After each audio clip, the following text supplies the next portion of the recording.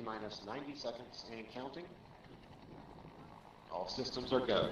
We're about 90 seconds from the launch of Space Shuttle Discovery.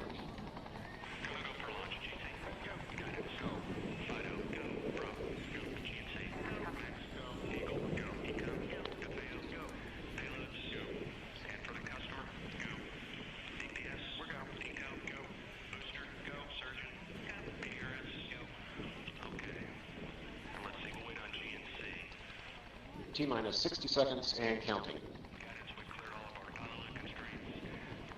We are transferring to orbiter internal power at this time. Discovery is now running off its 3 onboard fuel cells. Coming up on a go for auto sequence start.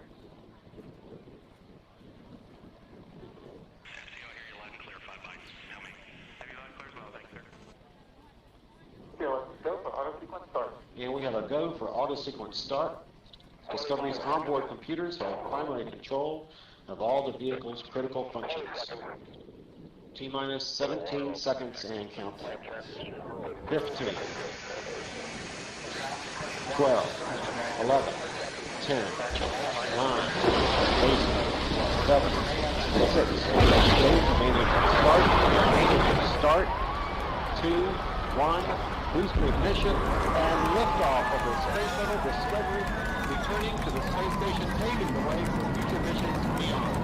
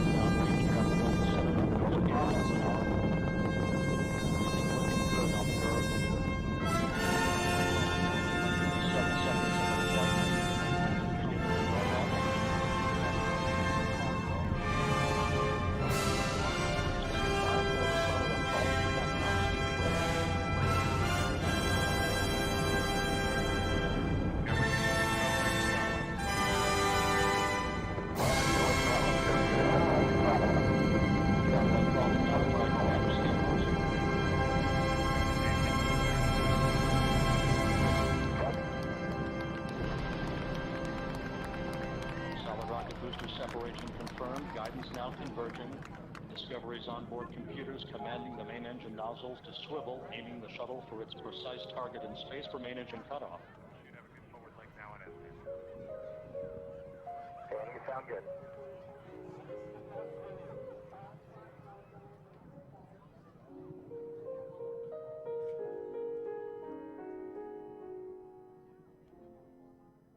Discovery Houston, negative return. Copy, a negative return.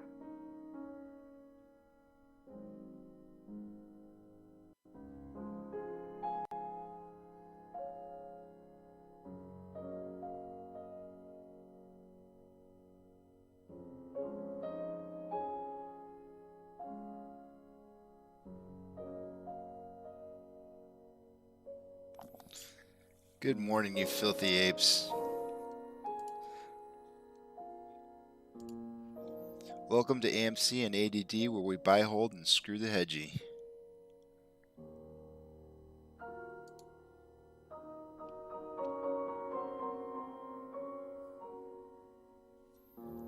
Oh boy, this volume looks beautiful.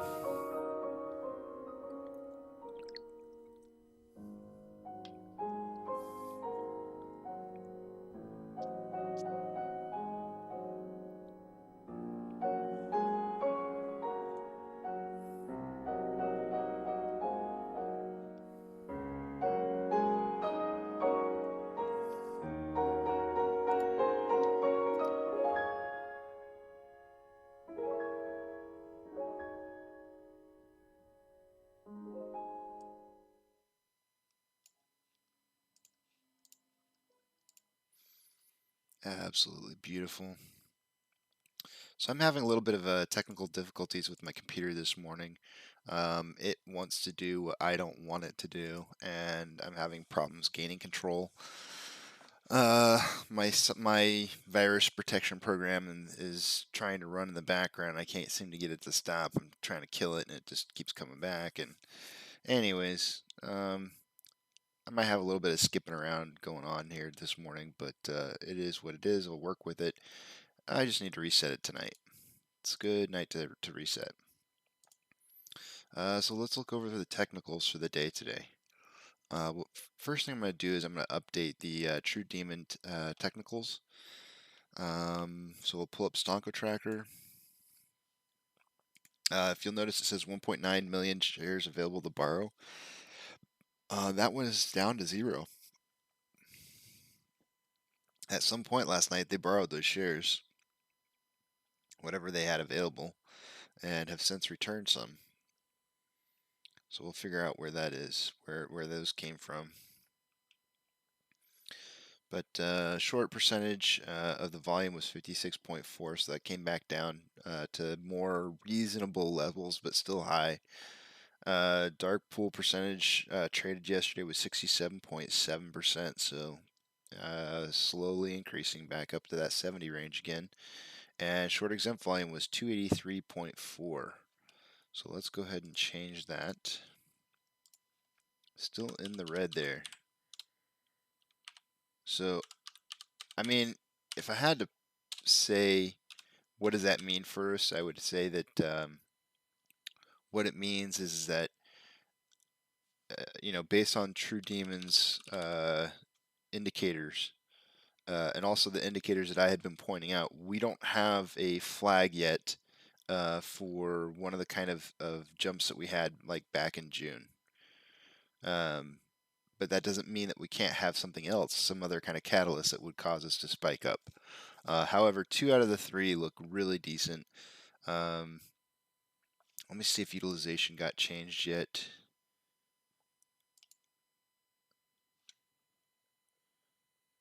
And then one thing I want to point out about this morning is, did you guys happen to notice the parabolic? This is just this morning in the pre-market. This is almost as mirroring exactly this.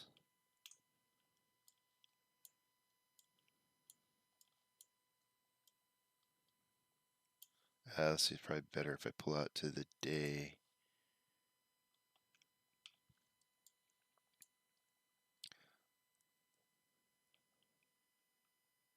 Our parabolic swing that we had right here.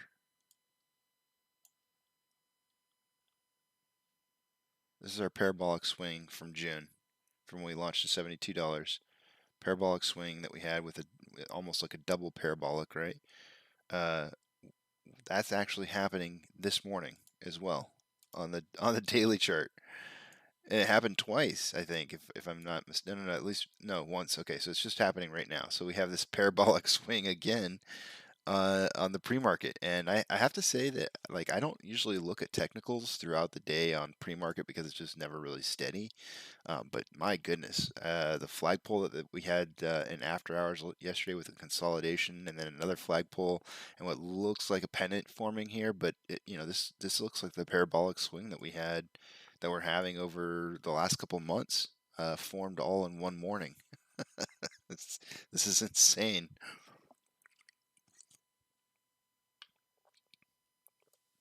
Looks really good to me, guys.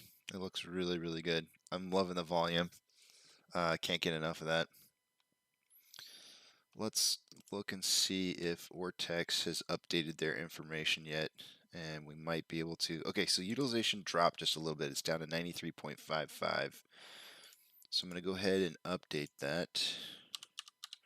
I'm going to put that in yellow now instead of green because it's not quite there now. Let's see.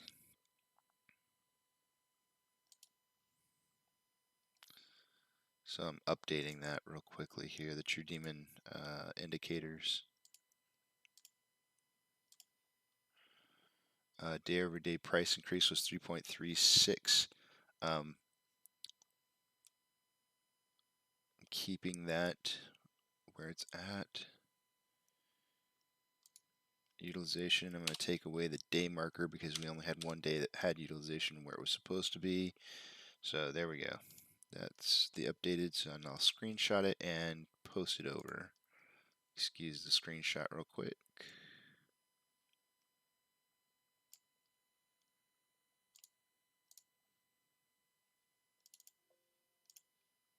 And there we go. Should be updated on the page. Let's make sure it looks good. Everything looks great. Alrighty.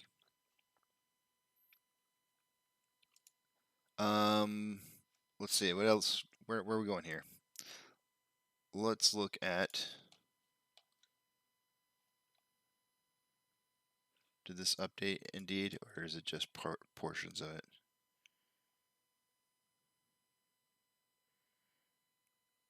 Okay, we have 15.84% on the short share interest, 103.35 shares on loan. So if I were to update this,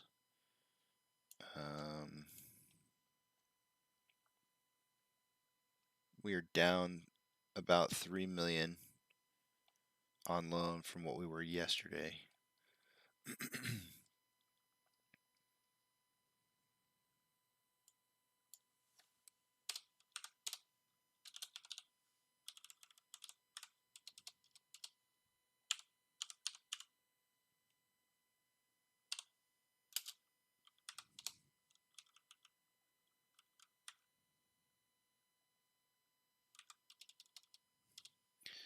So I'm not going to change the shares borrowed because that obviously isn't showing anything yet as of yet.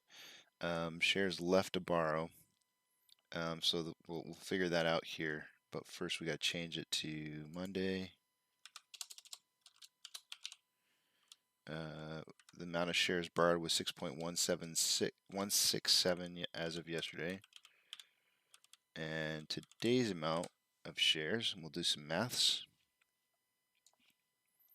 To get this value, we're simply taking the shares on loan, which is 103.35.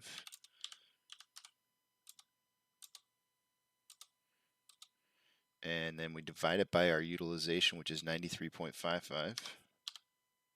Oops. And that gives us 110 million shares that are available to be borrowed, which seems about consistent from where it's been. Then basically we subtract the amount on loan.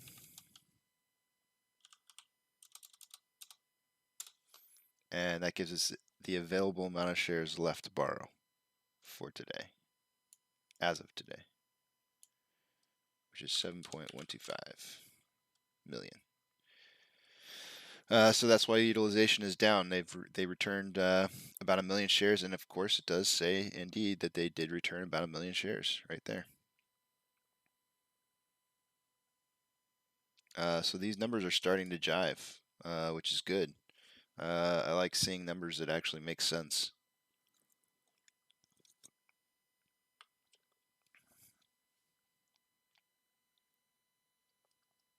Yeah, this is not going to be my volume prediction for the day today. I can promise you that. It is going to be much higher. So, how much higher? Let's look at options first, and then we'll look at volume. Let's see. Dragging over options. I must log in first, which means two-step factor authentication. You will have to give me a minute while I log in.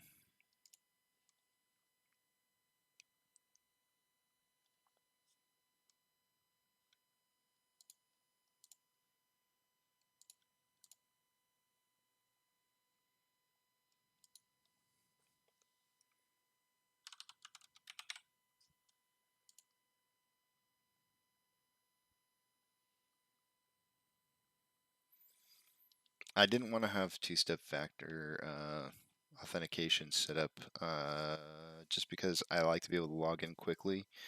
But it's safe, so I'm doing it. We should see some nice increases to our accounts here today. It's going to be really, really good looking.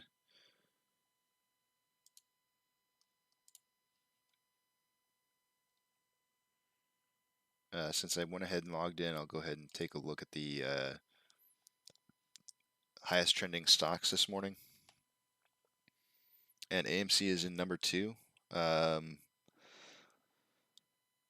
is dropped. They're now the 5th position, and we're in 2nd still. We're being beat out by mRNA right now, but we have a 60 to 40% buy ratio. And GME, they were at 15th, I believe. Where are they at now? 13th. So they moved up on the list, and they currently have a buy to sell ratio of 68 to 32.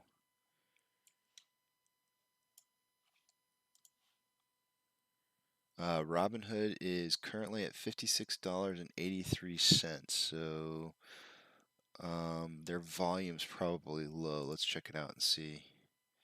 Notice we're at 536,000 shares traded so far, and they're only at 39.8. Welcome to the real world of volume, Robinhood, because that's probably more realistic to what you should have. So yeah, go eat it. Go eat a banana.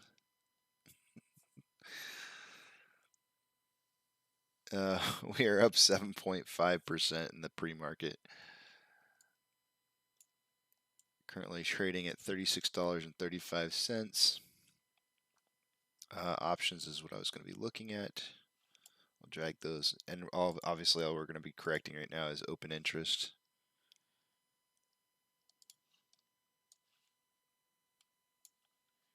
And it looks like the open interest is around the $35 mark, although we do have a really strong runner up at 40. So we'll go ahead and continue on with the 35. So there's some people already in the money for this morning. So we might see the 40 kind of take over like later in the afternoon today. I would expect OI for if we continue to increase in price like I expect, I would expect to see the $40 strike OI to increase and be the new value for maybe tomorrow. Start to stutter. Tomorrow. I do stutter on occasions. Bet you didn't know that about me.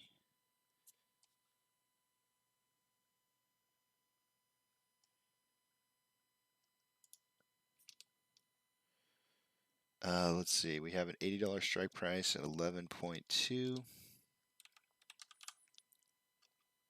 So these are our lottery ticket winners. Wannabe winners. Hopefully realized. And open interest is at $30 still with 11.2. Ooh, they're gonna be out some money. There does seem to be quite a bit. It seems like there's more puts out of the money.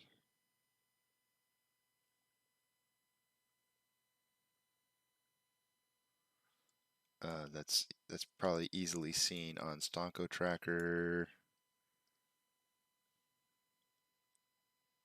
Yeah, well, it shows that we have more out of the money, but that's because we have a lot of them that are way up there that are super, super high. But we have more in the money right now than the call. I say we. The calls have more in the money than the puts do right now.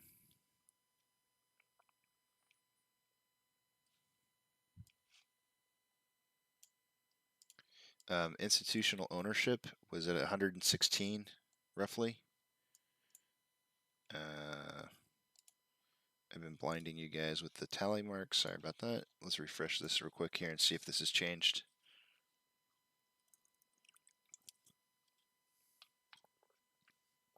Nope, still the same.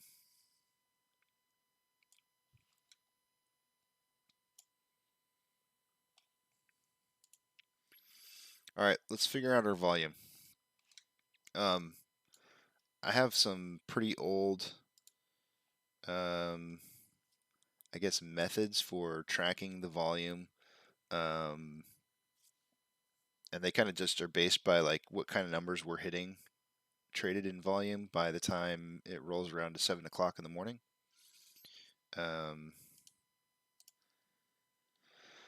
But I want to take a. I want to. It's been a like a really long time since we've had 500,000. Like by 7 a.m., which is like another 40 minutes from now. So this is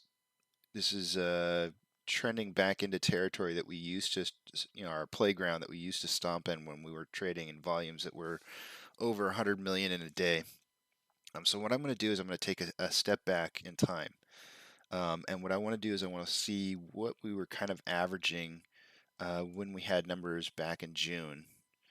So let's take a little walk back in history here and see what was happening just before we kind of took off in June for volume levels. And I'm particularly looking for the pre-market hour of 8 o'clock to see what the total volume was during that time. And it looks like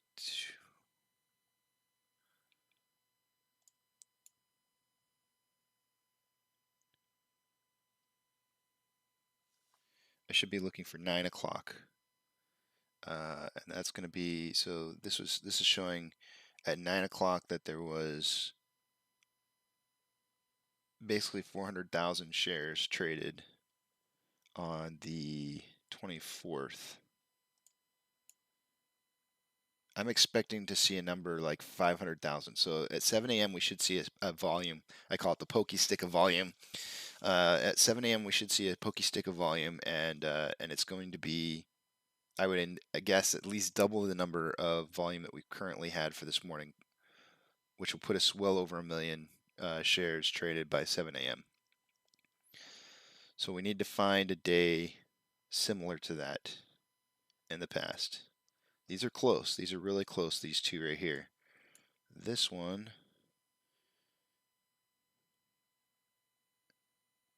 was 5 million shares traded by 7. That was a lot. What day was that? That would have been 5/26. On 5/26,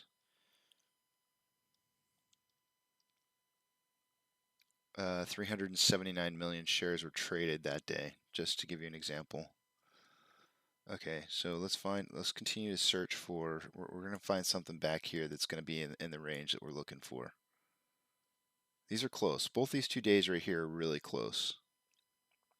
With this one being at 398 and this one being at 441. So this is probably our closest day, which is going to be the 25th of May, which had 213 million shares traded in the day. So that's really close to what we're probably looking at for today, based on the numbers that I'm seeing right now. So let's see here, 239, not quite.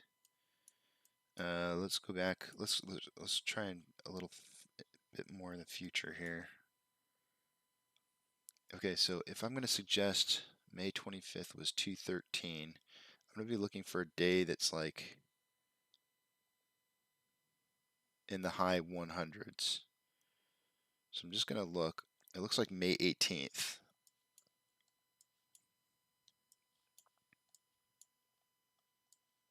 Right here.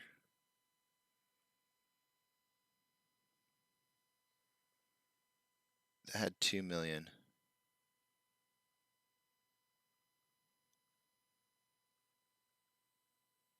So that's not close. Ooh, this is getting closer here. That's 700,000. 1.3. There we go. Boom. That's our number. Right there. This is the 13th of May. On the 13th of May, we traded 296 million shares. Boys and girls, we could be looking at close to 200 million share day today, or 300. Close. Okay. Today's going to be a little more difficult for me to estimate because it's been a while. It's been a long while since we've had this much shares traded. So we'll watch and see if we hit 1 million by 7. If we do, I'm going to probably lean in the 200 plus range million shares traded for the day today, which is unheard of. May 13th, we had like a $2 increase on May 13th. But if we're kind of pushing into something that's a little bit more towards the end of May,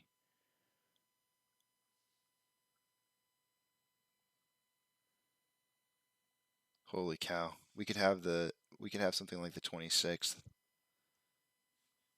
I mean, if we just go back and look at May 26th, I'll just go back one more time.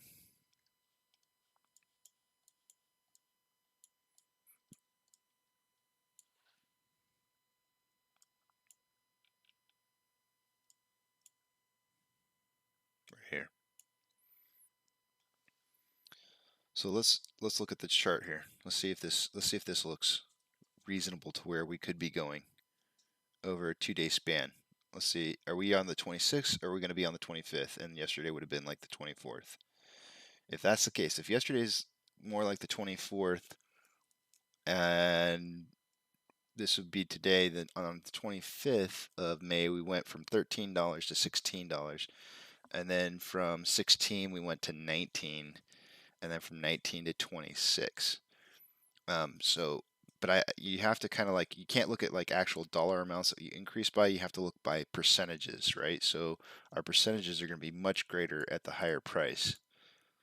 So let's come back out. We'll zoom back out over here to our current day. Zoom in on it and see. I know it's a hot mess in here. Okay, so I do feel like, based on what I'm seeing here, this would have been like that first, or maybe this is the second day right here, with a little bit of a lull day in between. So I think today could be a lot like and I'm just trying to figure out, today could be like the 27th where we had a jump from 19 to 26. So let's see what that comes out to.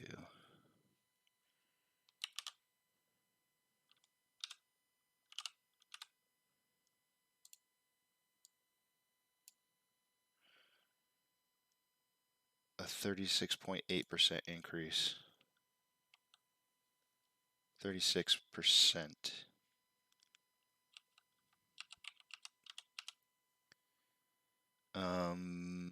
So, but that would be on top of the close from yesterday, 36%. So 33.80.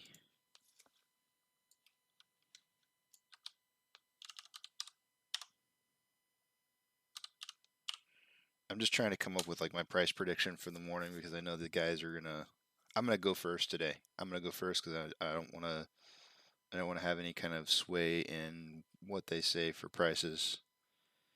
So 33.8, 36% would be $12.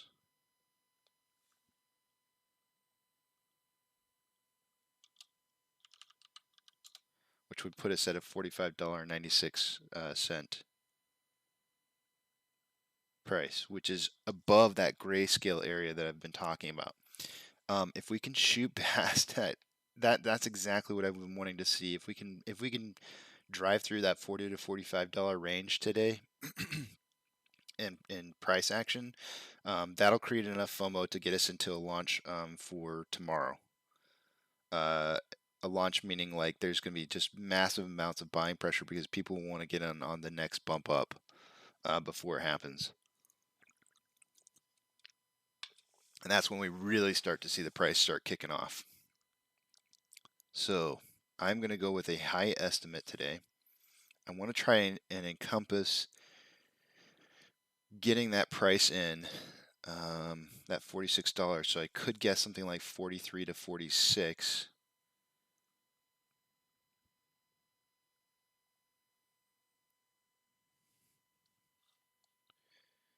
But that might be shooting a little bit high.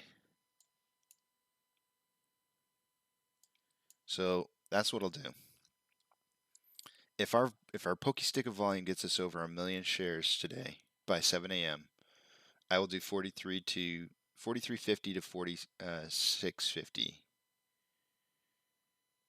if we don't hit that number of 1 million, then I'll do 40 to 43. So it's all going to be, we'll base everything off then what's going to happen in the next 30 minutes for my price prediction for the day today. So tentatively, though, I'm going to go ahead and put it in my numbers for now, and tell, because I'm pretty certain that we're going to be over 1 million.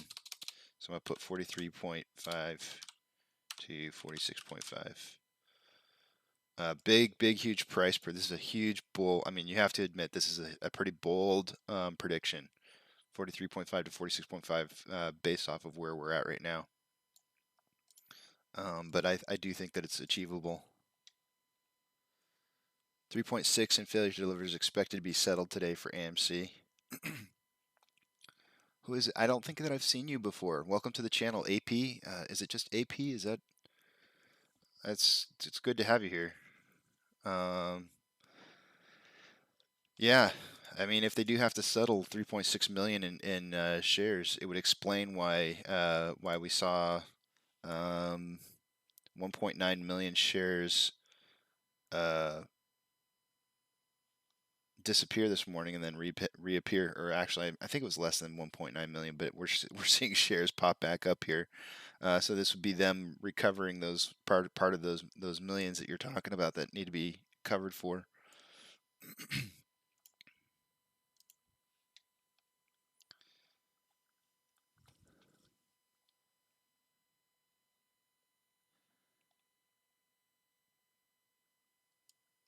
It's fun to see new faces. Glad that you're here. I'm really pumped. Next several days are loaded with failure delivers needing to be settled. Yeah, I mean, based on everything that I'm seeing, it's looking pretty nasty for them. For us, it's looking pretty good. I mean, can you see this parabolic? I mean, we've been talking about parabolic for a while now, and I think everybody's kind of recognized it. But can you see how in just the morning period of time, how we have that same pattern flowing here? This parabolic, it's almost identical to what we have had going since June. It's quite ironic looking to see something like this happen in pre-market. I can't say that I ever really look for indicators leading towards trends in pre-market hours. It just doesn't really seem to work out all that well. But this is pretty amazing looking. I'm looking at the order book right now.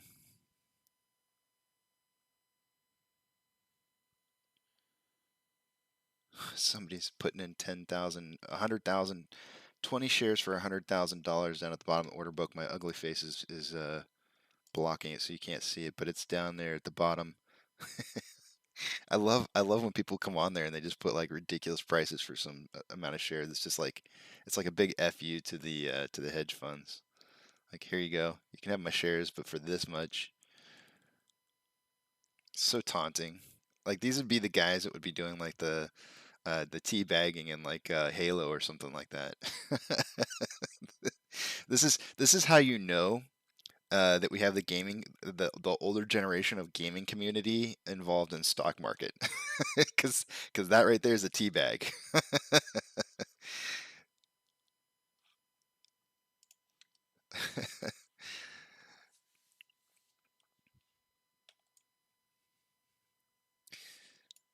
All right.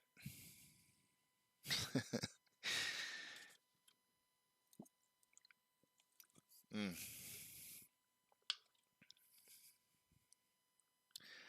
Morning, Duncan.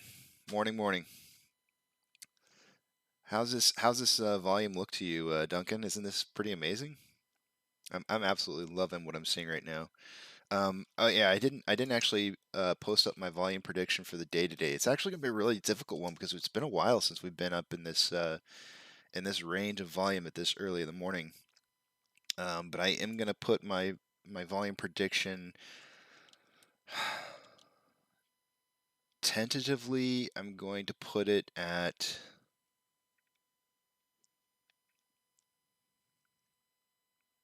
250 to 280. 250 million to 280 million. I might adjust it up depending on what we see for that 7 a.m. pokey stick of volume, but we'll see here. We've got about 25 minutes left before we see what that is, and I might change it from there, but it's pretty crazy. This is true, right, Duncan? I mean, we saw Friday. Friday was the crazy day where it was, looking like it was going to be just a massive amount of volume traded, and then it just died off. Um,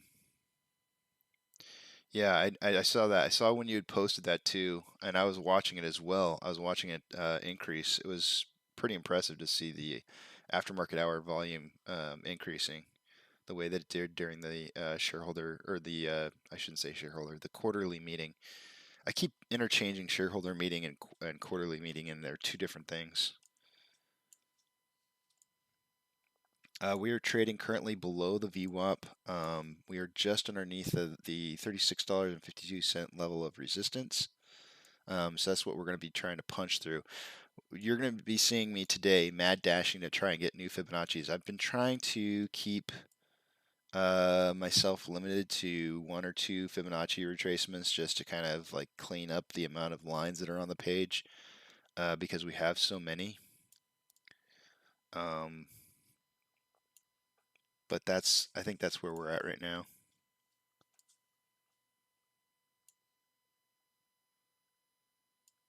I'll have to be making some more. I'll have to be probably clearing these out, especially if we do start running up into these higher prices, price ranges like I'm expecting. I'll have to clear these out and make new ones, which is not a problem.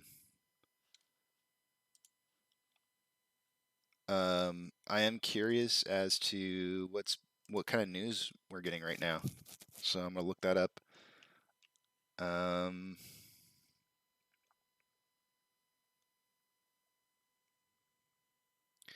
So Yahoo says AMC CEO thinks lockdowns unlikely despite COVID surge. The big change this winter is vaccinations. I don't really feel like that's. I mean, I'd have to go back and re-listen to it again. Um, I was a little distracted at some parts by just kind of like everything that was going on, and sometimes it's a little difficult for me to focus on multiple things at once with the ADD and whatnot. But I didn't really get the impression that that's what he was saying. I think he was saying, to me, it sounded like he was saying, we're going to make it through this no matter what. Oh, my dog's whining in the background. He probably sees rabbits. Let's see. He did say, here's another article saying that they are adding several new theaters, which is true.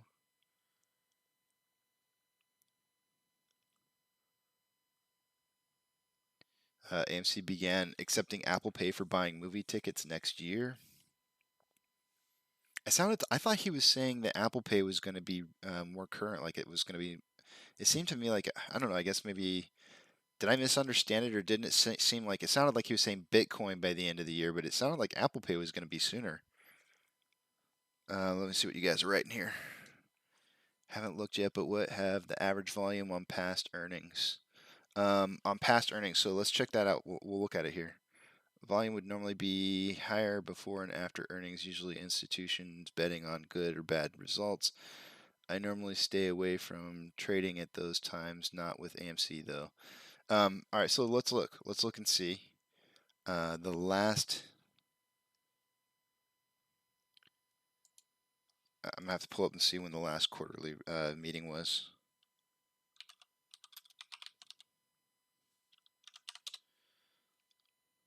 It looks like okay,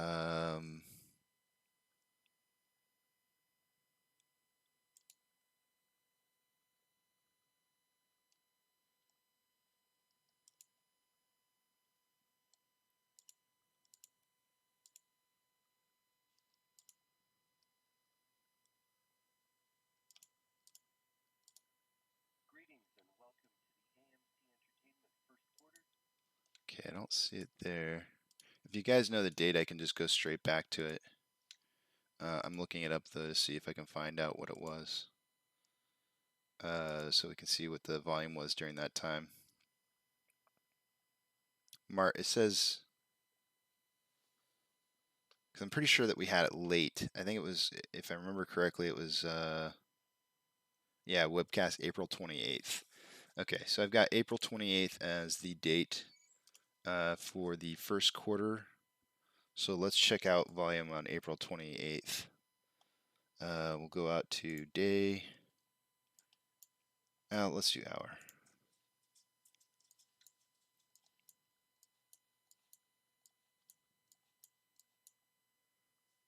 So right here.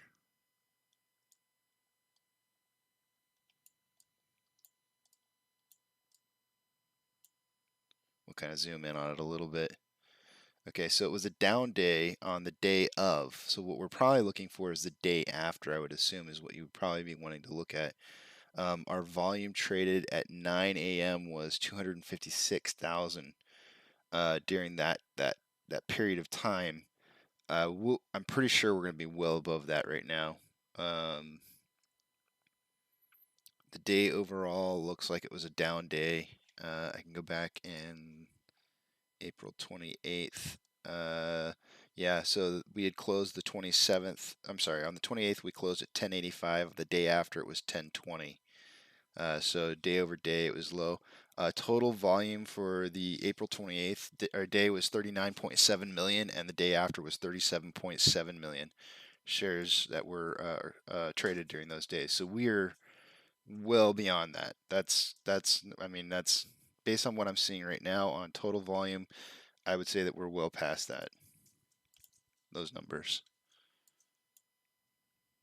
It's so weird, like going from like a 1 hour and then zooming back out and then seeing what appears to be what happened in June showing up in our pre-market hours right now.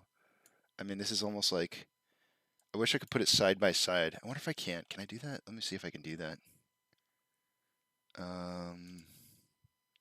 This should work. What do I got? Okay, you guys should be able to see this. Let me try and pull these up side by side and see if I can do it. Okay, so this is, we're looking at the exact same pictures right here. It's just this one's on the right here is a little bit larger. So I kind of like what I've got on the right hand side. So this is current morning market right here. We'll go to, I think 1 hour should do it.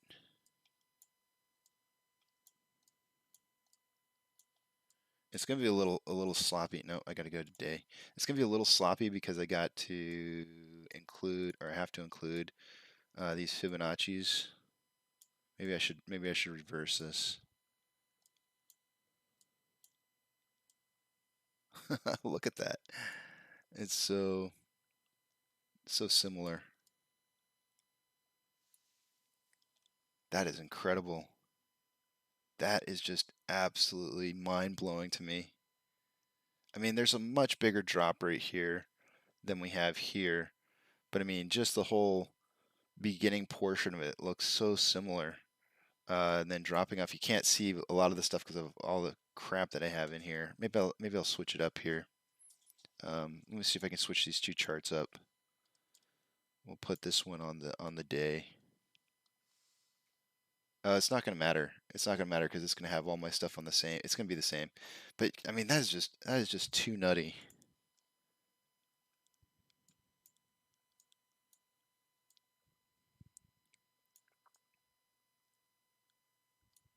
Gosh, that is so crazy.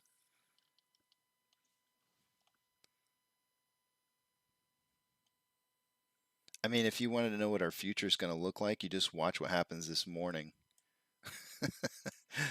Because if you want to know what this chart's going to look like on a macroscopic scale, you look at what happens today to our price, and that's going to be what this thing's going to end up looking like, but in exponential numbers.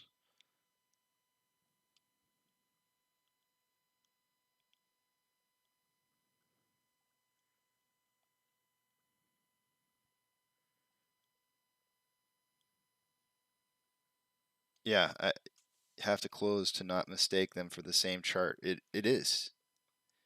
You do. I mean, if I told you that this was two different points in time, you'd probably be like, "Are you sure?" I mean, you can just see the prices over here on the sides. This has been when we hit 76.62 and then 38.23. You can see the prices up there. This is two different graphs. This is us over a couple months, and this is us just this morning. So beautiful looking trends. I don't even know that a parabolic. I mean, I don't even think a parabolic thing. A parabolic signal is something that you could have intraday. That's news to me. All right, enough of that. I got to get past this.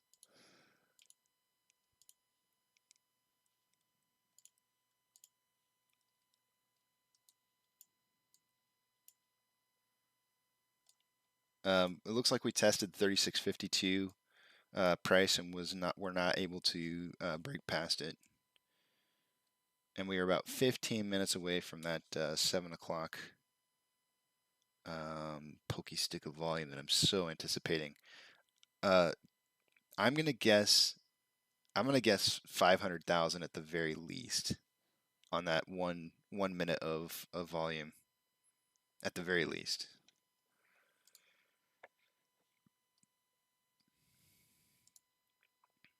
Just to point it out again, or not again, but just to point it out now, those 1.9 million shares are gone.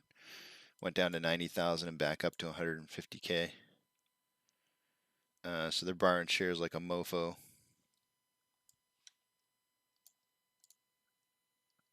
Somebody's a little scared.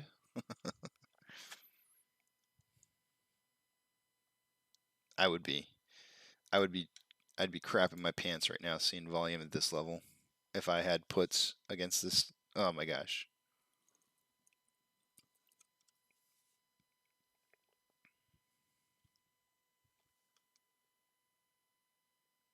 Yeah, heavy lending on the ETFs. Yeah, because it was in the 3 millions. You're right. It was 3.2. Actually 3.4 at some point, and then down almost a million. So yeah, definitely some huge ETF lending as well. Yep, good point. 3.5. There's actually up to 3.5. Utilization is going to skyrocket. Amount of shares on loan versus, or amount of shares on loan, I would assume is going to probably skyrocket. When I say skyrocket, they really only have, how many do they have left alone? Currently, they have out on loan 103 million, and they only have 7.125 left alone. So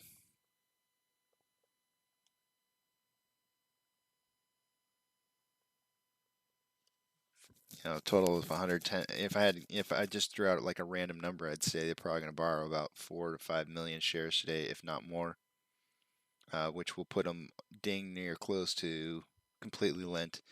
I wouldn't put it past our short share interest to drive up to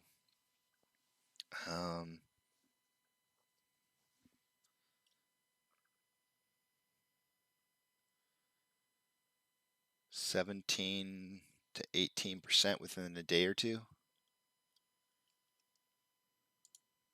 Just kind of trying to remember from past history.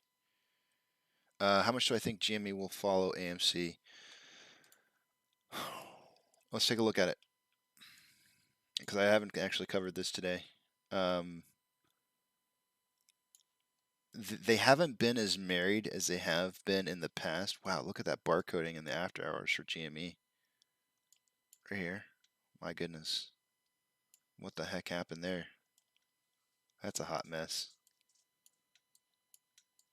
They haven't been as married in pricing as they used to be, but they've definitely still had a relationship to each other. So if we do start to blow, I don't see how they couldn't follow us. But how similarly, I don't know. It's hard to say, because honestly the charts have not been. I mean, they line up similarly, but they have been a lot less charting the same. In fact, that's probably why you don't see a whole lot of posts like that anymore, because of some of their charts have been so different lately. Not completely different, but enough to where they don't appear to be as married as they used to. Let's see. Let's look over the market. Last night when I was going to sleep, they were saying that there was going to be a market correction for the day. So let's see where we're at on that. Looks like 2,973 advancers to 3,659 decliners. The S&P appears to be down ever so slightly. The Dow Jones is slightly down. The Nasdaq is up. We can wait here for a minute for the heat map to see how that changes. I would expect to see banking start taking a hit here soon. I mean, if you want like an exact number on how much GME is going to follow AMC, I can't really give you a number. I quite honestly, like, there are a lot of people out there who are thinking that it was a possibility that GME would squeeze first again. I don't know if I really buy that, and the only reason that I say that is because if you look at I think it was utilization. I was checking that out not too long ago, but I don't normally pull other stocks up on here, but we'll look at it real quickly. And I'll pull it up on Ortex. If you look at utilization, it's so doggone low. 46.03. Like, I mean, you just can't. I just don't feel like you can have this kind of stuff happening back here in January happening now. So I think that what's happening to GME is a result of what's happening to AMC, and not vice versa. However, one of the indicators that I like using for AMC is this one right here, and I don't see any kind of big drops on this at all. And that's what you'd want to see a drop like this, or you'd want to see a drop like this, and they're delayed. They're delayed. Well, actually, this one's before. This one's before a price increase. This one didn't show any price increase, but it could have been during the time when they were doing the issuing more shares. And then the price increase back here didn't even have a drop for it. So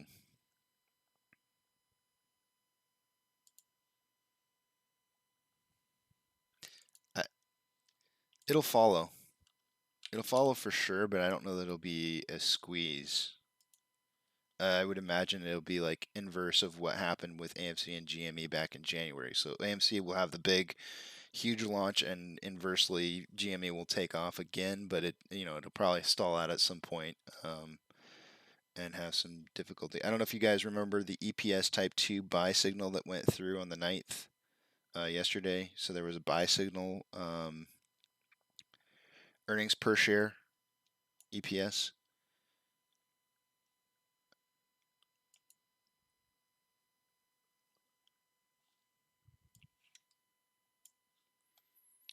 Here's my heat map for, okay, so banking is starting to take a bit of a hit. Let's look at some of the other ones. Robinhood is up 0.5%.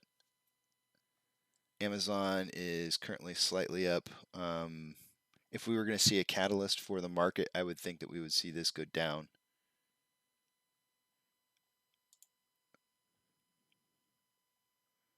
Pre-market, they seem to be doing decently. Cinemark, our competitor, is at positive 1.2% for the morning, which is good for them. Doge looks like it had a bit of, was this, yeah, this is a 1 minute chart, so it looks like it got up to, let me pull out a little bit here. 28 is what it got up to, kind of dipped a little bit, and it's kind of back up there and holding. I've been dead wrong about this one, guys. On the 1 hour, it pulled out of that descending parallel channel. It pulled out of it, had a slight bump up, and then kind of traded even for a while, and then took off again.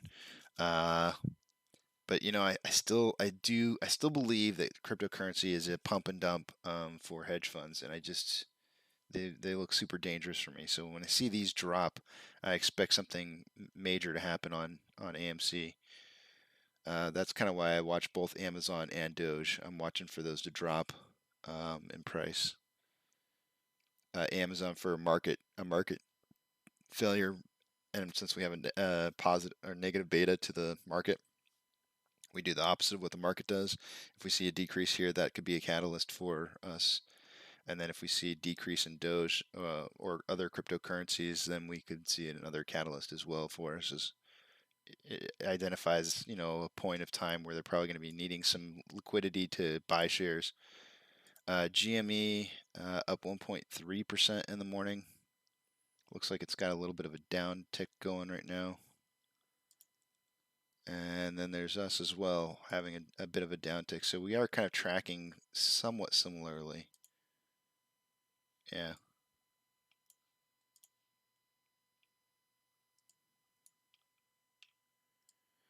I have to plug in some new numbers, guys. I've got new highs here that I got to plug into my Excel sheet. So give me just a second here. 38.23. Okay, so from our previous low of 28.57 that was achieved on 8.5, we are now into starting our 5th day of increases. And we are up 33.8% since the last low. So we're up almost $10. So we have wiped out, we have officially, as of last night, wiped out the losses that we had over those previous 9 days. However, we're not at 38.23 currently, so that only held true for when we hit the high. But I'm tracking these highs and lows to see. They kind of give me a good idea as to when we have hedge funds attacking us versus people selling. So again, synthetic price failures. My coin term is when we see 20% drops. Anything greater than 20% by like plus or minus 2% is what I would consider to be actual people selling shares. So on this last round, the last 9 days, we did have people selling shares. Can't really say how many, but it was a 30% drop. So I would estimate that they did achieve paper hand people. But the people who lasted through that last drop, 30% drop, formed some diamond hands, and they get their award. They'll get their tendies in the long run.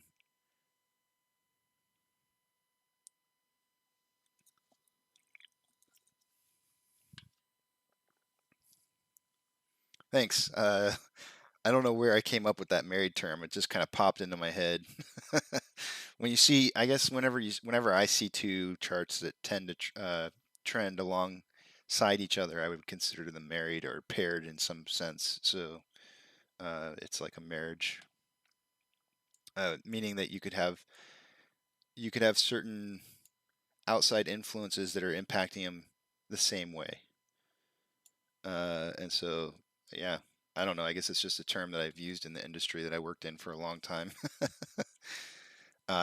Since you're new to the channel, you may not know my background. I have my entire life I worked in the semiconductor industry as a engineering technician, and most of my entire career was spent looking at statistical process control, or SPC, charts to figure out whether or not processes were in control or not.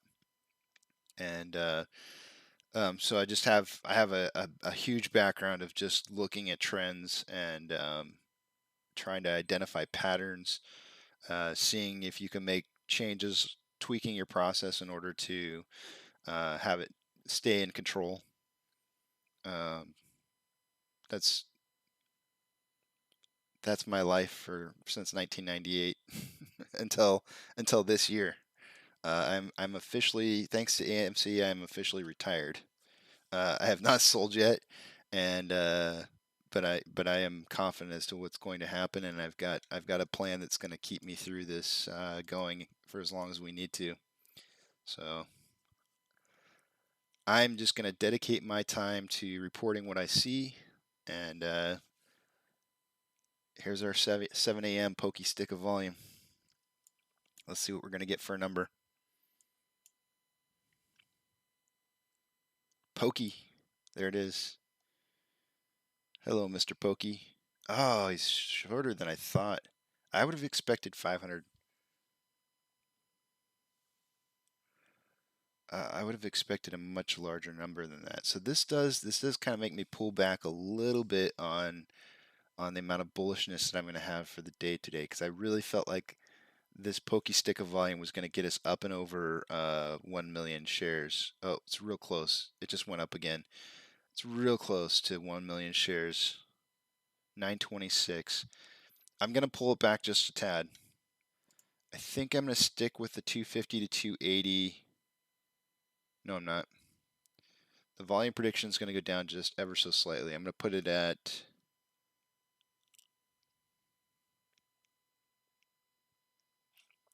What do we get here?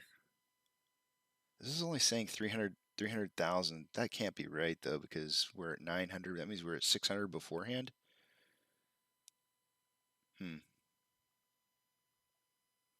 Okay, I'm going to pull back the volume prediction for the day just slightly.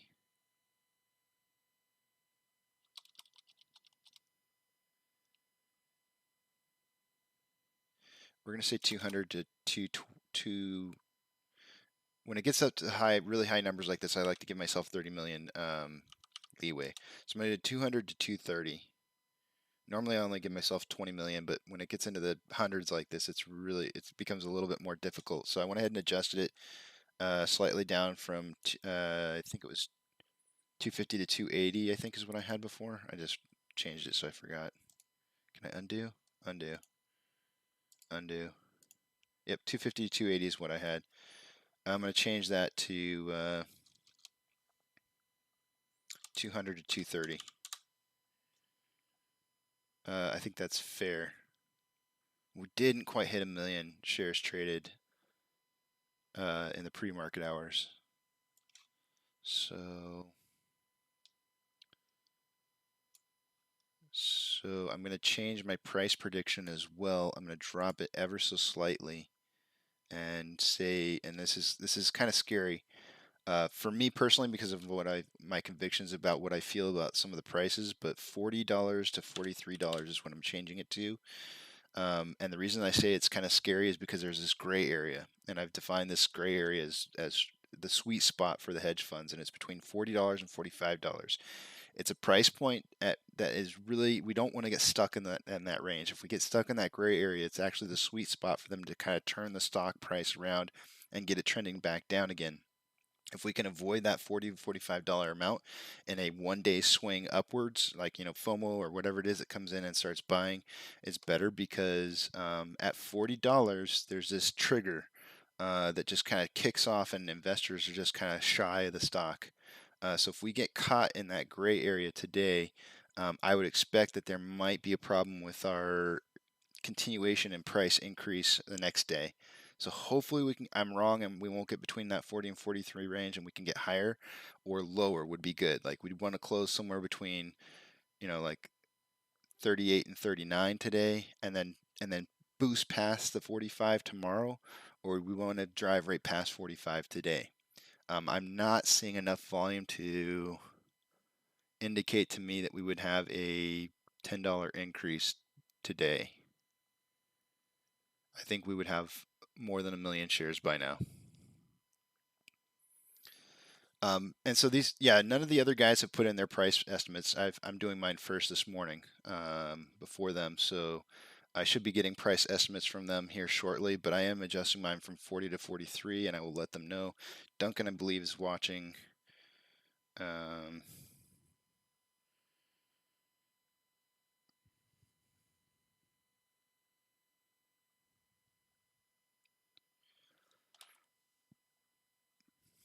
These are just guesstimates.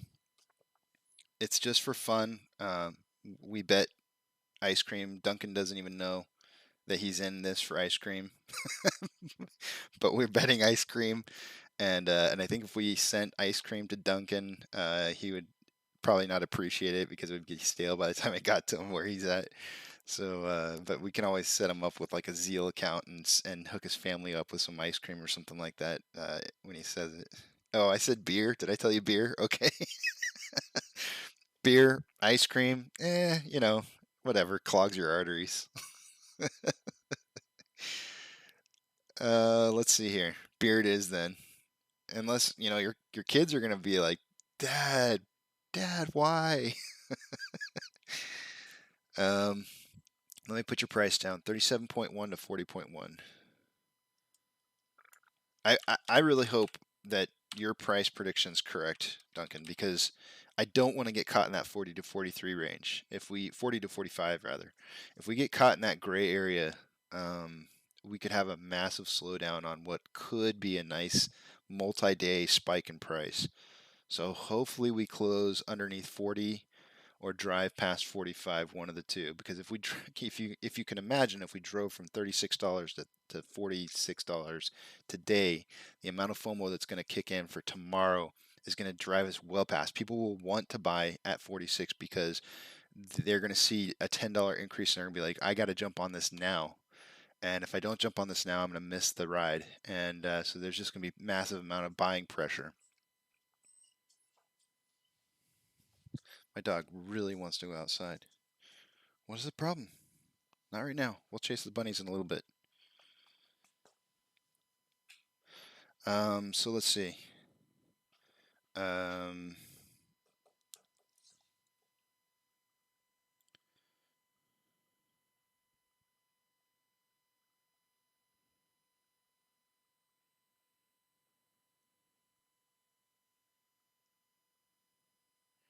It looks like I've got...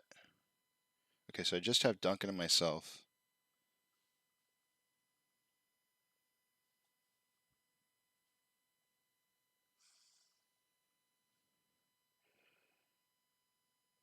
I will text Eric.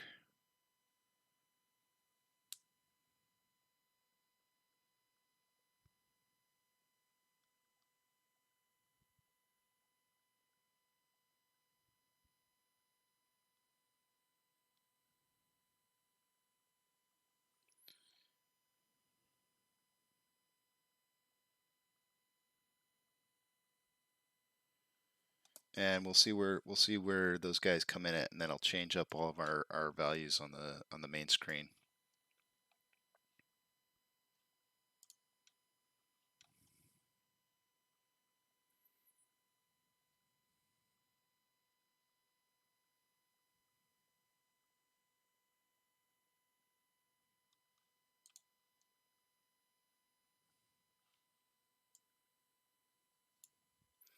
So it does look like we're going to attempt to try and break past this $36.52 again here. This is a level of resistance that we've tested at least once, twice, maybe 3 times so far this morning. Here's a 4th time. So this maybe the 5th time is the charm.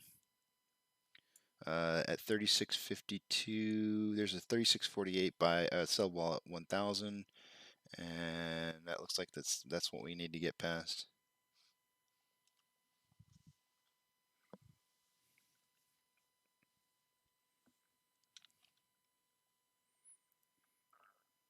Yeah, I'm really excited about this volume though, guys. I mean, it's hopefully it's not a faucet that just got turned off, because it does seem to be ticking up a little bit slower than it was.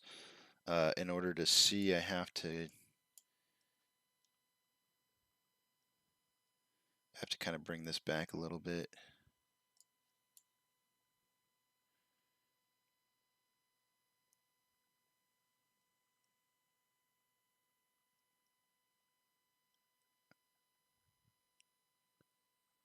Yeah, okay, so most of our volume must have come from like way earlier in the night.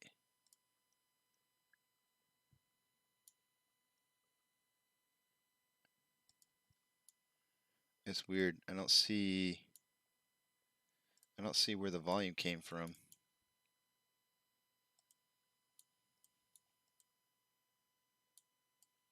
Oh. Yeah, okay. So here's our main portion of volume from this morning, when I guess in the after market hours, or the pre-market hours, beginning hours, is where most of our volume kind of came from this morning. Most of it, not all of it. We did indeed break past 36.52 and climbing.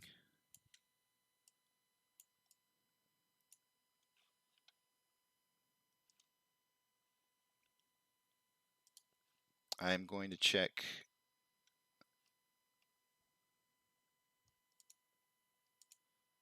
institutional ownership and see how that's changed for AMC today.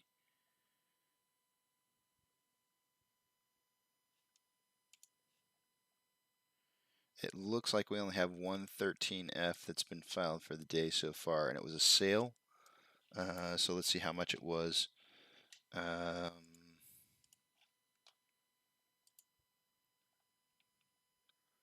Not very much.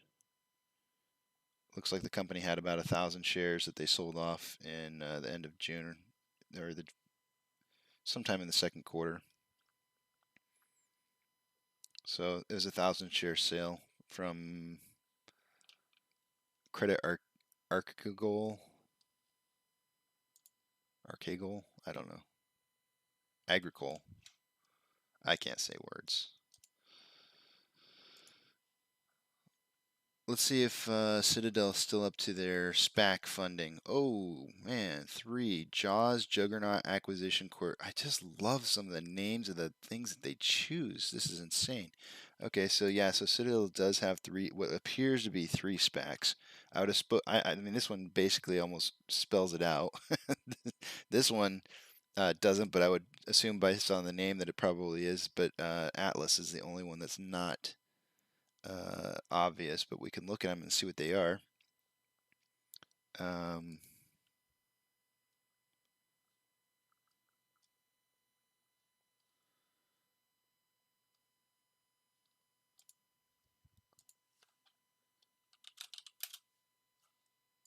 Let's see, JUGGU.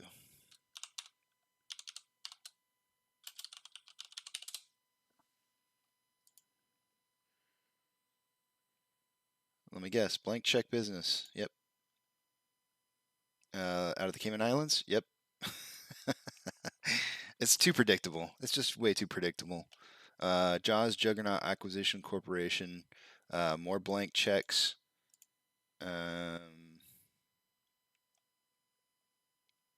Business address is in Washington, is on Miami Beach. This is so familiar. Okay, wait a minute. I covered this already. This address is the same exact address of that other SPAC by that billionaire.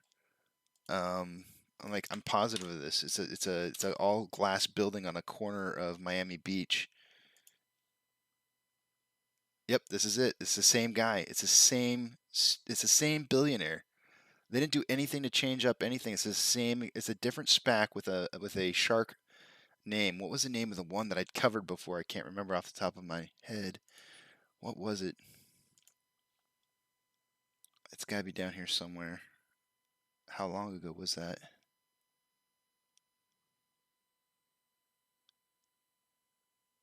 Jaws Hurricane Acquisition Corporation.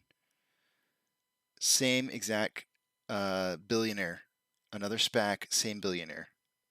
So okay, so yeah, Jaws Juggernaut Acquisition Corporation. So they bought more into the SPAC here. There's something fishy going on here. No pun intended. But this dude right here, this billionaire, they're apparently investing a lot of money into his SPAC. Something's going on there.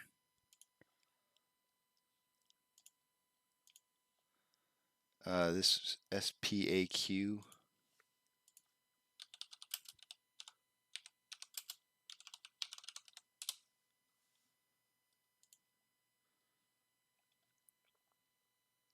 Blank checks.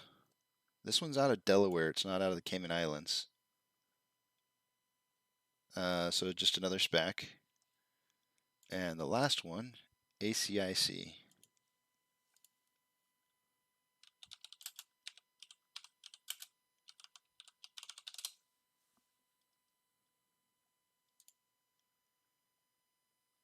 Okay, this one's legit. Atlas Crest Investment Corp is primarily in the business of aircraft, and it is also based out of Delaware as well. So this one looks a little more legit. But that's Citadel's 3 posts for yesterday. Their They're 313Gs. It's been a while. They've been quiet for a while on those SPACs, and we'll see what happens going forward. But I do know that Gary Gensler came in and started saying that they were investigating SPACs.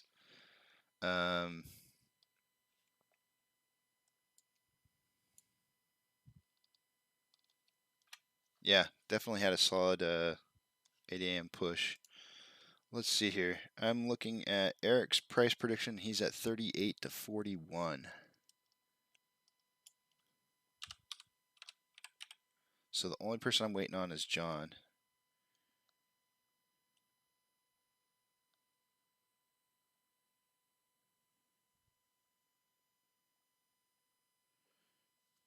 And I'll probably have John go first tomorrow.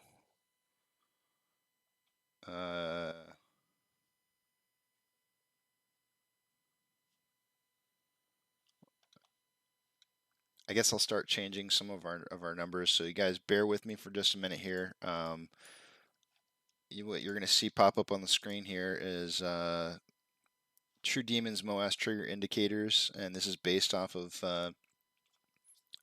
some of the DD that he has done in the past. Which we need basically short exempt volume to be three days in a row over 3 million, which we're not seeing. Utilization to be 95% or higher. And yesterday it was close enough that I called it green because it was like 94.5. But today it did drop utilization ever so slightly. But that I would expect to see this go up in the next few days.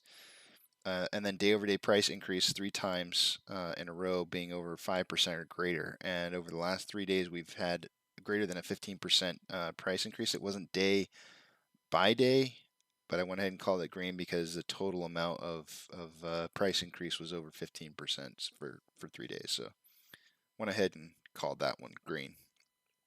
So it's good to see those. The other ones are John, Eric, Casey, and Duncan, and Mist. And each week we have tallies, we have price predictions, and it's just for fun.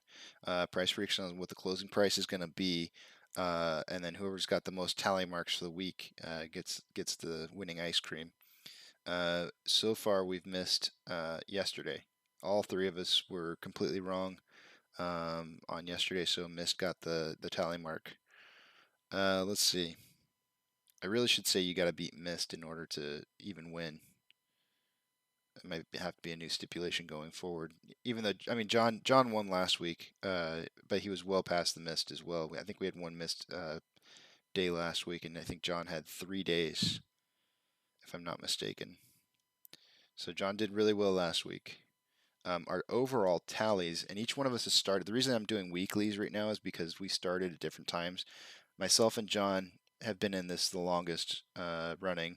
Eric was like a week or 2 behind us, and then Duncan just started like 2 weeks ago. So the total price predictions was listed on this page and how many we've gotten correct so far. And you can see the miss column has gotten by far the most. We've gotten better and better as we've gone, nailing the prices, but it's really difficult sometimes, like yesterday, to come up with a correct price closing. Even today's going to be difficult to do. So what I'm gonna do is I'm gonna adjust our values, and they show up on the screen here to what we've placed.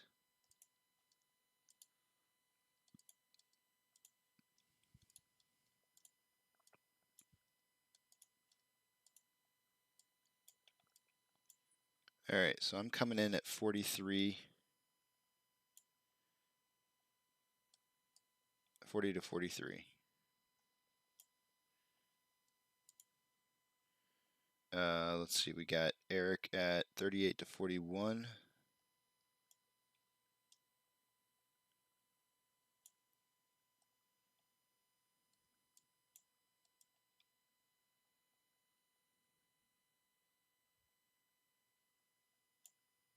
I'm just getting him close for right now.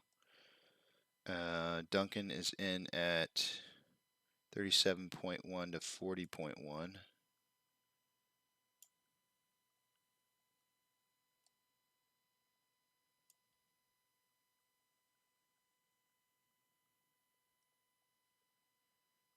Duncan's playing Price is Right over here. I don't even.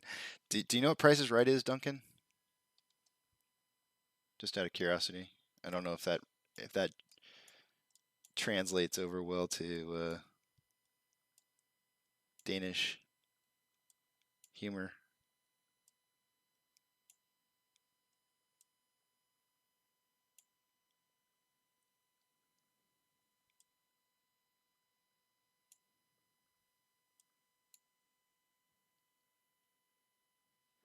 So basically, what happens is the contestants on the show all stand down. They're called from the audience, and then they stand down in the front, and then they show something on the show, like a kitchen diner set or something like that, and then they all have to guess the price for the diner set to be able to win whatever it is they're guessing the price of without going over. And then they get to go up onto the stage and then try to do some more things that win them more prizes. Anyways, a lot of times what'll happen is if somebody, a lot of people will put like, especially the last person to guess will put like 1 penny higher than the person that has the highest bid if they think that everybody's low, so that they don't go over. Because if they go over, then they can't win. So if somebody puts in like $40, then they would say 40.01 and or 40.1 or whatever to try and just be the winner without going over. It's lost in translation, I guess. 41 for Eric.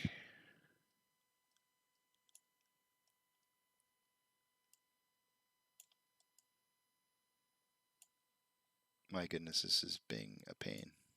There we go. 40.1.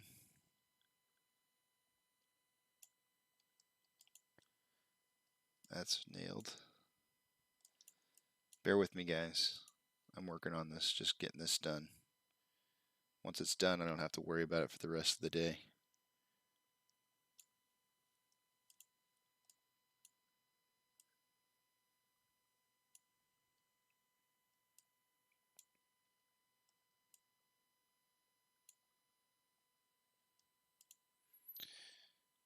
$37.40. We're having a nice strong push right now, guys. This looks really good. We're driving towards 37.80, which is our next level of resistance. John is in. He's in at $33.30, 33 to 36. John's being ever so pessimistic today.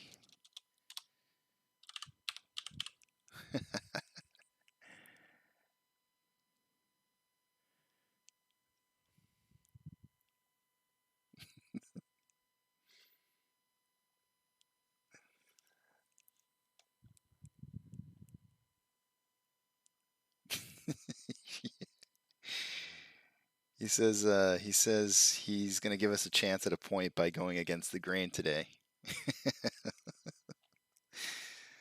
All right, going against the grain. I know what he's doing. I know what he's doing. I ain't no fool. 33 to 36. John's playing a hedge fund game.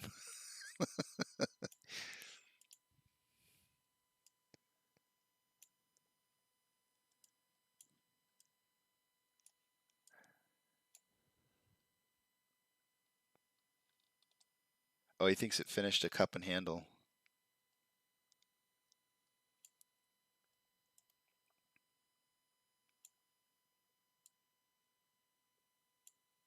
So yeah, I think he thinks there might be a reversal. Okay, and potentially forming a head and shoulders. So we'll take a look at that. Let's see if John's got a point here. I miss the days where John used to come on and we used to do technical analysis together. It was kind of fun. He's been busy lately and he hasn't been able to be on the show, so let's see here. We'll go to a 30-minute. We'll go to an hour. So this is the cup and handle I think he's referring to. We saw that the end of last week. So I'm pretty sure this is the cup and handle he's talking about. So I think he's thinking that there might be a little bit of a reversal in price. He's also saying RSI is a bit high, relative strength index. So let's see. Let's see the head and shoulders he's talking about here. If I had to guess the head and shoulders that he's looking at, let me see if I can kind of. I know it's going to be hard to see through the Fibonacci lines, but this would be a shoulder, a head, and a shoulder, which would be a price increase. Wait.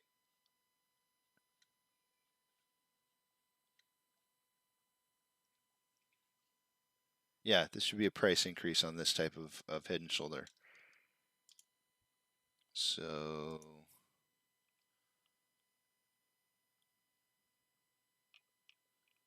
let me see something here real quick.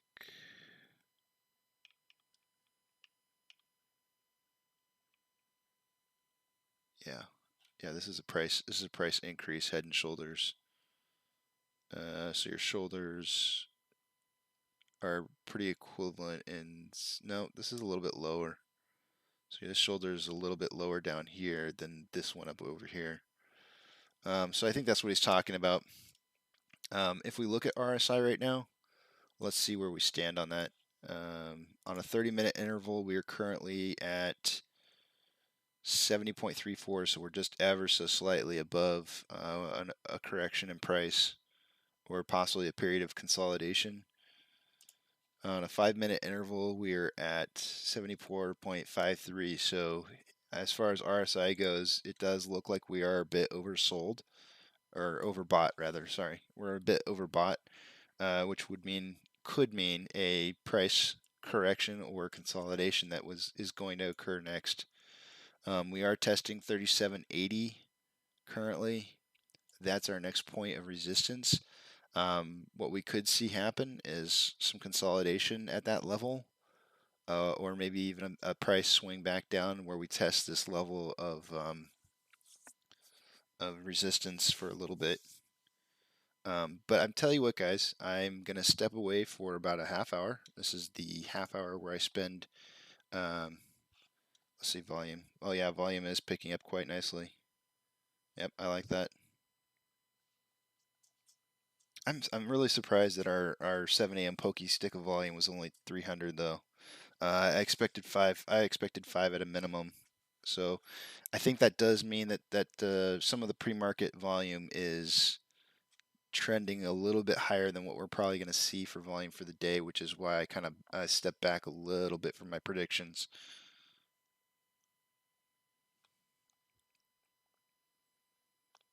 Buy walls.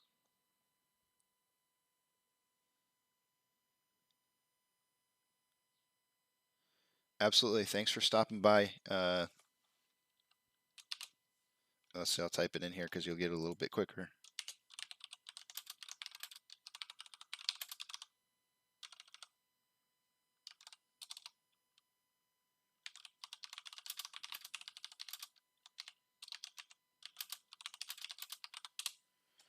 Yeah, so I'm willing to put up data for anybody who comes into the channel. I'm always willing to put up data if you request it. I can put it up here for you.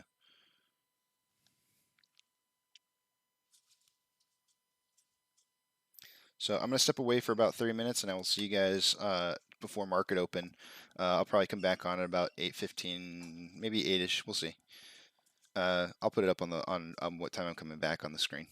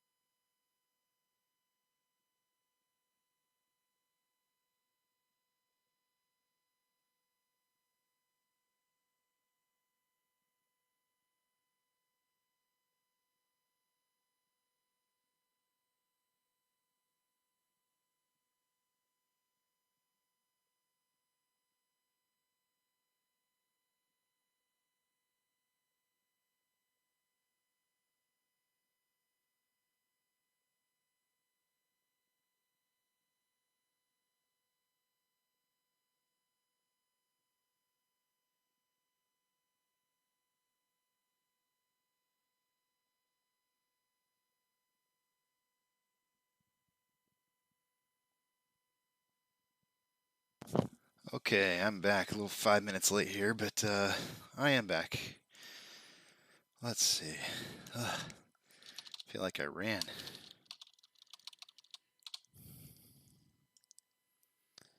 Disheveled mess I am.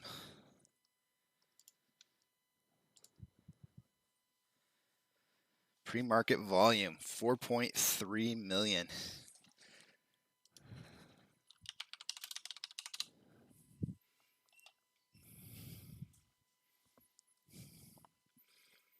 Yeah, that is awesome. I'm liking that. I'm showing 2.82 on Webull, which is still good. It doesn't, the Webull volume is different than reported as other places, which is a known issue. But yeah, this is really good volume that we're seeing. Prediction for today that I had was somewhere between 200 and 230 million in total volume traded for the day. We do have our price predictions in for the day today on everybody. So let me go ahead and change our indicators. So far, the only person who's neutral. Hold up, I just saw somebody put something in there. I'll check it out here in just a second. Let me just put everybody's indicators in here. John is a bearish for the day today. Eric is. Oh, you know what? Eric's neutral. No, 38 to 41. He's not neutral. He's bullish. I'm bullish. And Duncan is neutral. Provided we open up above 37.10. I'm going to put him in for neutral now. Oops. I will put him in for neutral now, but it might change depending on where we open up at price. Let's see what you wrote here. It's nuts. I'm just posting NASDAQ. Yeah. It is nuts. So typically speaking, on a day like today, if we have volume once market opens averaging around 250,000 shares a minute, then you know that we'll be at 100 million for sure. More than likely, what we're going to tend to see happen is probably volume that's higher than 500,000 shares a minute, based on the numbers that I'm giving for the day today. And if that's the case, then we're looking at like a 200+ million day in shares traded. So that's exciting. It's really exciting. Currently, we are up 10%. Wow, 10% in the pre-market. That's pretty awesome. And I just want to state, like, some people are going to be like maybe questioning True Demon's MOAS trigger indicators. There's multiple things that could cause a MOAS or a price increase.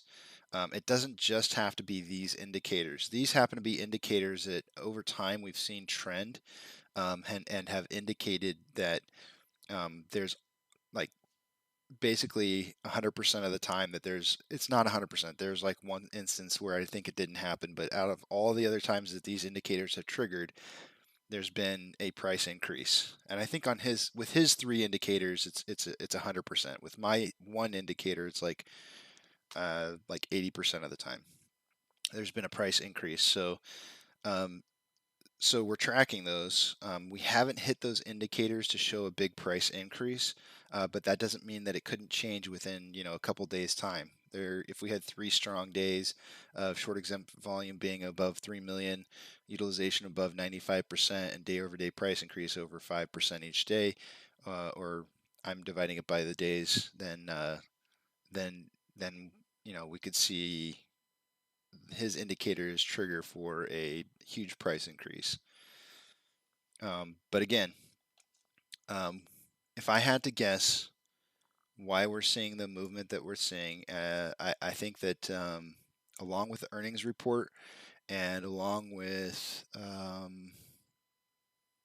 probably the fact that we're seeing that we have like 4 billion plus outstanding shares out there. I know on a safe number, I've posted 2.185 or 2.37 billion outstanding shares. That's a very conservative. That's like probably the most conservative you could possibly get with outstanding shares.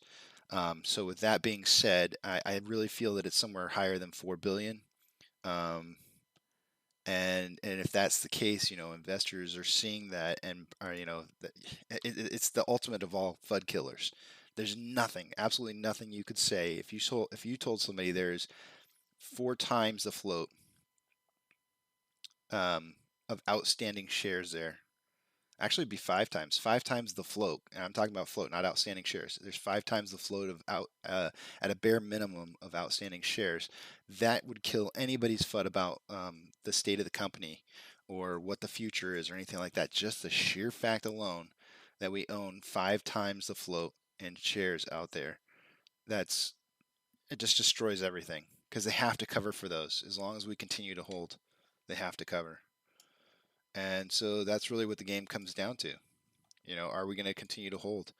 Let's just put up some of the indicators before we do open the market. We have about a couple more minutes here. So let's just cover some of these real quickly, and then I'll play the intro to the morning, which should be a really nice intro. Looks like 500. I'll get rid of the indicators here, or the tally marks. I just kind of get that out of the way. 550,000 shares available to borrow. That was 1.9 earlier. Went down to 90,000, up to 150, up to 600, down to 550, which is where we're kind of at for now. ETFs have been borrowed like 1 million.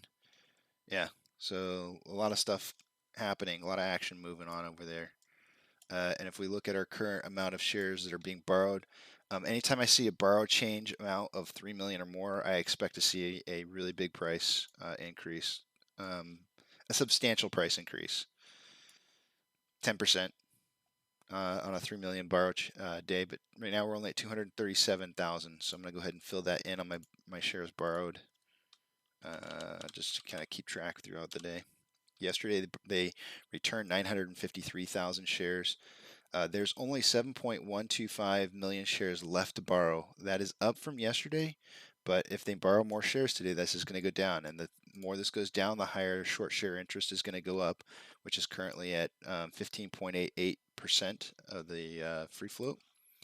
Current shares on loan is 103, which is, I believe, is just slightly down from yesterday. Yesterday was at 106.1 to 103.3, so about 3 million shares less on loan.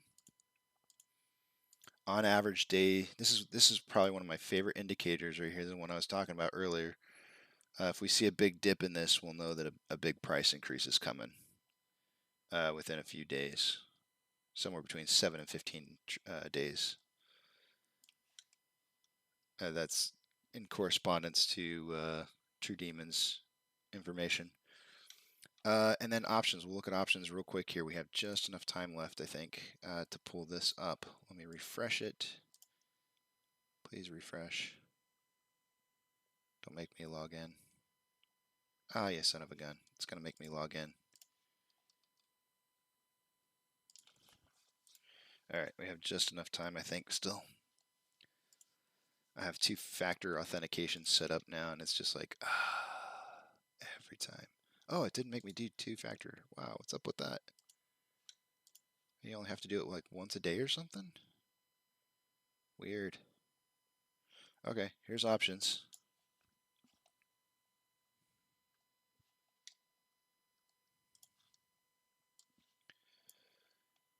Oh, I already updated this. So open interest is stemming. Well, I'll put this back to the side. We don't need it right now. Open interest is strong point for the calls is around $35 with 20.3 thousand options. And on the put side is $30 with 11.2. But I'm pretty sure that the volume is going to change. This was yesterday's volume.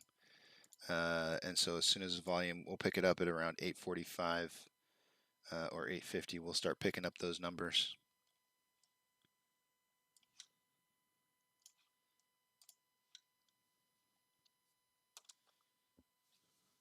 Okay, so it is dropping down below 37.10, so I'm going to actually have to change Duncan's indicators being bullish.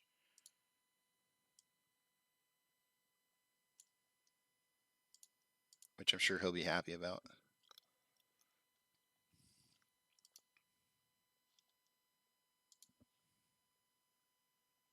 I may end up having to change that again, but we'll see here. We're getting really close here. I'm going to play the intro in about 1 minute and 20 seconds. This is going to be a fun ride. Indicators going into this could be a little bit of a shoulder, head, shoulder. Depends on where we open at and how it trends. I would prefer to see another retest of 37.80. Some consolidation. We have a flagpole with what looks like a start of a pennant, but then kind of deviates from that and is now trending down. So not quite a cup and handle, but you know, there's something cooking here. Something's definitely cooking. And for those of you who are just now joining, if we zoomed in on this section right here, this section, it looks like the parabolic swing from June to now. Like we put them side by side on the charts, and it was absolutely amazing to see the parabolic. The trading halts. Yeah, it's been a while since we've seen trading halts, hasn't it? All right, guys. I'm going to be playing the intro here, so I'm going to cut myself out, and we'll see you guys on the flip side.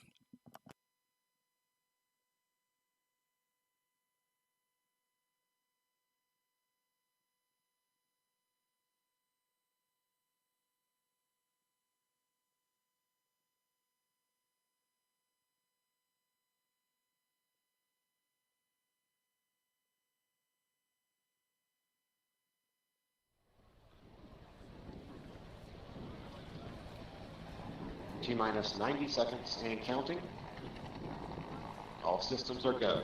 We're about 90 seconds from the launch of Space Shuttle Discovery.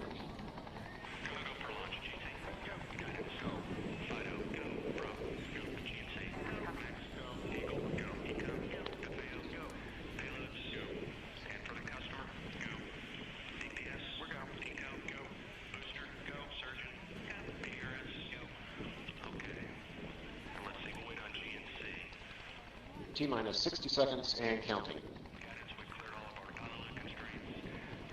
We are transferring to orbiter internal power at this time. Discovery is now running off its 3 onboard fuel cells. Coming up on a go for auto sequence start.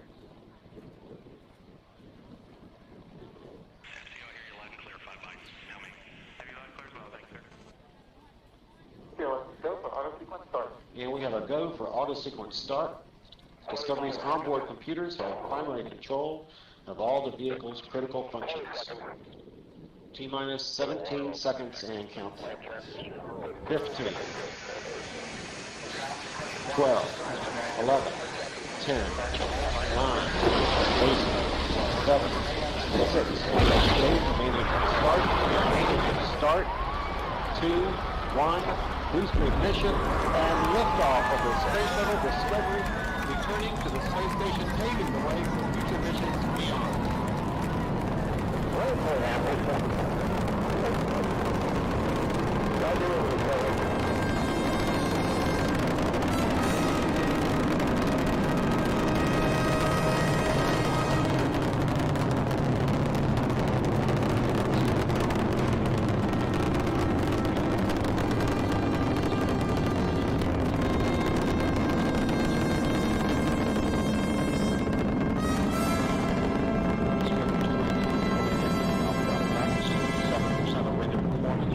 Stress on the shuttles and brings them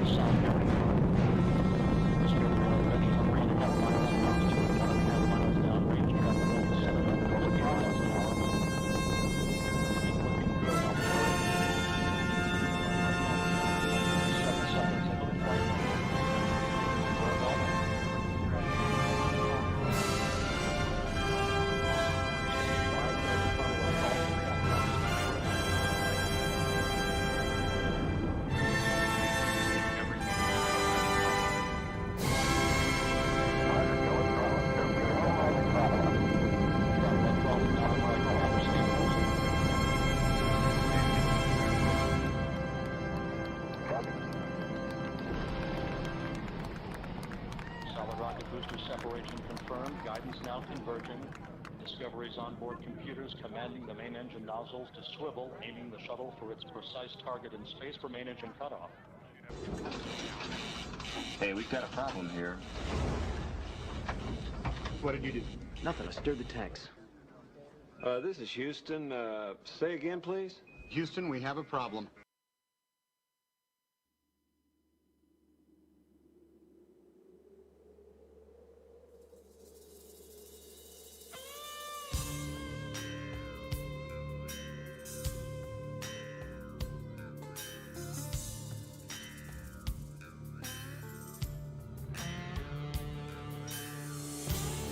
Welcome to AMC and ADD, where we buy, hold, and screw the hedgie.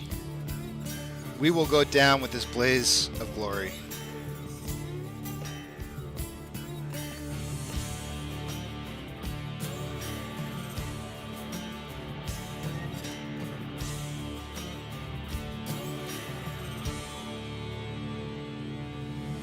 Wake up in the morning and I raise my weary head. I've got an old coat for a pillow, and the earth was last night's bed. I don't know where I'm going, only God knows where I've been. I'm a devil on the run, a six-gun lover, a candle in the wind. Yeah!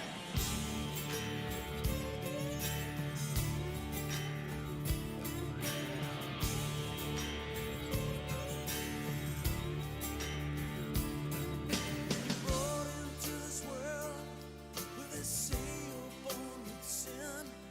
Well, at least they gave me something I didn't have to steal or have to win. Well, they tell me that I'm wanted.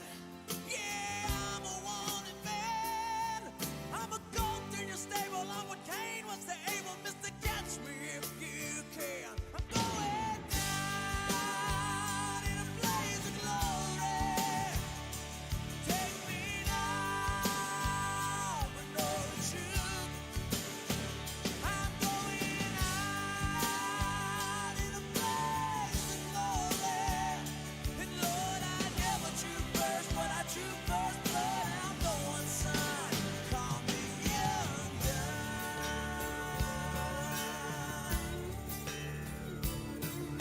You ask about my conscience, and I offer you my soul. You ask if I'll grow to be a wise man. Well, I ask if I'll grow old. You ask me if I've known love and what it's like to sing songs in the rain. Well, I've seen love come, I've seen it shut down, I've seen it die in vain. Shut down in a blaze of glory. Take me now, but know the truth. 'Cause I'm going down in a blaze of glory. Lord, I never drew first, but I drew first blood. I'm the devil's son. Call me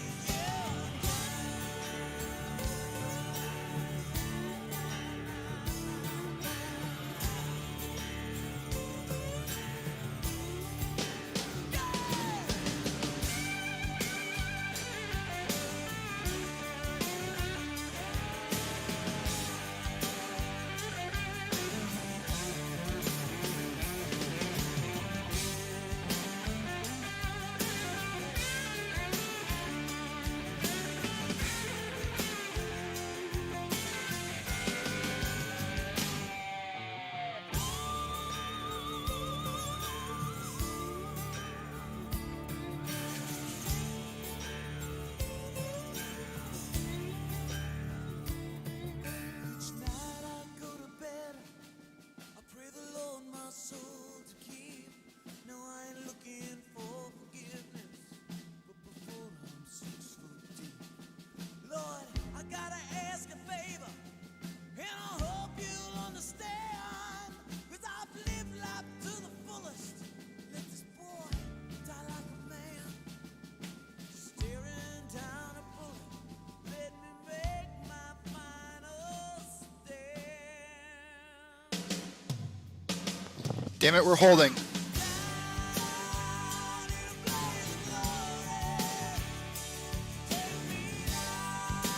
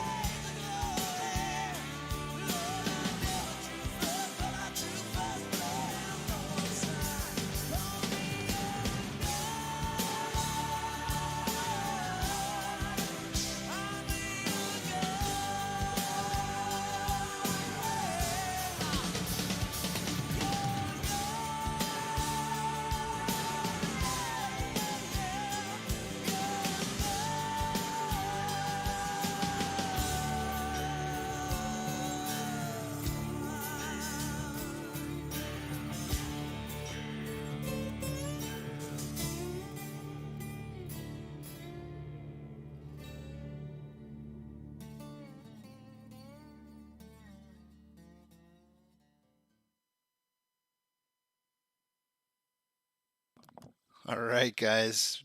We're going down a blaze of glory. We were holding through this. We are not going anywhere.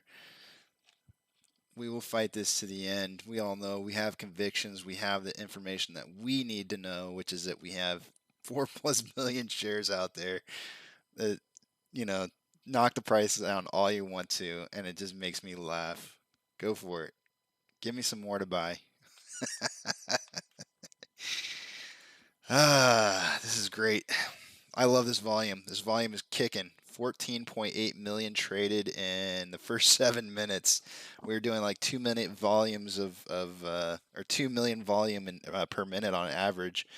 I was saying that we would probably be seeing about 500,000 shares at a minimum.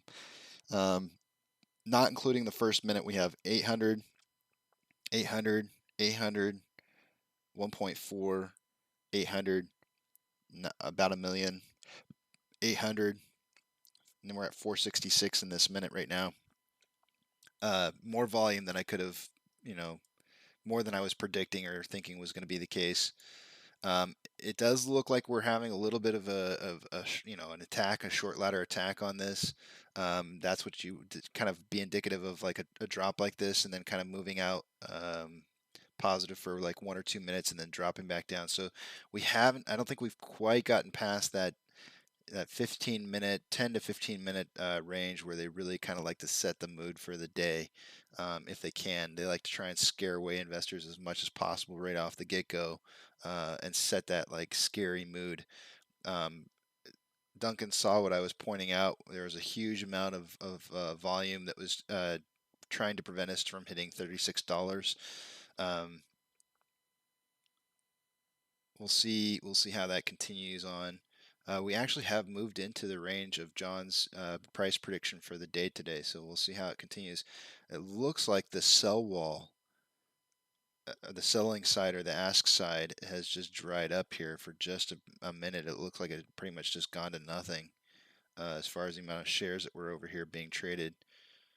We'll continue to watch this, but let's check out a few of the other indicators just to kind of see what's going on right now. See where we're headed with this. Okay, the amount of shares available to borrow is still at 550. So that hasn't really changed any. I'm going over and checking Ortex to see how many shares have been borrowed. We're currently at 237.1, which is exactly where it was earlier, so no change there. So I'm not seeing anything that really stands out. We'll be checking volume here in about 10 minutes. Inflow versus outflow. I refreshed this a little bit ago. Let's try it one more time and see where we're at on that one. Okay, so inflow is starting to catch back up to outflow at 74 to 77. There was a bit of a spread here, which was a little concerning, but we're on the right track now. Let's see where we're going. This is exciting stuff. Definitely an interesting morning, to be sure. We have the right amount of volume that we want to be seeing. I don't see any indicators that would show that we're having like some kind of sell-off on the retail investor side. Let me check something real quick here. We'll check Fidelity just to see where we're standing on the trades.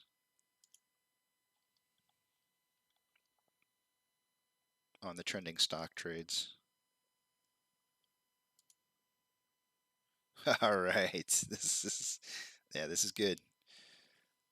We're number one. So mRNA had us earlier this morning. They were in the top spot, but we have moved into the first place position with, it was 60-40, I believe, earlier, and it's currently at, oh, come on now. You're really going to make me click on it, aren't you?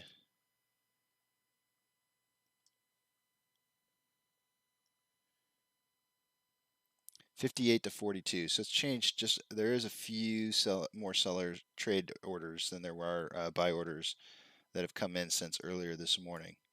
But that's to be expected. There's some people who just don't know. They watch the stock. They don't watch the stock regularly or whatever, and they may have bought, sold real quick because they were afraid.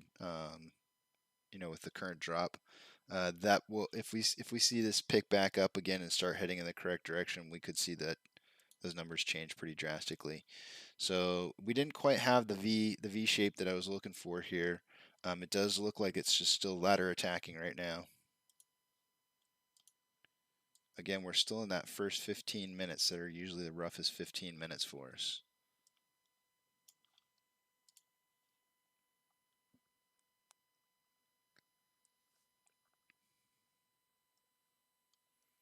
If volume starts to dry up a little bit, we'll have problems with continuing to keep it up. But we're still over 500,000 shares a minute, which is pretty heavy volume trading. And with an inflow that's catching up to the outflow, I don't know how long they can keep this up for. They do have a sell wall at 35.48. That's this Fibonacci retracement right here. So they're going to try and since we're below that currently, they're going to try and keep us underneath that because that will be a level of support once it reverses. And that's gone. The 35.48 disappeared.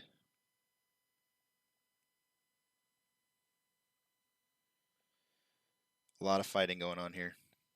A lot of fighting. This is a interesting morning for sure. Man, these volume, these columns of volume are impressive. 900,000, 914,000 the last minute.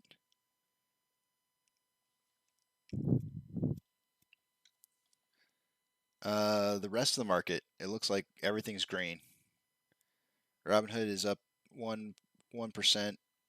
Amazon is up 0.3%. Cinemark is up 2%. Doge is up 0.8%.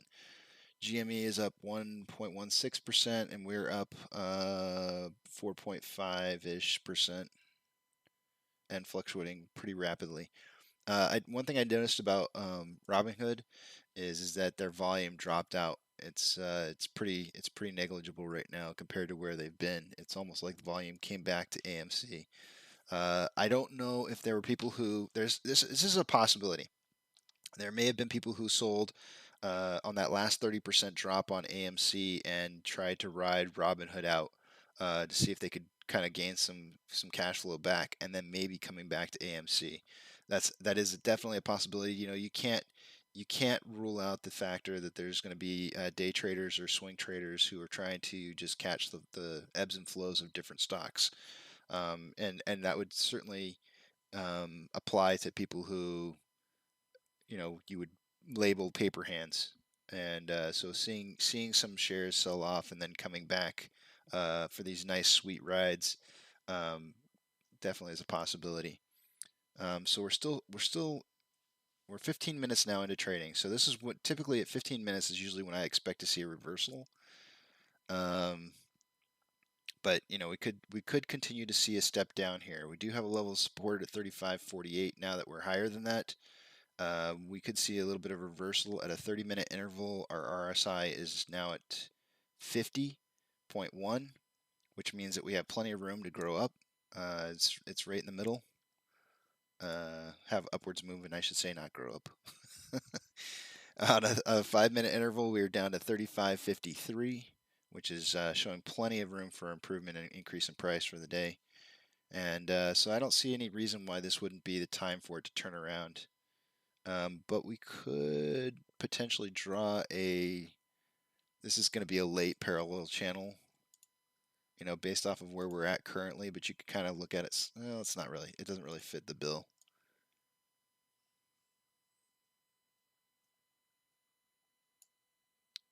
If I were to draw this, I would say like this is probably going to be the breakout right now. It's not going to, it more than likely will not continue to follow down this channel.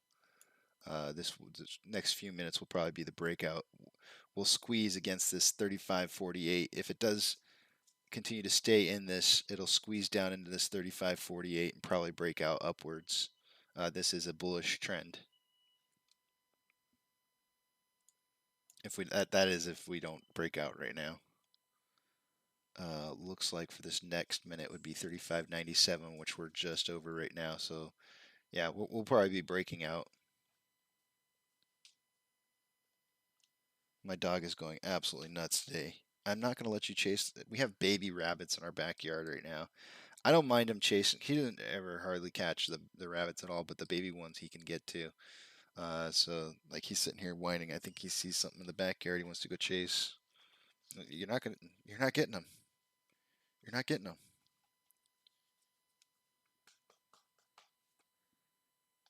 If you hear him whining in the background, that's what he's wanting. He's already been out plenty. Let's look at our options. It's close enough. 850. That's usually when I like to start looking at it. But we'll check it out right now.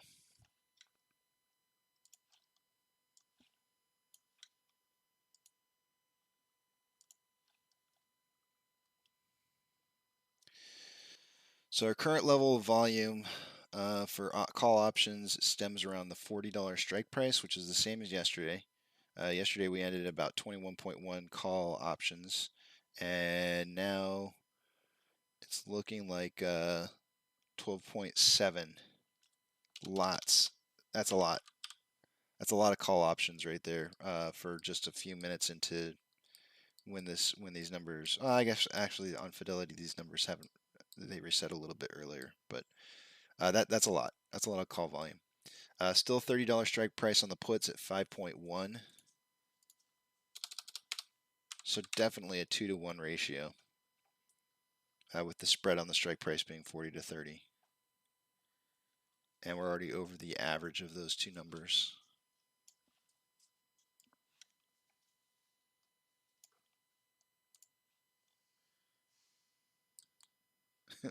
My dog's in the background.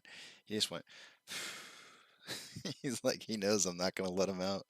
He's like, I don't get to chase him. Amazon is up. Cinemark is up. It looks like, as a whole, from what I'm looking at, it looks like the market's advancing. All that's not what the case was earlier. Let's see how much it changes by.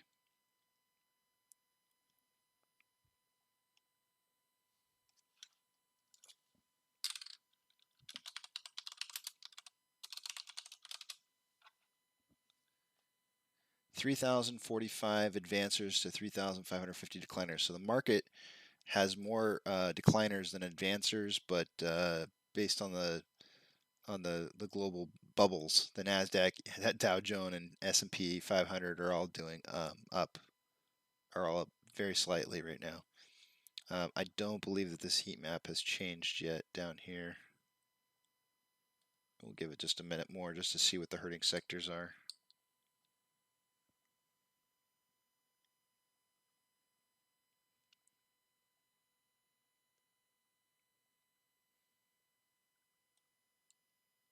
Wait for it. There it is. Boom.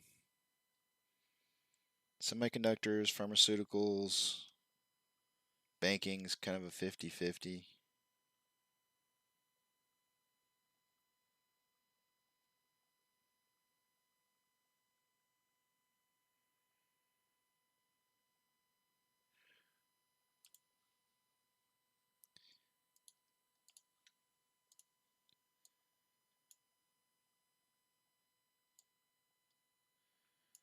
All right, let's see how volume's doing.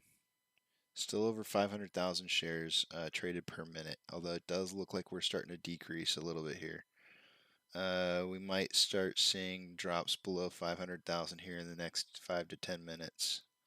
But still, it's well over 250,000 shares traded per minute, which is what the bare minimum I like to see happening.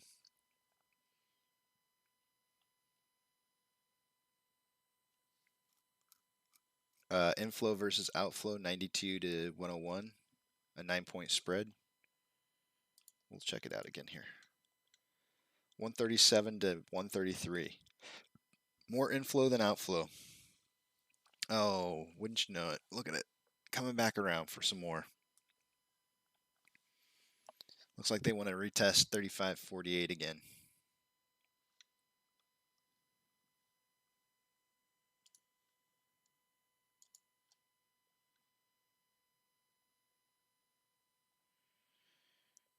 We have a couple new 13F filings for AMC.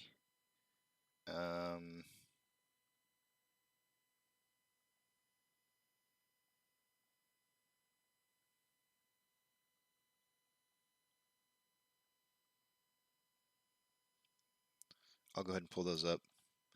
So we've got Citigroup with a put. Looks like they sold. Ooh, is that a covering? Is that somebody covering?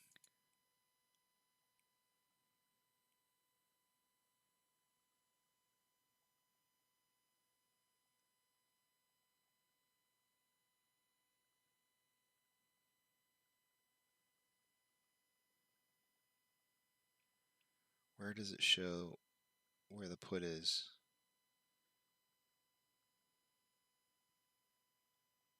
It's probably this.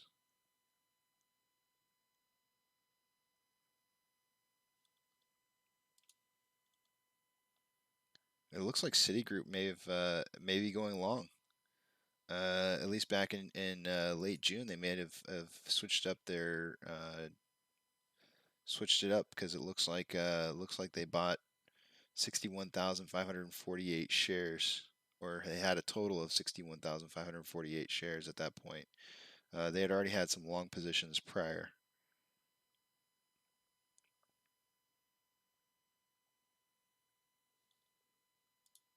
This is old information, you have to remember. This isn't like just yesterday or anything like that.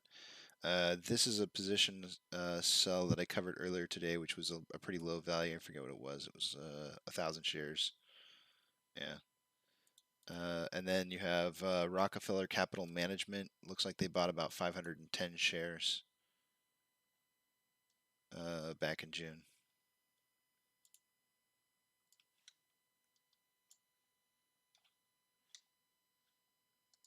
And for those of you who didn't see this morning earlier, I covered this is now twice that Citadel has invested into this. I don't know if it was the same exact one, but it's Jaws Jaggernaut Acquisition Corporation. This is a SPAC that's been created out of the Cayman Islands and is owned partially by, or the guy running it's a billionaire. There was another Jaws, yeah. So they invested in the same in another SPAC from the same guy at the same location back in early July, 7/9. So, oh wow, literally a month ago, they invested into his Jaws Hurricane Acquisition Corporation. Now they're buying into his Jaws Juggernaut Acquisition Corporation. So there's some strange stuff happening there. There's another SPAC called Spartan Acquisition Corporation that they bought into, and then this one's actually a legitimate SPAC that looks to be having to do with airline. It was airline something or other, having to do with airplanes. I don't remember the exact specifics on it, but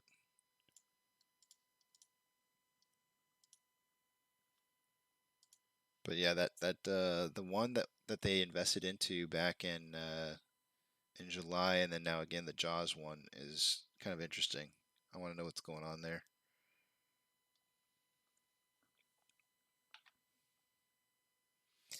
I would imagine, based on the price and what's happening to it right now, that there's just absolutely massive amounts of money going into dark pools trades.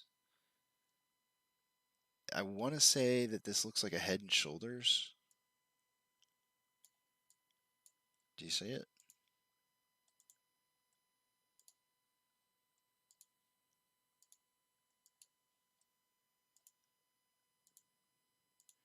And this is a bullish indicator, which means that the price should move up afterwards.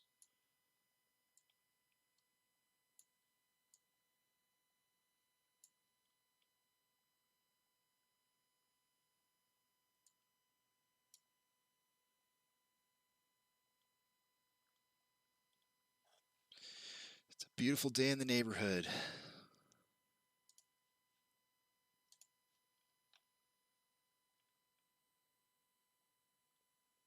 How did you guys? I'm curious. I've got a few people in here right now. What was your guys' key takeaway, or like what was the most positive thing that you felt? Was it that what you took away from the shareholder meeting? I guess maybe the thing that got you the most excited, just out of curiosity. And I'm trying to decide in my head right now what it is. I hadn't really even thought about it myself. Um, what got me the most excited about the shareholder meeting? Um,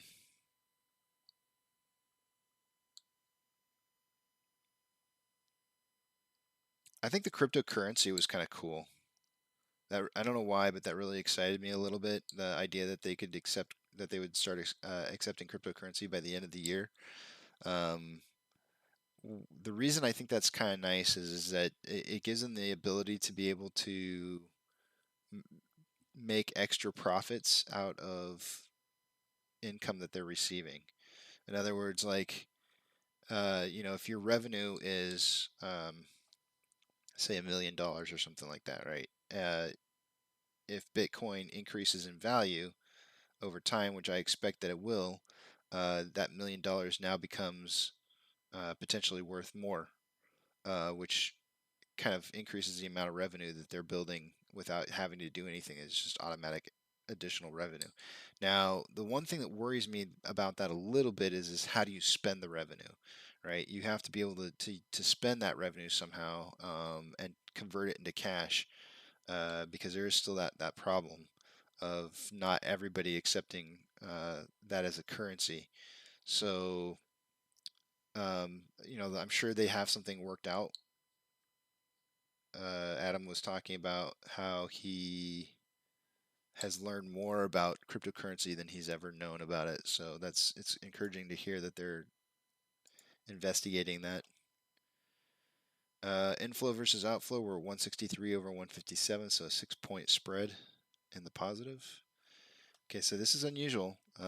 We should have seen this continue to step upwards for a traditional head and shoulders, because each one of these time frames should be equal. And so that we should have seen the step up here. It looks like it really just wants to try and test this 35.48 again.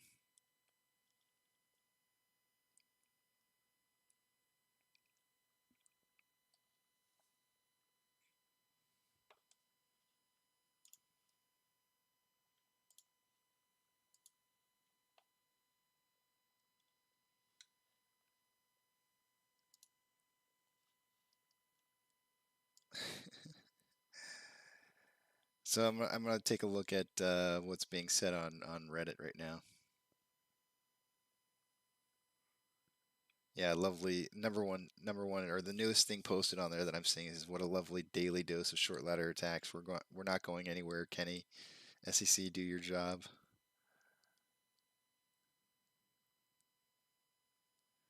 Oh wow, they're saying somebody's pointing out that the free float. Oh wow, look at that, guys. Webull is reporting the free float as 500.06 million, which is not correct. So how are they getting? Because if the total amount of shares out is 513.33, I don't think that's the free float. Interesting.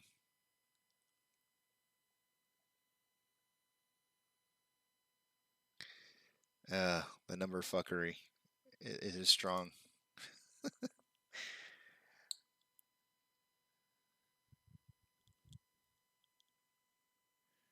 Oh, it looks like CNBC had a full 20-minute interview with Adam Aaron.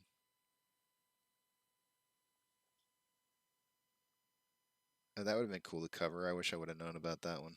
I didn't know about it. I did know that he was supposed to be talking with Charles Payne. I don't know if that's supposed to, because this interview looks like it's well, let's see if we can listen to it. Well, this is courtesy of IMNOTOCT. Imnotoct. I don't know how to say it, but we'll listen to it. Let's start it from the beginning here, and I'll play it down in the bottom of the corner of the screen where my picture would normally be, and I don't have it. Yeah, we'll keep the tally marks off. I'm sorry, guys. I didn't realize my picture wasn't on there right now. So let's start this over, and let me get the sound on for you guys. A little test check here. Months of COVID, that we can see recovery in sight ahead. All right, that's my sound check. Well, let's go over that. That brings us to Adam Aaron. Yes, it does. And the ability to fund things on the backs of shareholders. Right. Hundreds of thousands of them. And I am proud to bring in. Look how he pitted us against Adam Aaron by saying that. Who joins us they're doing first, on the back and I of think us. maybe only on CBC. Adam, it's always great to have you I hate back. that guy. How you been? Good Shut morning, Jim. Good morning, David. I'm great. As you know, we just reported a fabulous quarter, way ahead of market expectations.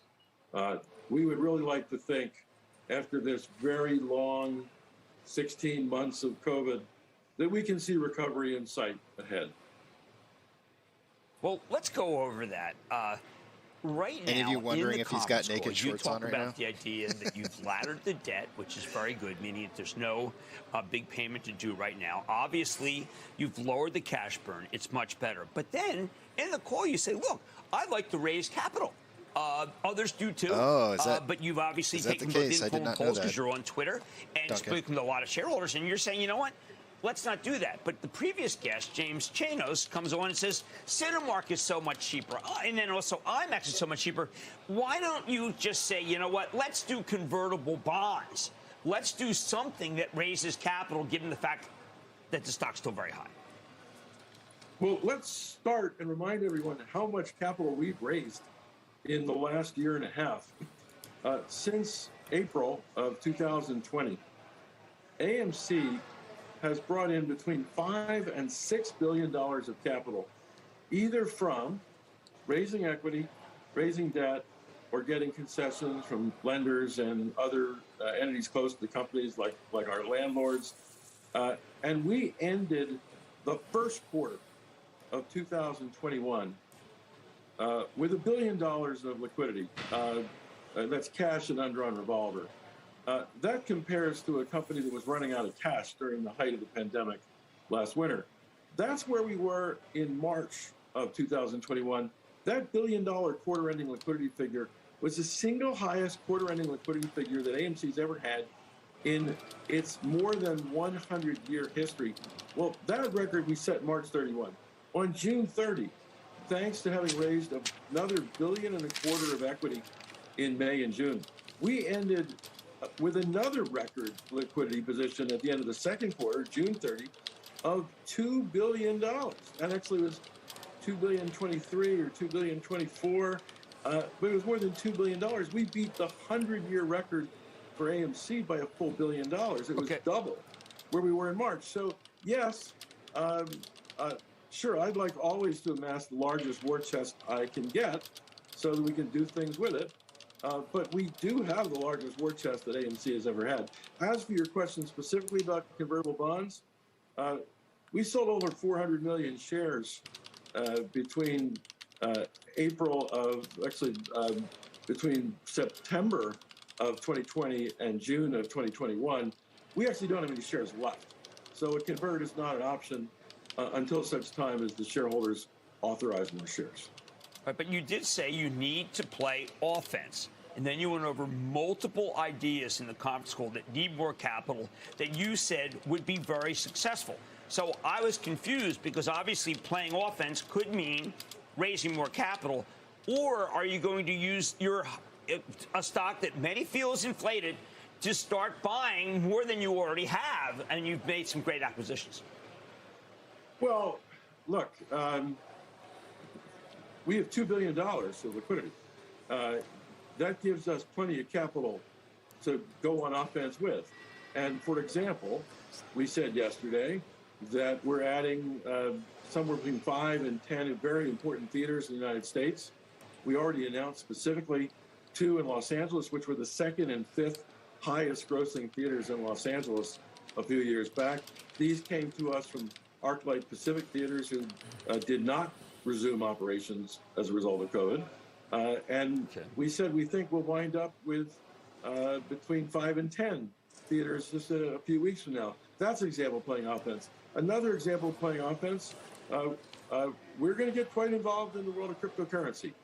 We announced yesterday that we're going to be accepting Bitcoin as payment online for online purchases for AMC admissions and concessions. There's much more that we can do with cryptocurrency because we got a big population, an avid population of customers, of transactions, of consumers. That's an example of playing offense. There are a whole lot more ideas. We said we were going to go look at alternative programming. So I just want to say right now, like I hats off to Adam Aaron for being able to stand up to fucking an asshat like this guy. This guy's just really pissing me off, Jim Cramer. So hats off. I mean, he's really doing a good job of trying to dispense the idea that the AMC is working off the backs of the apes. Now, I mean, I tend to agree with that viewpoint, but that's not the point here. The point is that we just had an amazing earnings report, and of course, Adam Aaron can't talk about the fact that we have 4 billion outstanding shares out there, which I'm sure is something he would absolutely love to talk about. And I wouldn't be surprised if he's going to bring that up here in some kind of fashion. Let's see. We just had our first 2 UFC fights that we showed at AMC theaters. Attendance was very strong. This month in August, we're showing our first 2 concert movies in ages with the artist Chance the Rapper and Halsey. So there are things that we can do. $2 billion is a nice cash hoard, the biggest we've ever had to play with. And as I said, we're the largest theater operator in the world. We're playing an offense. It is true that COVID put us on our heels for a year, but that's behind us now. Okay, now you mentioned obviously the Apes, which is this cohort of investors that is very excited about AMC stock. And you also mentioned something they want very much, the partnering with GameStop on a number of possible fronts. Now, how are those talks going? Have you sat down or Zoomed with Ryan Cohen, who is the seer of GameStop, to get something going? Well, I think the irony here is I actually didn't say anything about the apes. You said something about the apes. I look at these millions of individual investors as who really came on the scene just in the last 6 months. They're the owners of my company. They don't work for me. I work for them. They're my bosses. And just like all professional management teams respond to the shareholders of their companies, I think Kramer just shit his pants. We're certainly interested in the suggestions that are flowing to us from the owners of our company. One of the many suggestions. So you talked to Ryan Cohen then? You've talked to Ryan Cohen? No. Why not? I said yes. Isn't he a neighbor of yours? What I said yesterday on our earnings call, when for the first time ever we took questions, most of the questions on our earnings call came from our individual shareholder owners rather than professional securities analysts, was that we've gotten a lot of good ideas flowing into the company from our company's owners. One of them was that we should partner with GameStop. I was asked if I was willing to do that. I said sounded like an interesting idea to me, and that I would reach out to GameStop. However, I also said yesterday that there have been no communications between GameStop and AMC as of yesterday afternoon. Adam, it's David. Yeah, I brought that up as a kind of jokingly a couple of months ago right here. Funny how it's become something that perhaps could actually become a reality. I want to talk, though, more about reality itself. Adam, you've done a lot of things to navigate this company. This guy, he's all like, that was my idea. Calmer waters, and you need to be applauded for that. But, you know, today you're with this move up, the stock's going to be worth about $19 billion. You don't believe it's in your interest to tell your shareholders that, you know, you're still an exhibitor of product, right? Of movies typically, perhaps of other sporting events. Is there any path you could justify for having that kind of value? Okay. So what they're trying to do here, they're trying to set us up to say, look at the technicals, investors. Look at the technicals. Look at the technicals. Look at the technicals. They're really pressing down on trying to look at technicals when they know that he can't sit there and talk about the biggest technical that stops all the FUD whatsoever, 4 billion outstanding shares. They're trying to push a narrative here of looking at technicals that just don't even impact us in any way whatsoever. No shape or form. It's just, it's absolutely ridiculous. Value given the financials on a fundamental basis, as we at least try to weigh them, that you're going to be able to produce even under the best of scenarios. So guess what? I think all of us have been watching the financial markets for a very long time. And we can't always explain how the financial markets act. A market is a market. There are willing buyers, there are willing sellers.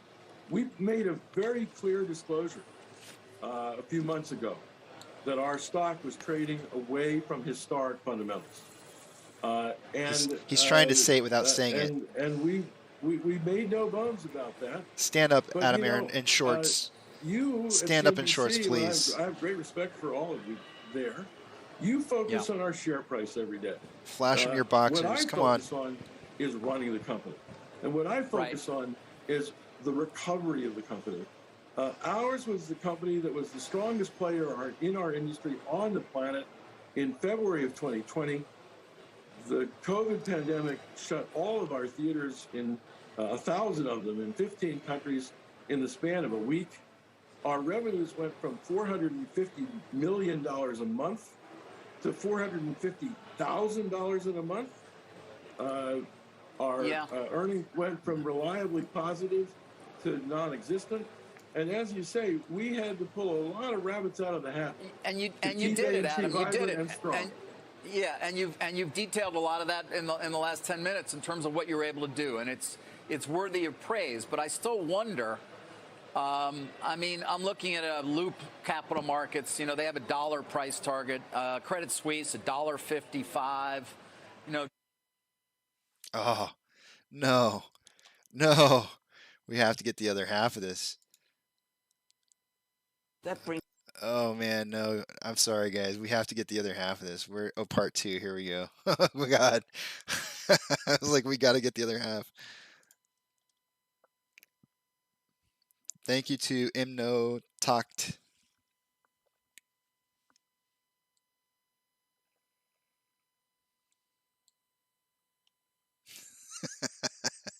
Oh no, no sound. Wait. Here we go. Debt repayments and things of that nature. Even despite a $2.1 billion equity raise over the last year, we remain concerned about your leverage, the shrinking of the exclusive theatrical window, the number of screens relative to the long-term attendance trends. You know, nobody's worried you're going out of business, of course, and you've delayed all your debt repayments and things of that nature. But again, Adam, to understand the long-term fundamental strength of this franchise, it's being treated as though it's the greatest growth company of all time, and it's not.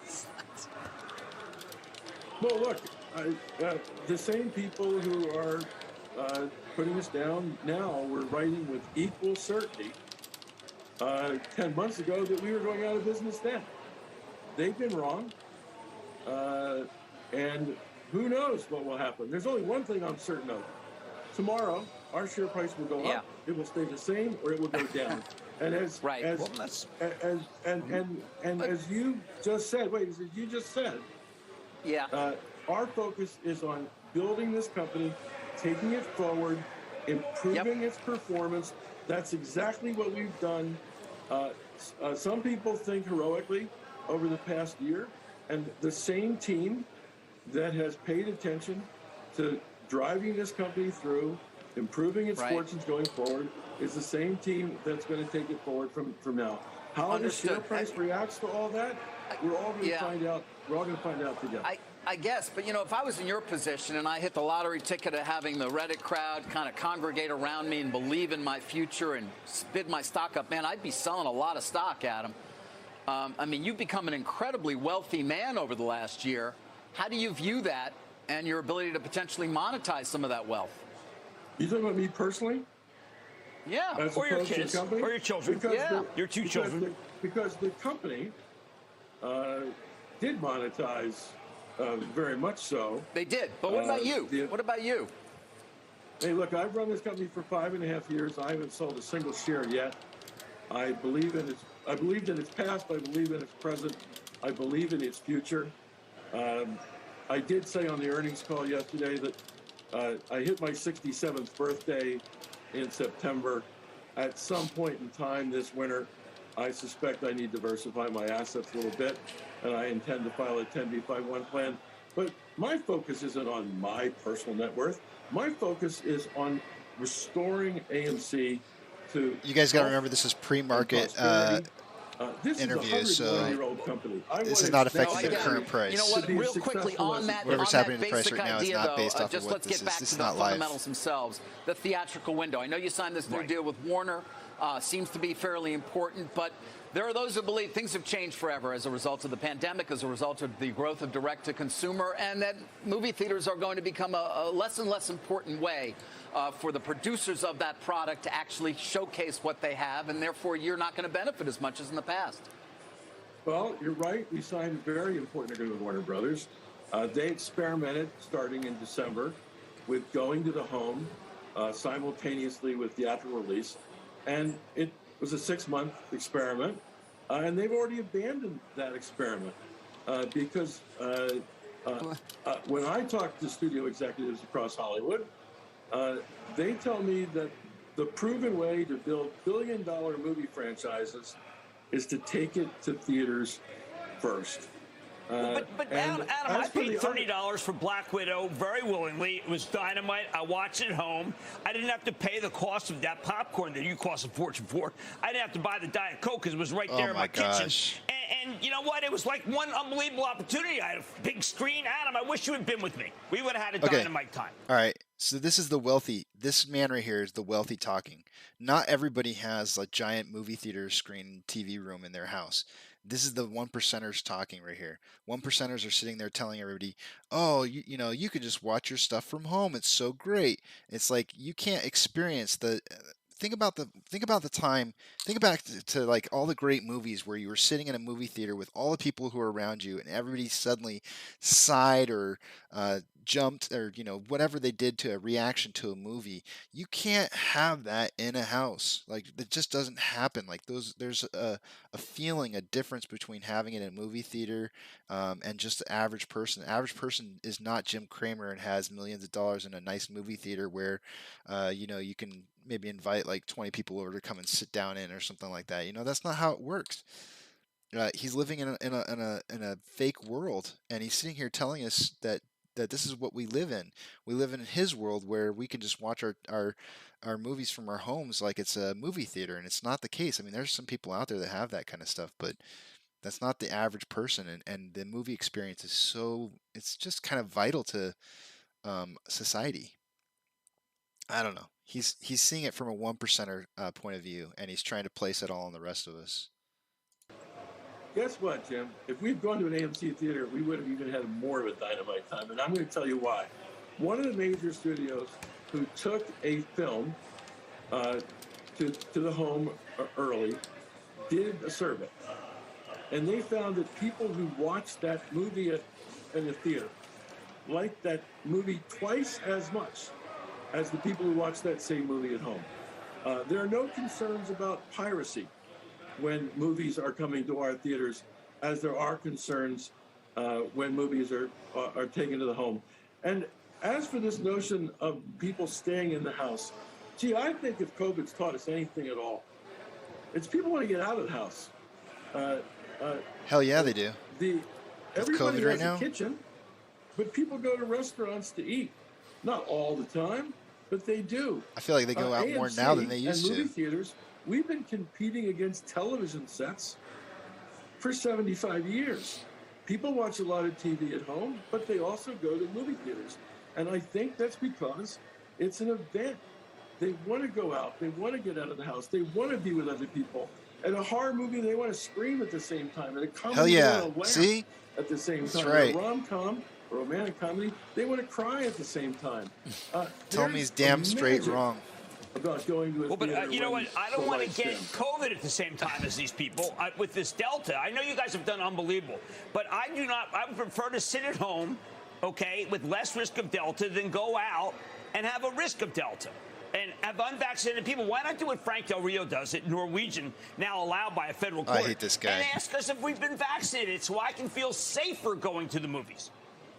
Well, let's start a couple of places there because there's several important things in what you said. Number one, no one is a bigger proponent of vaccination than AMC. I said on this network 6 months ago, the most important man in the movie business was Albert Bourla, the CEO of Pfizer, because while I am quite optimistic about the future of AMC, the future of theatrical exhibition, despite all the concerns that you properly raised, we would be nowhere without vaccination. But the big difference between our country dealing with the Delta variant and our country dealing with the COVID virus last winter is that 57% of the U.S. population has been vaccinated already.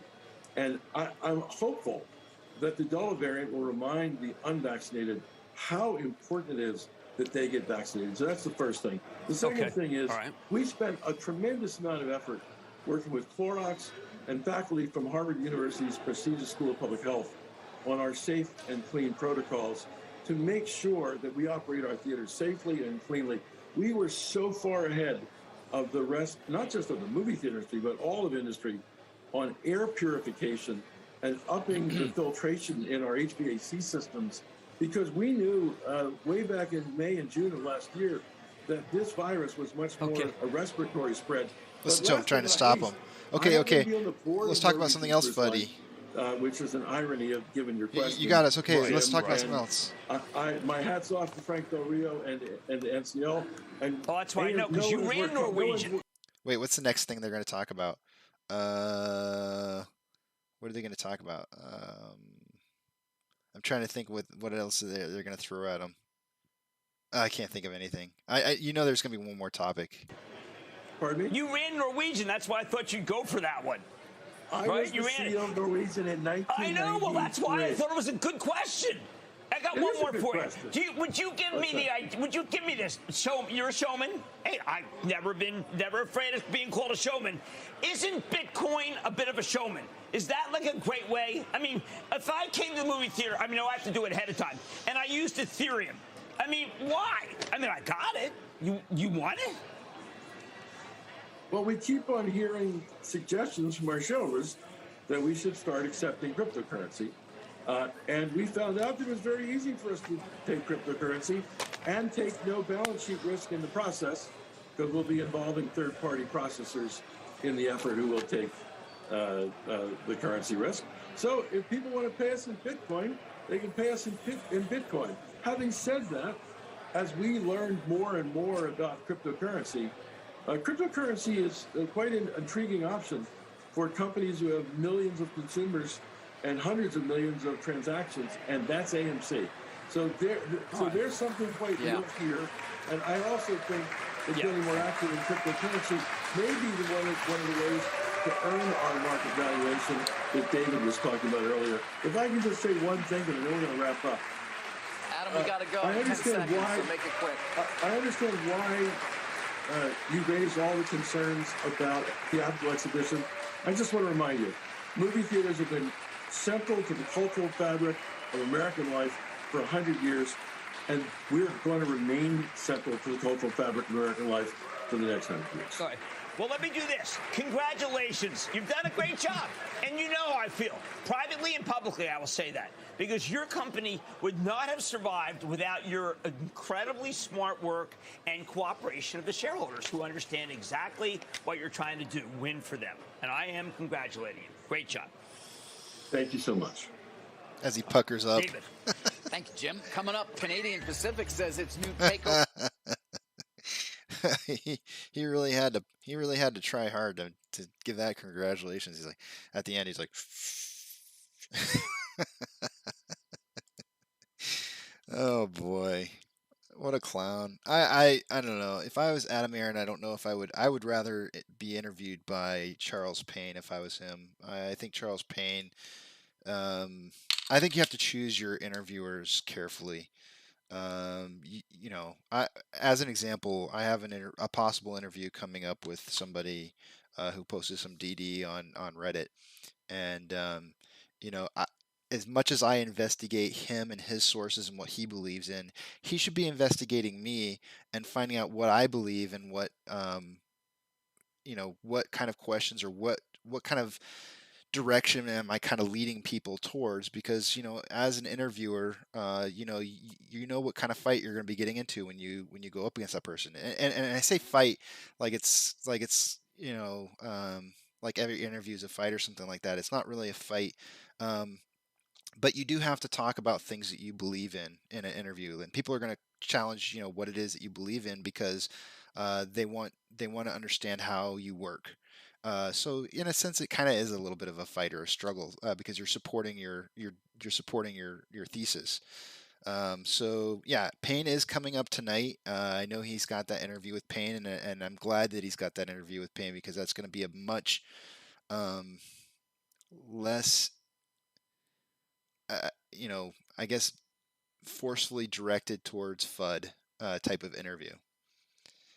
And so we'll see how that goes. I'm gonna make sure and cover that if it's later than closing time today, they'll cover it tomorrow. But yeah, I'm glad we listened to that, even though that was a piece of trash interview. I'm glad that I covered it, and because we need to hear it. There's one thing that I've always said. Oh, I got to stop this from playing in the background. One thing I've always said is that if you want to know your enemy, if you want to know how to defeat your enemy, you have to know your enemy. And so to know your enemy is to understand your enemy, or to get into their heads and pick them apart. And so to watch these kind of interviews, as painful as they are to watch, it's important to understand what's being said, because when you talk to other people about this, about AMC or whatever, you need to be able to understand what kind of pieces are going to be coming at you to attack you. And like I said earlier this morning, the main biggest piece of FUD killing information that we have right now is 4 billion plus outstanding shares. That's it. That's the bomb that you have to drop now. And it's all based on the Say technologies that Adam Aaron provided for us as a means to be able to vote questions for the shareholder meeting. And through that, we were able to see what the average shareholder held. And it gave us an idea. It gave us a sampling of how many actual possible shares there are outstanding. And my minimum that I'm coming up with is 2.37 billion. And that's 5 times the float. So, but I know that number's low. It's super low. I think anything less than 4 billion is too low, to be honest with you. But that's based on the idea that there's more than 4.1 million shareholders, and that the average is more than 600 shares per 550 shares per person. So that makes a couple of assumptions. So I can't really post that because I'm making assumptions. But I can assuredly say that there's more than 2.37 billion outstanding shares based on the information that we have. And I've been saying that there's been more than 2 billion shares since March. The volume traded back in January showed us that. All you got to do is go back in January. You can see it. I'll pull it up here for you to see. I feel so passionate talking about what I talk about. I shouldn't be so passionate. I should be more calm and collective. But going back to January 27th, 1.222 billion shares traded in that day alone. You can't sit here and tell me that when your utilization is, let's see what it was back in that time. When your utilization drops from 100% to 85%, right?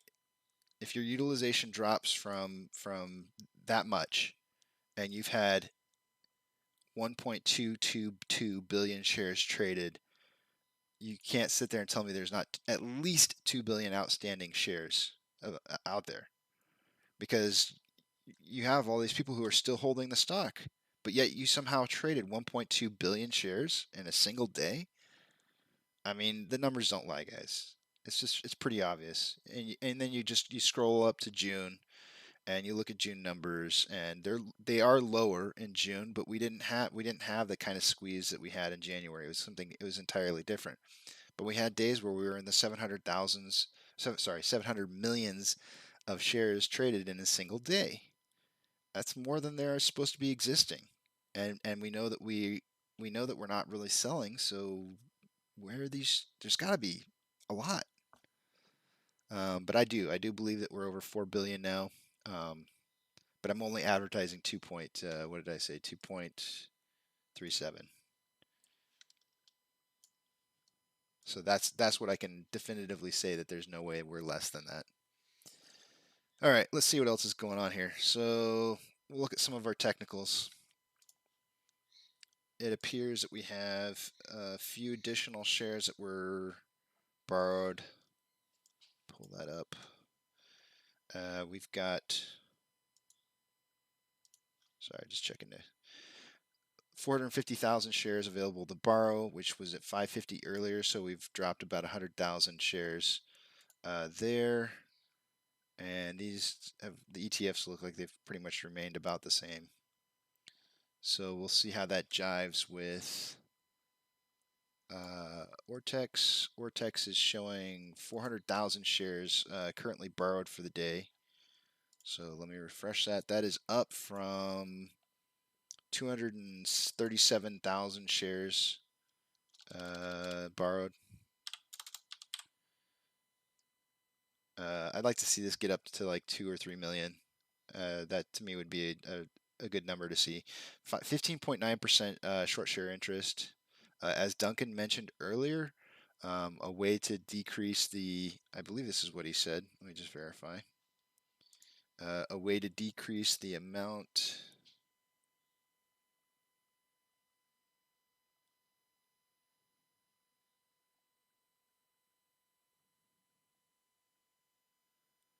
Where did you write that?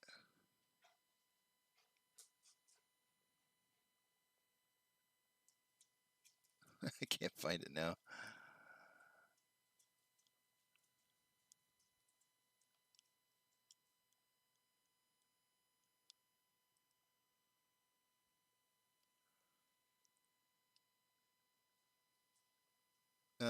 I believe basically what he was saying, one way to reduce the amount of short share interest is by increasing your float. I don't see where he wrote it in the comment section now, but that's what I was seeing earlier. Oh, also a way to lower short interest increases is to increase the free float. That's what he said. So that's news to me. I didn't know that. I didn't know that that was a possibility, that you could increase the float to do that, which is interesting to me. I don't understand how that works exactly. So I'm gonna have to do some investigating and to understand how that works exactly. Let me see. I'll pull that up here on the side while you guys watch the stock price. Current level of support is at 34.45. We're still up 3% for the day.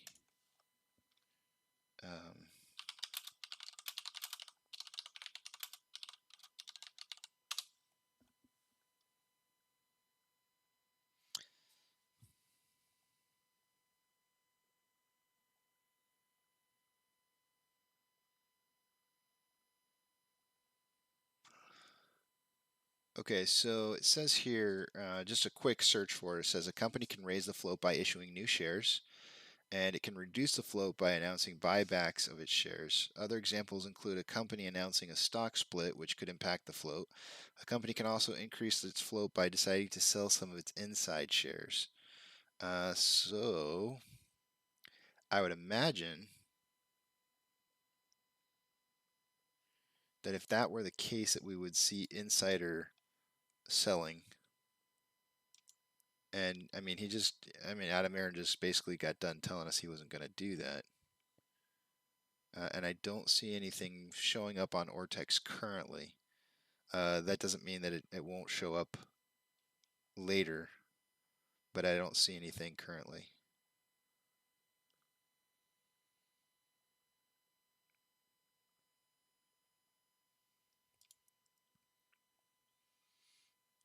In the last month, like if you pull up on Ortex, if you pull up the last month of AMC Entertainment Holdings insider momentum, if you look at the last month, there's been no sells and no buys. In the last 3 months, there's been 17 transactions equaling up to $440 million worth. This is dollars, not shares. So there's nothing, it's not showing anything that has been traded currently.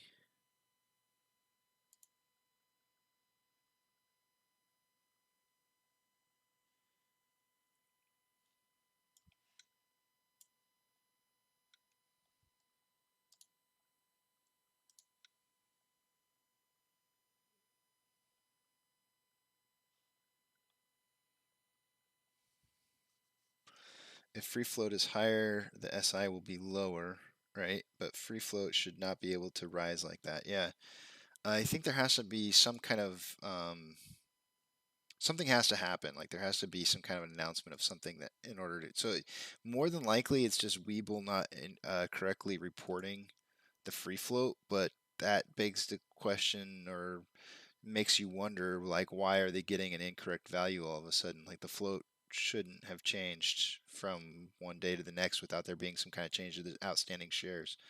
So that's just kind of a really interesting number to see them just accidentally get wrong all of a sudden. Like this just shouldn't be changing unless they're calculating it based off of something, and that something changed.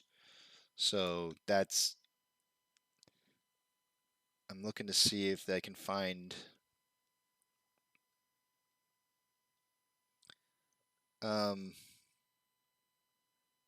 I do know that we voted to increase I know that we voted in the ability to give the executives their bonuses through the stocks. So there is a chance that maybe that's what it is. Maybe some shares have been issued now that they've had their quarterly report. It could be that those shares have finally been issued um, to the executives.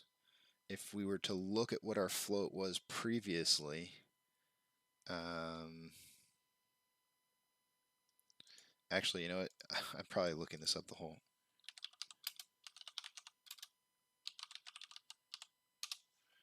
Let's see.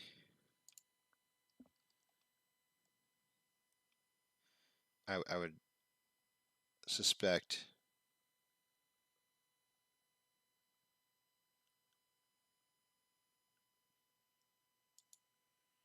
I would suspect that there would be an article about it somewhere.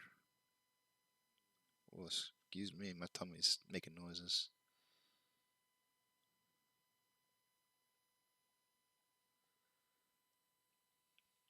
So I'm doing some digging. I'm trying to find something here that is referencing the float.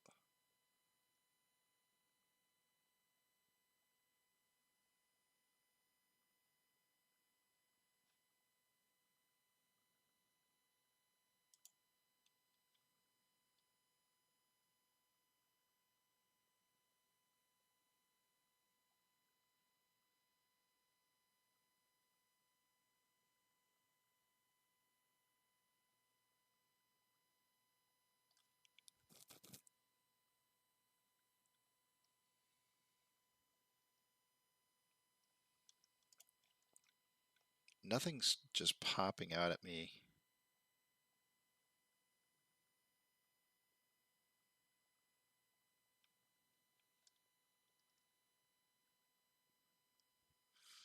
Okay, well, let's look at this a little differently.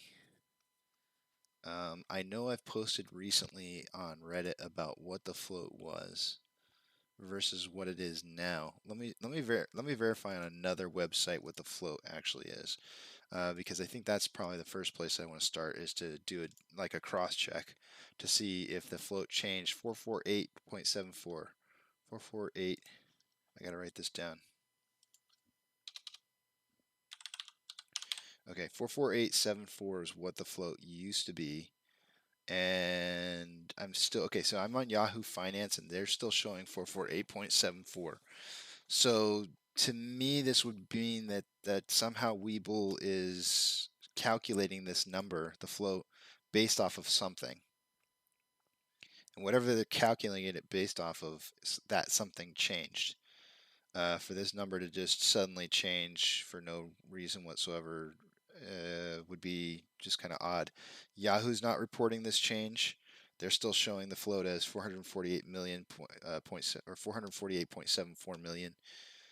So I'm not seeing a change across the board. Let's do a third party and see.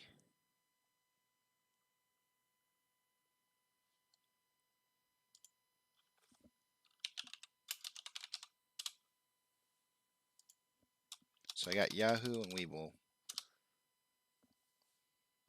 We probably could check Fidelity or something like that, but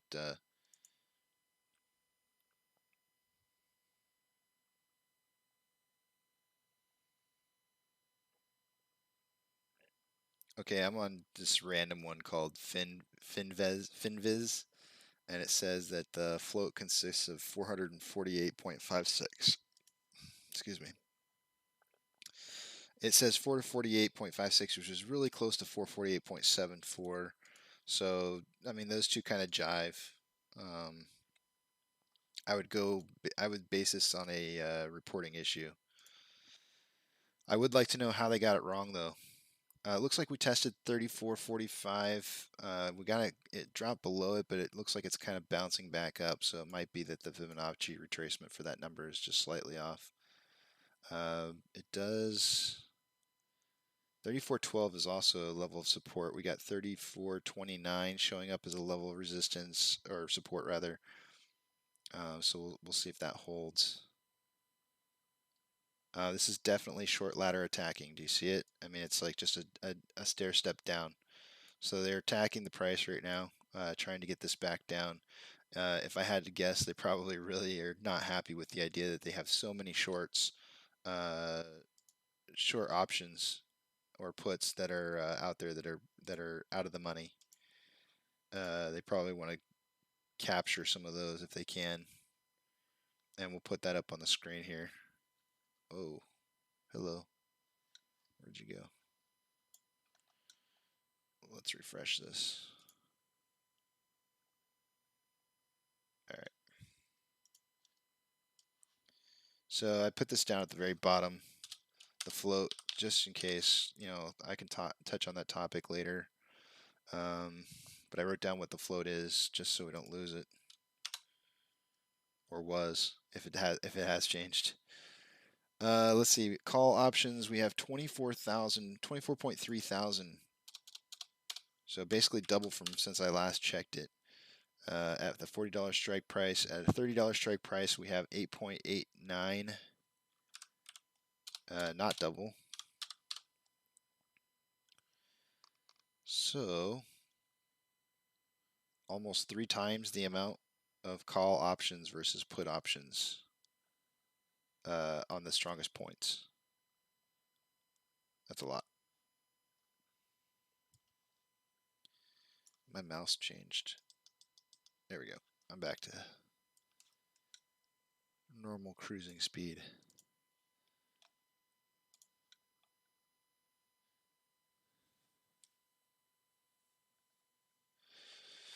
Free float could only have increased if insiders or other locked-in shares was suddenly allowed to sell.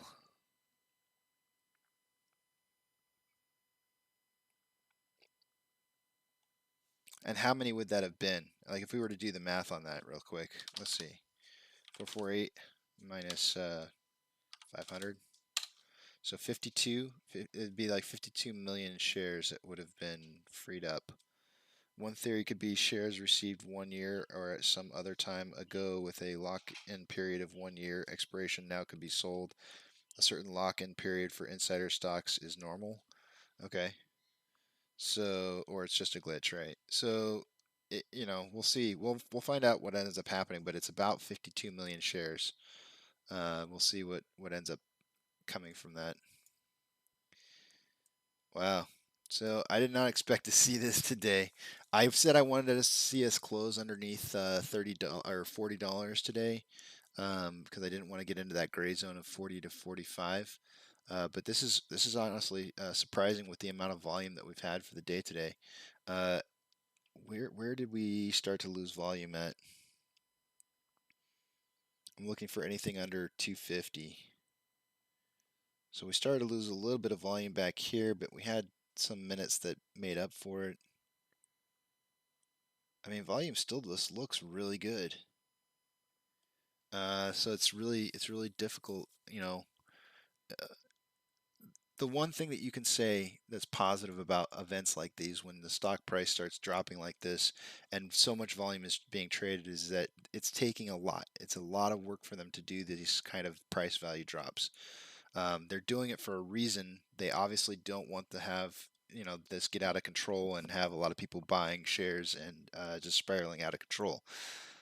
But it's costing them a ton of money to do this. If we look at the inflow versus outflow right now, there's currently 322, so there's more inflow, there's more money coming into this stock than there is going out by 5 points, which is or $5 million. So that's really odd.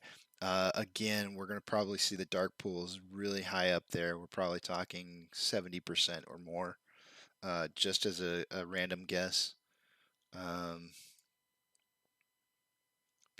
Because there's nothing that would constitute seeing a price drop like this. This ladder attack. So let's see if we can formulate the channel.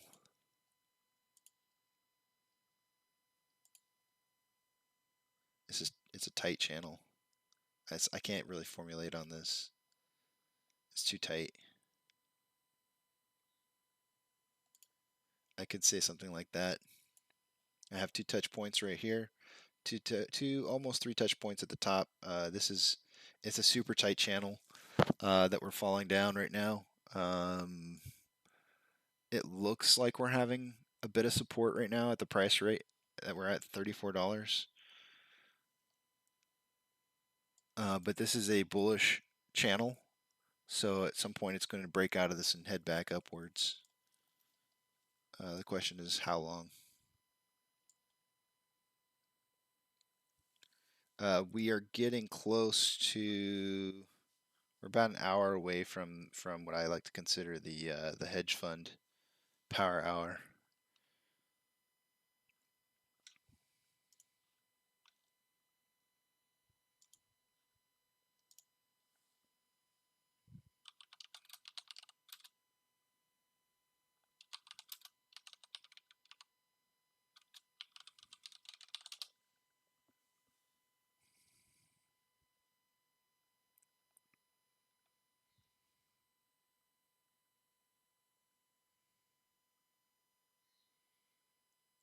So I want to entertain the idea that you put in there that there's one theory that a lock-in period of 1 year expiration could now be sold, and so I'd like to look that up to see if there is a 1 year purchase of 52 million shares or something of that nature, because that's how much it's showing in difference. So Weeble's showing basically 50 million. And the free float used to be 448.74.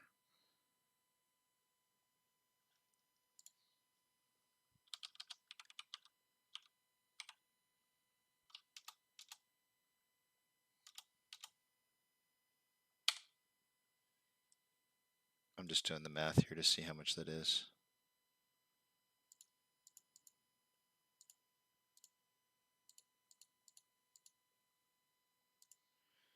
It's 51.32 million. Just in case this isn't a glitch, I just want to kind of look and see, do a little more investigating, besides the fact that there are 2 other sites that are still reporting in the 448 range. 51.32 million.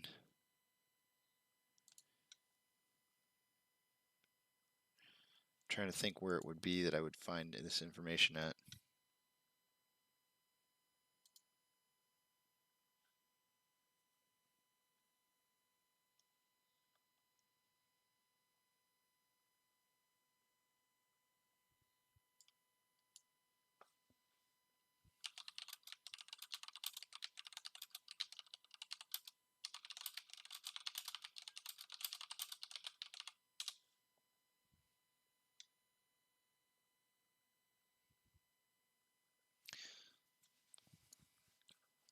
Actually,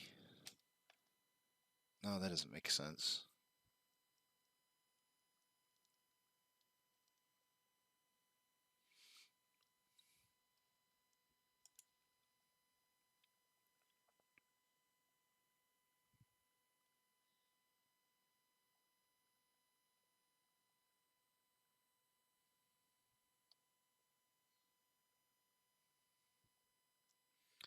because one of the institutional owners was Wanda,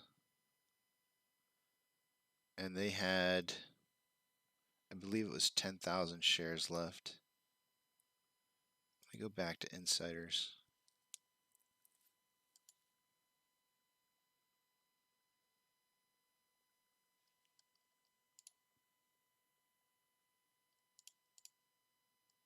Wow. Okay. There might be something here. Silver Lake Group LLC is the #1 largest insider position on AMC. So I'll put this up on the page for you guys to see. And they have 33.32 million shares. So, based off my calculations, that 0.32 is actually pretty close, right? We've had a 51.32 change. So if we were to assume that 33.32, like they sold off their entire position, we could put in plus 33.32, and that puts us with 18 million shares left. If we could find the rest of the millions of shares in these, Adam said he wasn't going to be selling anything. Mudrick could have sold 12.68. So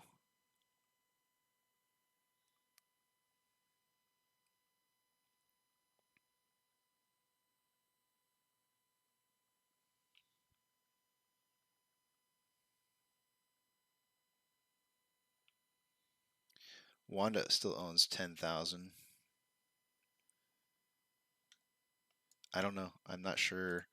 I do know that Adam Aaron said that they had just put something, or they were putting something into place to where shareholders couldn't sell more executives couldn't sell more shares beyond a certain point. So it could be that there may have been they may be doing one last sell-off before that takes into place. But all these are hundreds of thousands, and it doesn't equate to 18 million.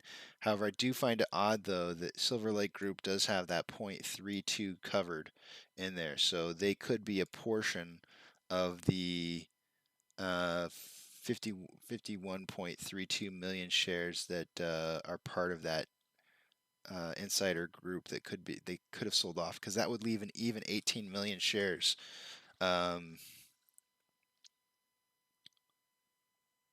It's odd to me that the numbers are so close. So there might be something that we'll be finding out here in the future.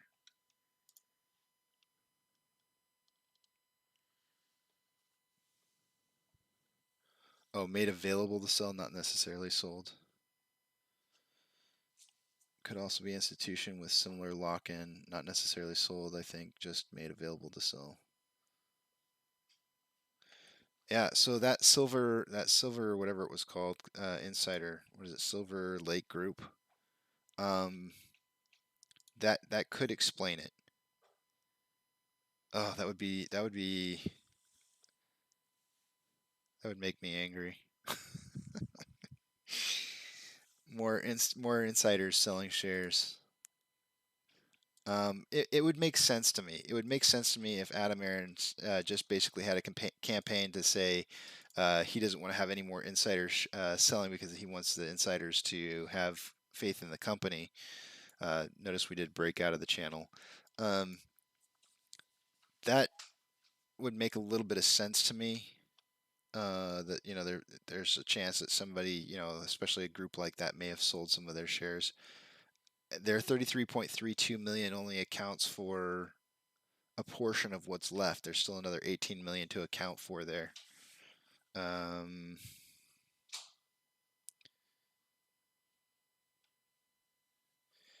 Actually, when I did the math the other day, I think the total insider share held less than 52. If I remember off the top of my head, it was like 49.6 or something like that, 48.6.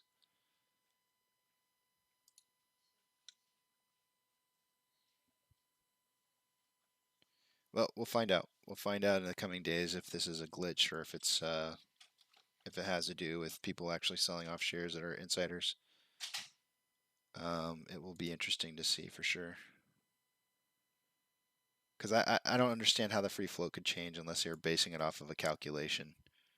And then that whatever number it is that they base it off of, that calculation would have changed their free float value.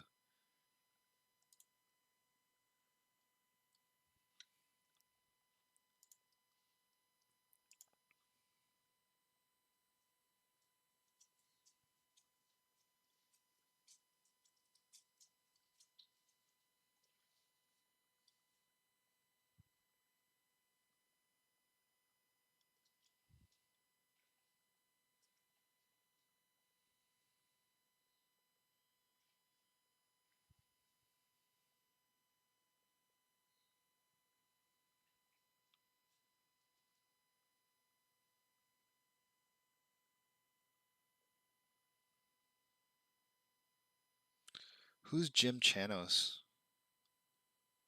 I don't know who that is. I was reading an art. Jim.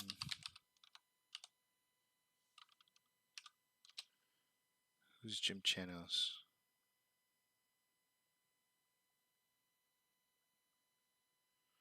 Oh.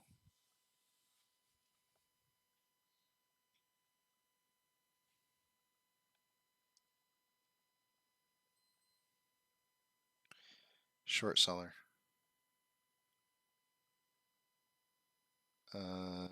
So did he say something? 1 hour ago he said something on CNBC. He has a message to Apes.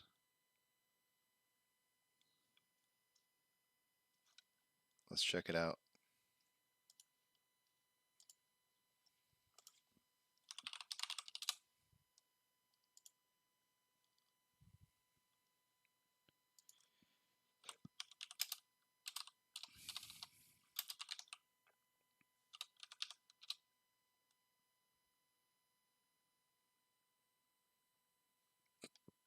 Excuse me.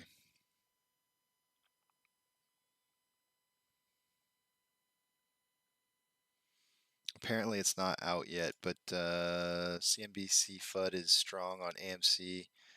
And so basically, they had Jim Chanos on. I wouldn't even put it past them to like follow up Adam Aron with this guy, Jim Chanos. This is, after a huge day like yesterday, with the amount of positive things that we saw coming out of the shareholder meeting and the estimates on how many outstanding shares there are. The media attacks are going to be really, really strong. CNBC had a full interview with the legendary short seller Jim Chanos. Actually, I think they followed it up with, he's a douche. He said fundamentals are worse. Yeah, I mean, anybody can look at the fundamentals of AMC and sit there and tell you, oh, this looks like crap. That's if you want to look at AMC technically like a normal company, then you're going to find reason to not want to buy this stock. But if you look at the evidence of what's actually happening, you know why people are buying and holding. And so for them to, for one of the hedge funds to come in here, like the owner of a hedge fund, a legendary short seller, Jim Chanos, for him to come in and say like our days are numbered, the apes days are numbered, that shows fear on his part. You know, I don't see any other way for that, to deny that. They have no reason to be coming onto um, a media CNBC and saying, oh, like anything. They don't have any reason to say anything. If they're going to win, then they wouldn't be saying anything. If they're afraid of losing, then that's when the threat's going to start coming out. They're afraid of losing.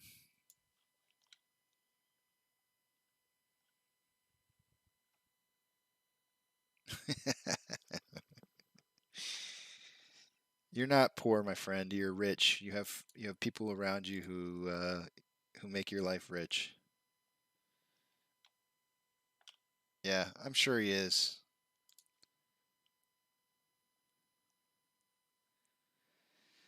I mean, that's all they can do. They can drop the stock price, they can throw FUD, and that's pretty much the limitations of what it is they can really do to affect affect the price. Of course they're going to try and lower the price today and say, oh, look, investors didn't like the shareholder meeting and so they decided to sell. That's what they're going to try to say. But look at our inflow versus outflow. How do you have a positive inflow and a negative outflow or less outflow and sit there and tell us that we had investors selling off? These guys are clowns, man. Absolute clowns. 359 to 349. We have a 10-point spread. Uh, you know, just clowns. They're all driving around in their clown cars. Pretty soon those clown cars are going to get too small for them. Their egos are bigger than the cars.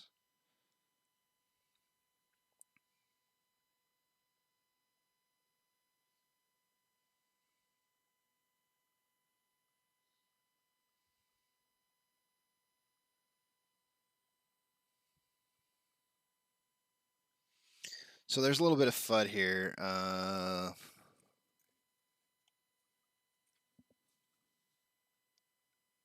not even going to read this.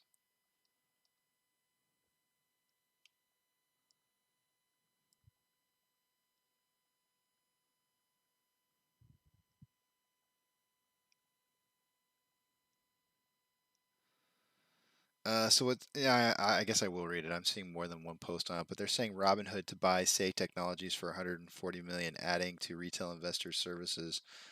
And then people are saying delete your account and unlink your brokerage account.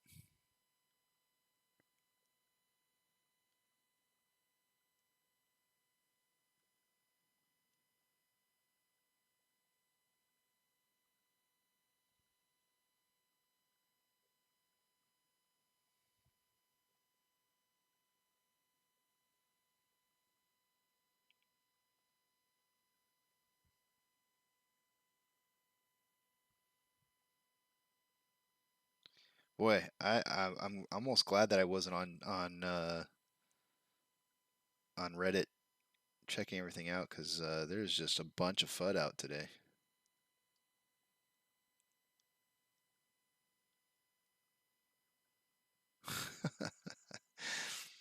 This is by Rainbow Phobe. Says the FUD, the fuckery. Oh, how I missed your intense freak out over monkey holding a stock. Why are you so scared? Why are you buying share voter counts? TikTok. These bitches are shook.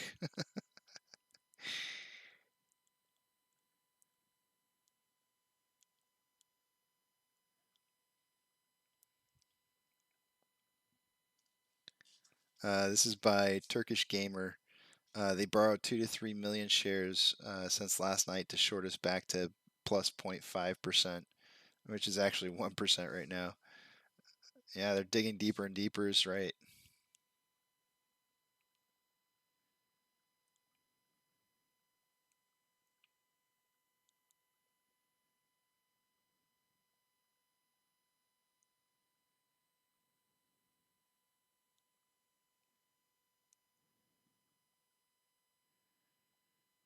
Hmm. Now some people are saying you can't delete your account on Say Technologies. See, I refused to sign up for the account, but I went through the app on my phone through Fidelity. So I didn't actually use the third-party service. I figured that if I was going through the app, that it was probably pretty safe. I mean, I don't see how Fidelity would knowingly put you at risk by going through their app to do something. So I'm looking to see if there's a way to take myself off of this. Just out of curiosity. I don't even think that I don't believe that I've been linked specifically.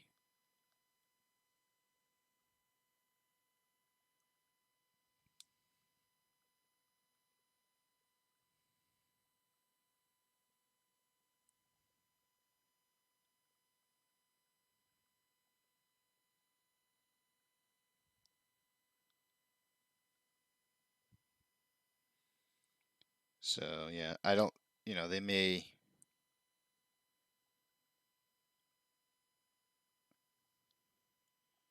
I think there's really not anything to be worried about, honestly. There's nothing they can really do. I've got two-factor authentication set up. There's nothing they can really do. I mean, I still see how it's gonna. It looks like are they saying that they removed Robinhood's question? Like we didn't write down the information or something? There's no way all this just happens like that fast. Did they really remove his question? They did. His question is no longer there. What the heck, man? That's so crazy. Uh, that's a pretty expensive cover up, $140 million. That's just absolutely nuts. They're trying to cover everything up. It looks like. I mean, unless the Timothy B deleted his own, which I don't think he could probably do. It looks like it's permanent.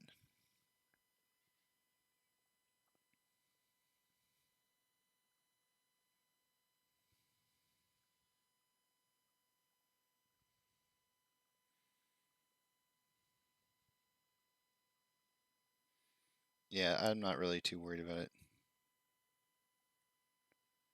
Um, I'm not linked. I'm not linked through it in any kind of way.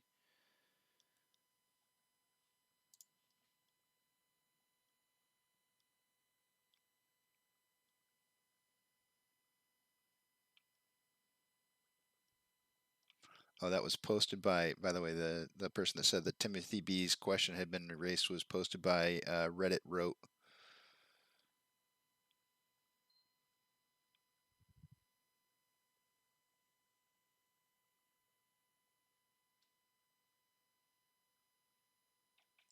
Kringle Kitten is posting something that was reposted by a crazed hobo. But I guess Kringle Kitten's tweeting. He said, "I see people freaking out over headlines with Robinhood purchasing Say Technologies with a $140 million deal. Relax, Say Technologies is a data collector, but they don't store any of it, so they don't own it, and it doesn't act as an agent on investors' behalf to keep data."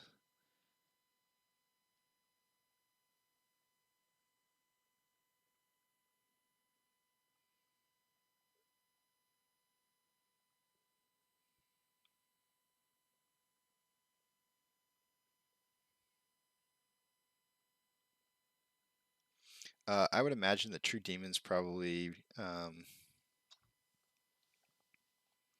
tweeting about this. So let me check my phone real quick here and see if he said anything.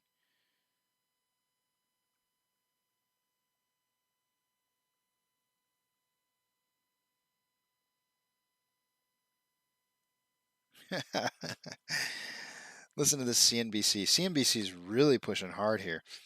AMC posts narrower than expected loss, but CEO warns theater chain isn't out of the woods yet. That's not happened. That's not what happened at all.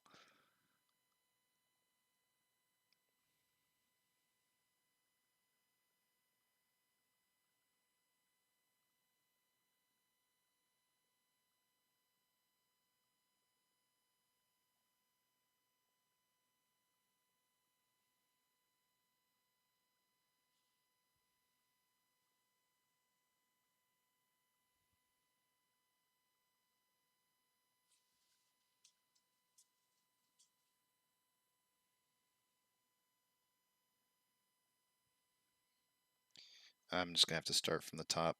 There's just like way too many tweets to go through.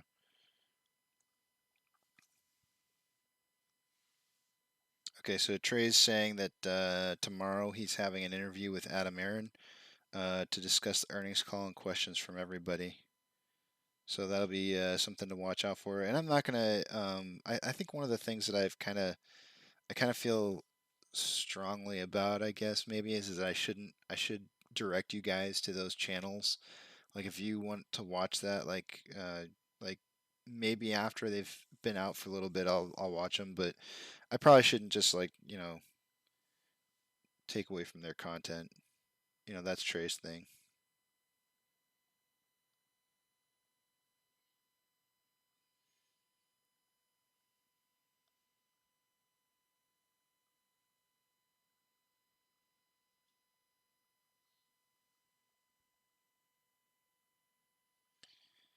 They're saying they're selling crypto. Well, Amazon tanked.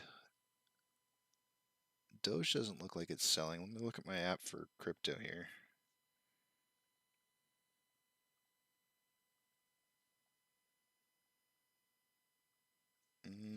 I mean, Bitcoin's down a little bit, but I wouldn't say crypto as a whole. There's some crypto down and some up. And it doesn't really look like it's specifically like one or across the board, which I think we would normally see.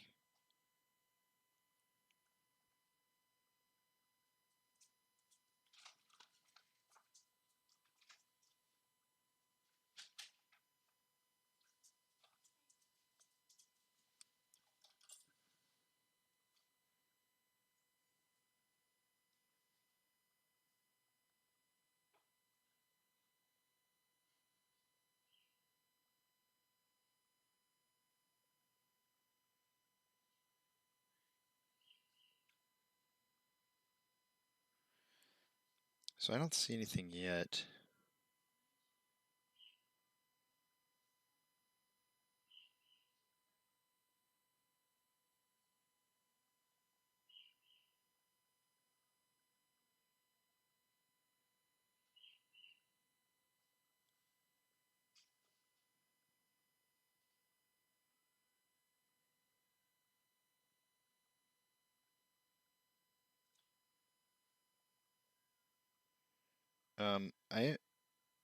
Okay.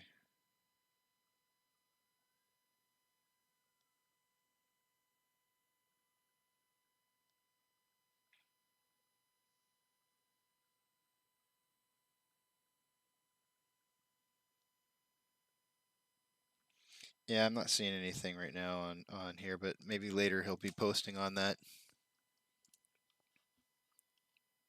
Yeah, earnings report was great. It was awesome. We had a good earnings report.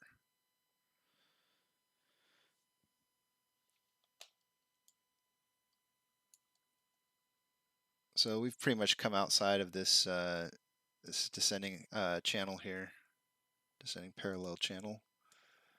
You know, so this is definitely a ladder attack here.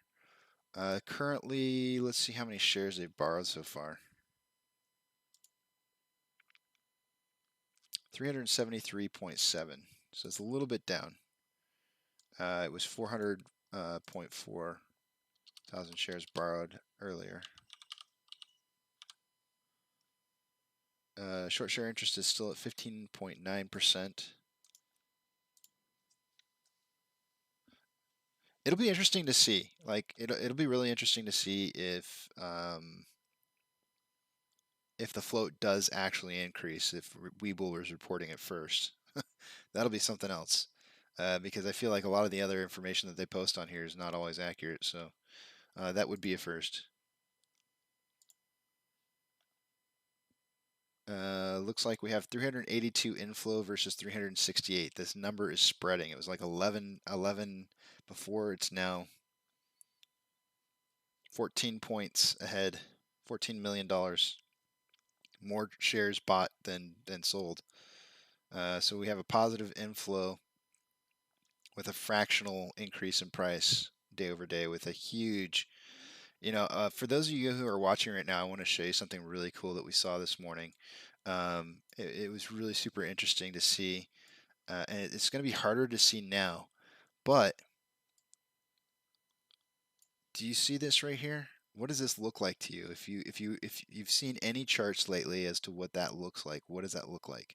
And this is just pre-market this morning, but this looks almost exactly like our parabolic curve that we've been experiencing since June, early June. It's so crazy how similar the two are.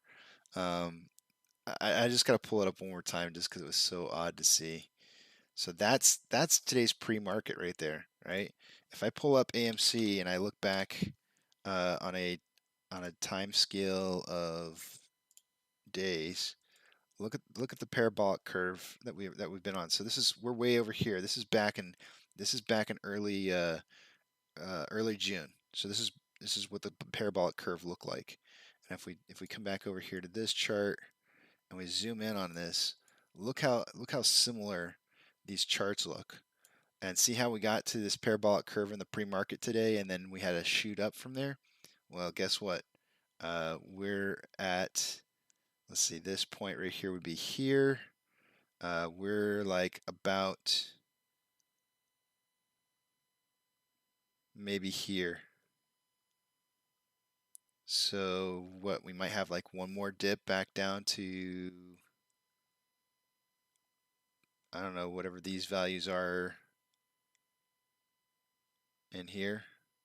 $30. We might have a dip back down to $30 before like just an exponential increase in price, putting us back almost nearly up to where we were before. I mean, this is what a parabolic curve does. This is what it looks like. We had it in the pre-market this morning. It's pretty crazy.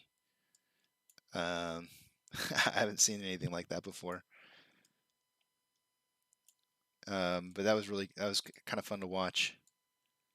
And even with that massive increase in price all the way up to 37.83, they managed to knock us down here. They've got us stepping back down, stair stepping.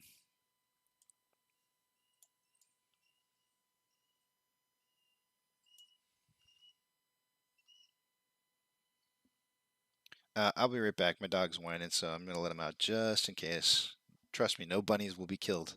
I'll be right back.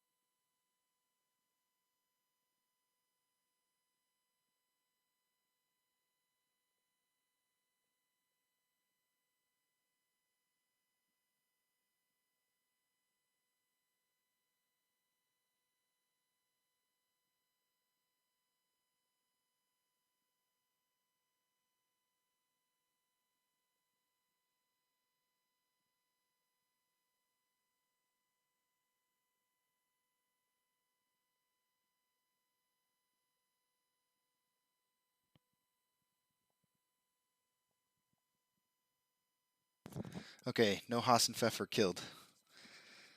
The Haas and Pfeffers are safe. I'm gonna leave them out there for the next 10 minutes. So I got about 10 minutes with you guys before I head on to a break here for about 40 minutes.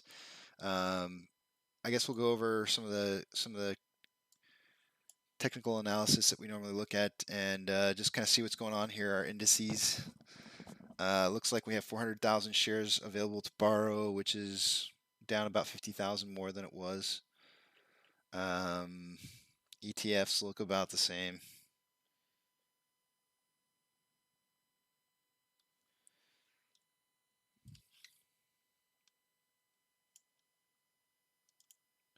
Total amount of shares borrowed 373,000.7. Short share interest 15.9, and options.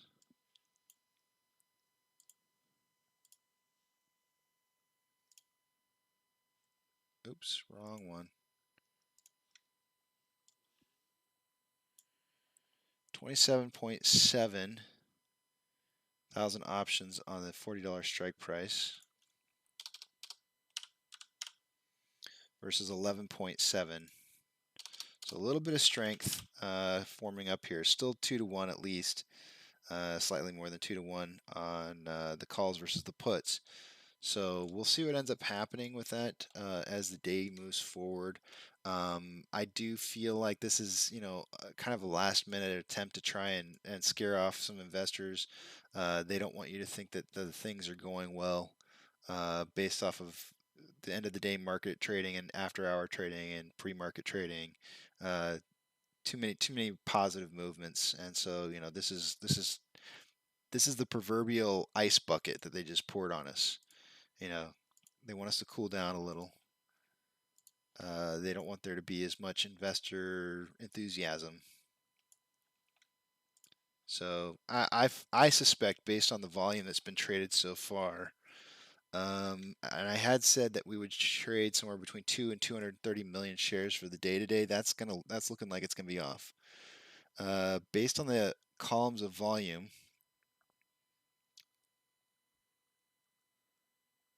I mean, we're still doing really well. It's not terrible. I would say this is still looking like a day that could hit 150 at least. My prediction is probably going to be off. But when they throw an ice bucket on us, what can you do? An ice bucket's an ice bucket. It's gonna put a little bit of a dent in the amount of volume that's happening. So, but we were definitely on pace this morning to hit somewhere between 200 and 300 million shares traded for the day. But yeah, they put the brakes on us a little bit. We'll see if we can't turn this back around. I mean, as an example, like we just had 626 million shares traded. That's way more than enough shares to add. If we average those kind of numbers for the whole day, you're easily looking at 200 million plus shares traded for the day. So this definitely has the ability to continue to break out and continue to move upwards. So don't lose hope or faith in what's going to happen. The rest of the day is still yet to come. There's plenty of time for this to change. I'm not seeing anything that scares me in any kind of way whatsoever. Let's look at on Fidelity. We are still showing up as number one on orders filled by customers. We're still number one here on trending. We're at 58.42. Is that current? That feels like that's kind of old. Let me drag this back to the side here for just a second in case there's any information I don't want to disclose.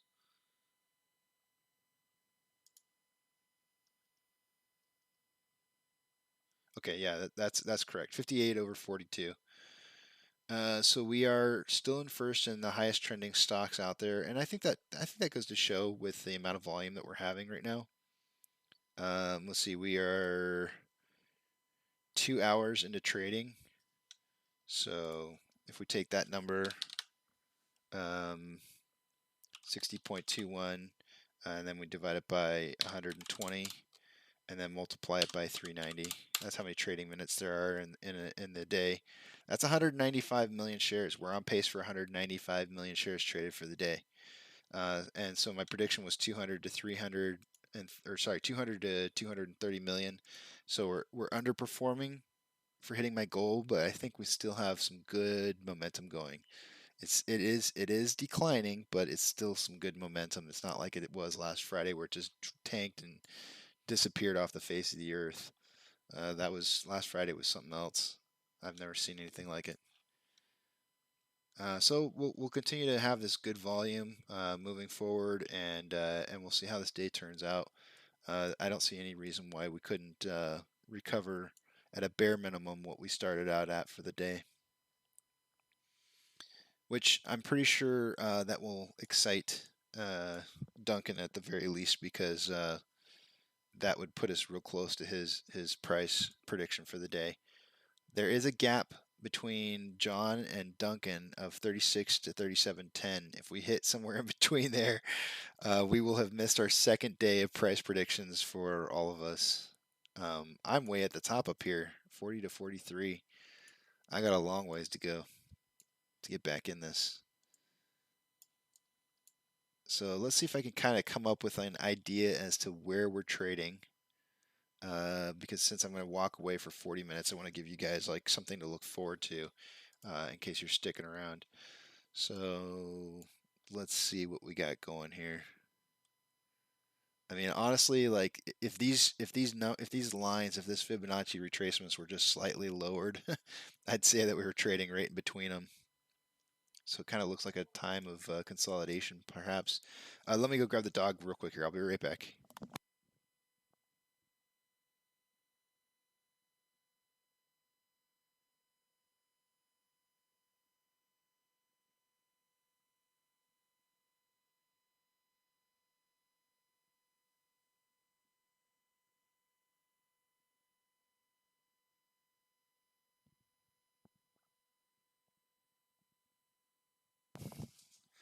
Okay, so let's see what we're looking at here. If I had to guess, what I would love to see. This is just kind of this is drawing out long term. Yeah, I want to get rid of that. Let's do here to here. So what is that? That's 9:30 to 10:15. So 45 minutes.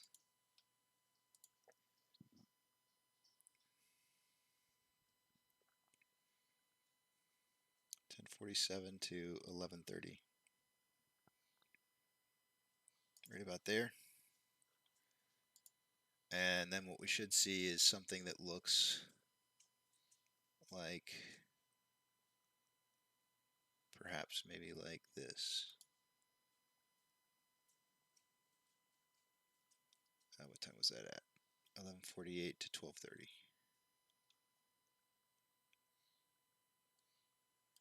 Let's look for something like this, because this could be a shoulder head shoulder. So if the price shoots back up here, kind of does this like formation trading, kind of like in this range in here, for that period you have a shoulder head shoulder pattern, which would indicate a bullish movement going forward for the rest of the day, which means that once 12:30 rolled around, we would see the price take off again. So let's be looking for that. That's a possible formation as to where we're going here. However, we would need to start seeing the price start trending upwards now in order to complete a formation like this. Because typically speaking, the time periods are pretty close to about on. So we'll go with this. We'll see if this is going to happen in form here, because I'm not really seeing any other trend specifically on this scale. Let me head out on a 30-minute interval. Our RSI is 38.33, so it's kind of low. On a 5-minute interval, it's 36.34, so also kind of low. So on a 5-minute interval, we could probably draw a little bit of a descending parallel channel. I think maybe. It's kind of sketchy.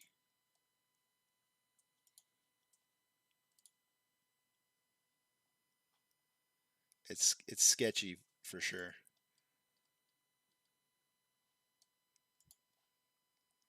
So we'll look at those two indicators.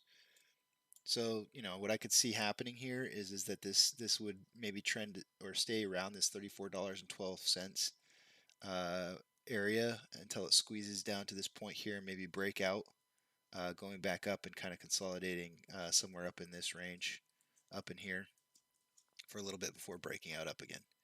So we'll keep this here, and this pretty pictures that we got going on, and see how that takes off. That's what we're hoping for. That would be the best case scenario for us. Otherwise, what could happen is we could continue down this channel here until we meet, like, say for example, these levels of support down here at 32.98 or 32.81, and possibly consolidating down to these points and then breaking out up. So that's what we're going to be watching for. And I will see you guys back in about 40 minutes. Right after I change my notes.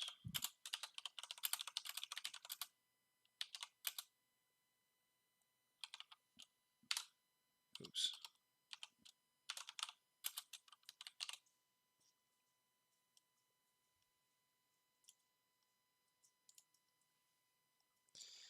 Put my tally marks back up there so you guys can see that. And you know, thanks for being here, guys. It's good to see you all here. In case I haven't said that, I know I've got what seems to be new new subscribers. let me see here. I'll pull up and see if I can see who you are, and before I leave, I'll name you off and just to say thanks. I try to get it in when I see the notifications, although like sometimes they happen in off hours, and so I obviously don't get them. I don't see any notifications of new subscribers right now. But if you are new to the channel and you're watching, I do appreciate you being here, and thanks for joining. I'll be back after I have something to eat and drink. See you guys.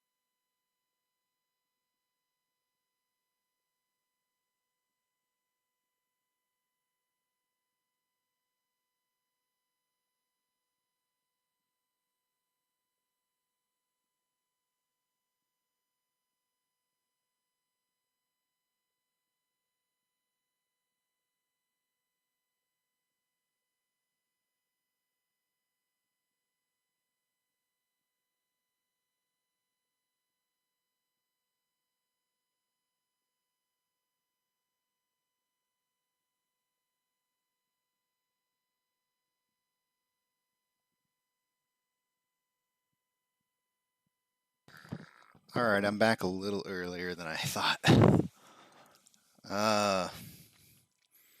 So we did break out of the channel a little bit later than I would have anticipated. This line right here was supposed to represent the top side that we were supposed to be trading in. So I was thinking kind of like in this area in here. So it's not doing exactly like what I had thought. I don't know if it's okay to have a lopsided head and shoulders like this. I believe that it's supposed to be higher, if anything, than the leading shoulder. I guess the trailing shoulder. This would be the leading. The leading shoulder should be, if anything, higher. So we may not be necessarily going into a head and shoulders pattern, but we did break out of the descending parallel channel. We'll continue to watch this and see what happens. It may be possible for this to, if there's, say for example, there's a suppression of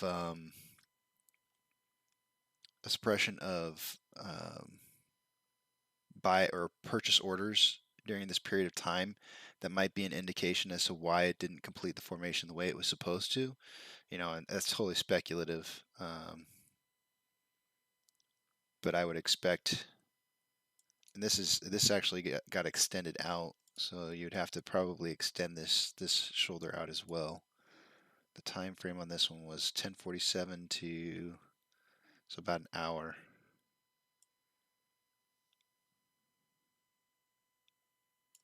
So 11:53 to 12:53. So maybe we'll just kind of trend between this line and this 34.45. If that happens, if we do trend right across this, we could possibly see a breakout going up still. Right now, you probably look at it as more like a pennant formation currently happening.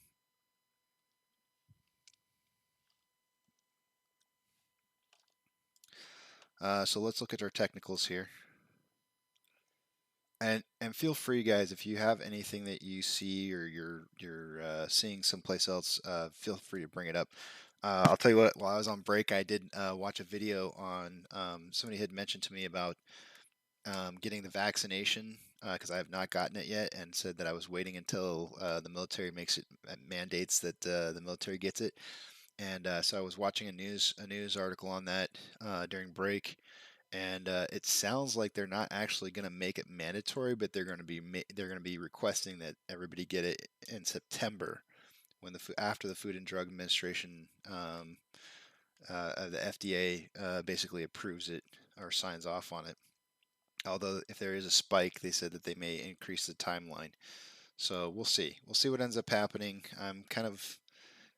I don't understand why the delay. I don't understand why they're kind of dragging their heels on the whole thing. I think that, they should just, either they're going to inoculate everybody or they're not, one or the other. So let's see. 350,000 shares available to borrow. It's been like that for a little bit, kind of teeter-tottering back and forth between 350 and 400. ETFs available is about the same.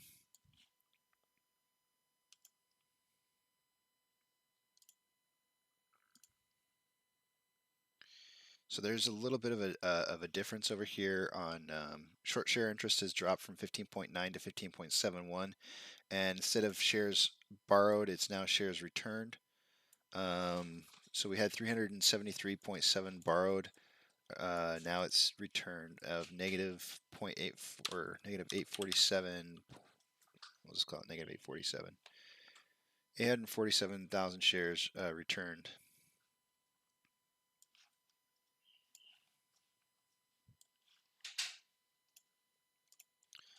On the options chain,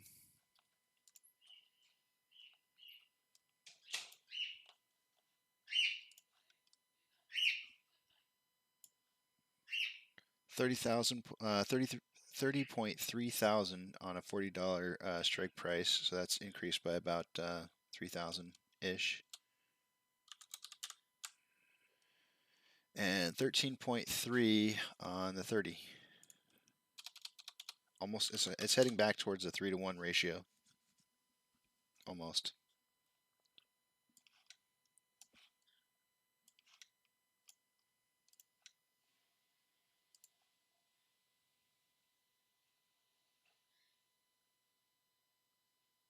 Uh-oh.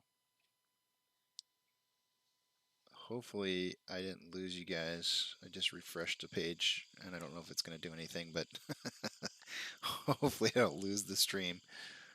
So the price is falling back down. It fell below 34.45, which I would have expected to be kind of a holding point. Now, if you notice the on the bid side of the order book over here, or the buy side, you'll notice every once in a while a single-digit share popping up. There's an 8. I saw a 3 just a second ago. That's short ladder attacking. There's a 5. It's happening slow enough now to where you can see it happening. So they are short ladder attacking the price of the stock right now. Shares traded per minute is still holding pretty strong.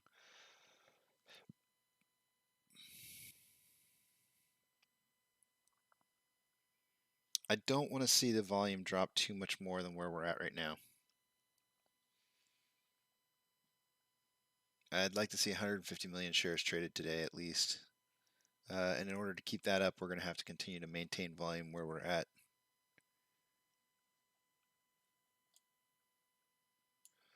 This is a double top. So typically speaking, that, could be indicative of a I consider it the opposite of a George W. It's a capital M. So it could be indicative of a price drop. But it does look like we're getting a little bit of support here.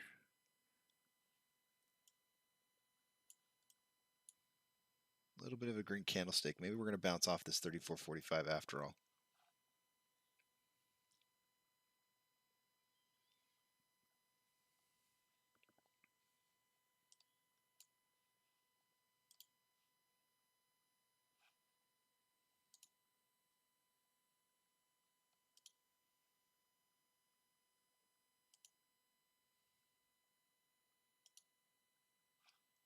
And I'm just checking right now to see if there's any new news articles.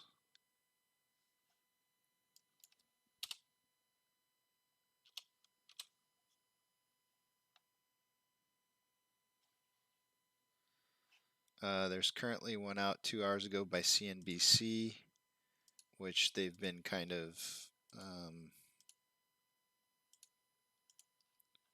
I guess, maybe bad-mouthing AMC most of the morning today. So let's see what they are saying here. It says AMC CEO says theater chain is going on offense with its $2 billion in liquidity.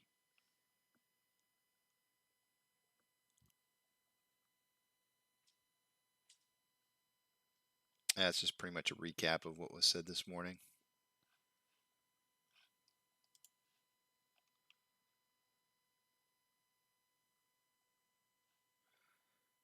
22 minutes ago, The Street published an article saying Jim Cramer calls AMC CEO Adam Aron one of the greatest business people I've ever met.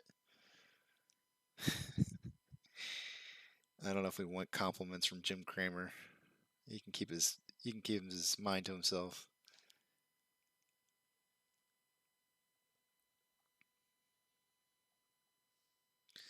Two different articles here about AMC accepting Bitcoin by the end of the year.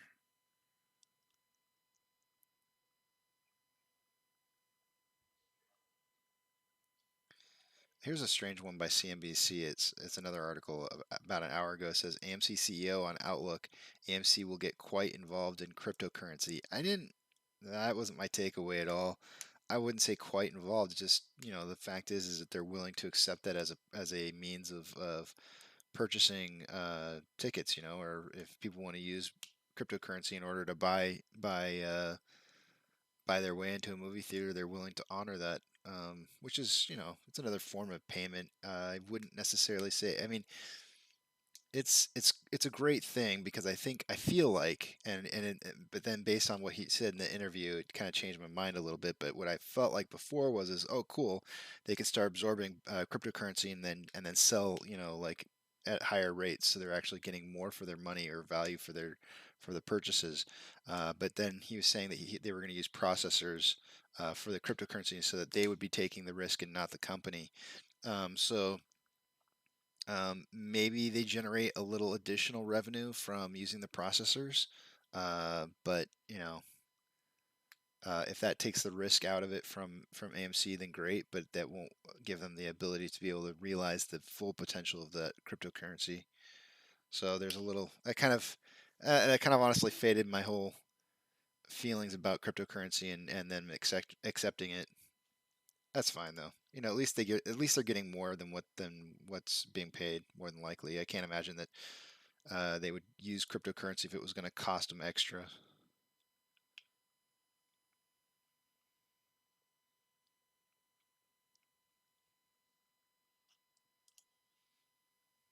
So there's a lot of people posting about the whole um, Robinhood taking over Say Technologies. They're purchasing it for like $140 million. And a lot of people are like, okay, quick, go change your passwords and everything. Changing your passwords will certainly help, but I don't think that there's going to be any harm that's going to be caused by that. Um, for whatever reason, Robinhood wants to purchase the entity. Who knows why?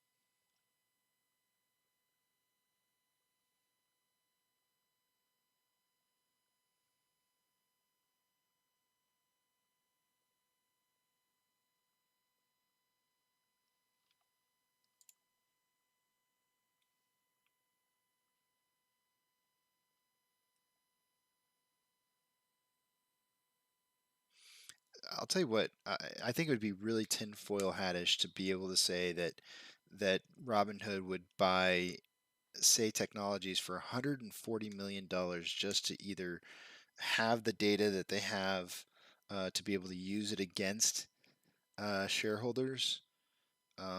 It seems just a little too much money to be spending to, use whatever information they can get out of that company. There's got to be more to it for them.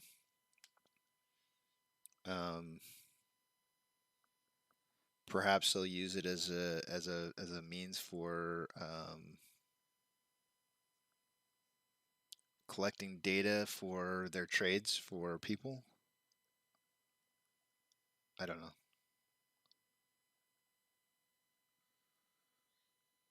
Here's this is Chris Velez 201 from Reddit. He's saying, "I'm done with the stock market after this. I'm going to real estate." Yeah, that is probably not a bad idea. I wouldn't do it right away, but real estate's definitely going to be profitable in the future.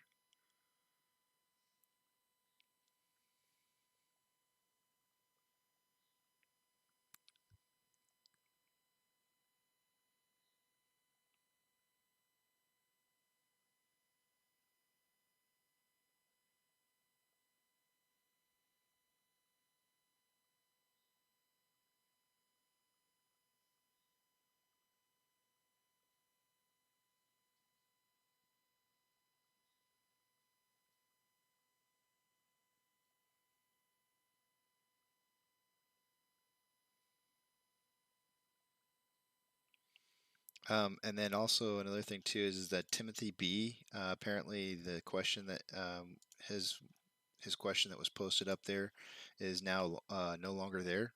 So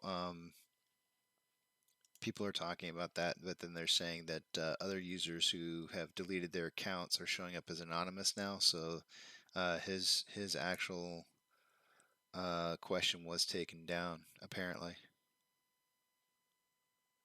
But we got the data that we needed. should be interesting. Actually, the guy that I'm going to interview or possibly interview here in the near future may have contacted me, and I probably should look to see.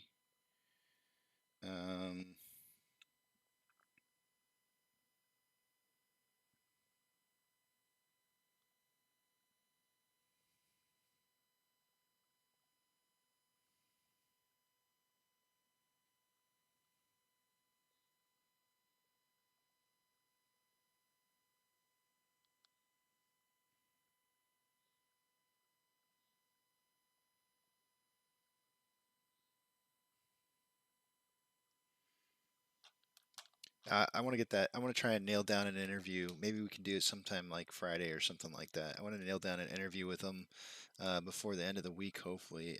That would be my kind of my goal. Fridays seem to be the days that we've done most of. Actually, that's all the days that I've done the interviews. So maybe Friday might work out best for us.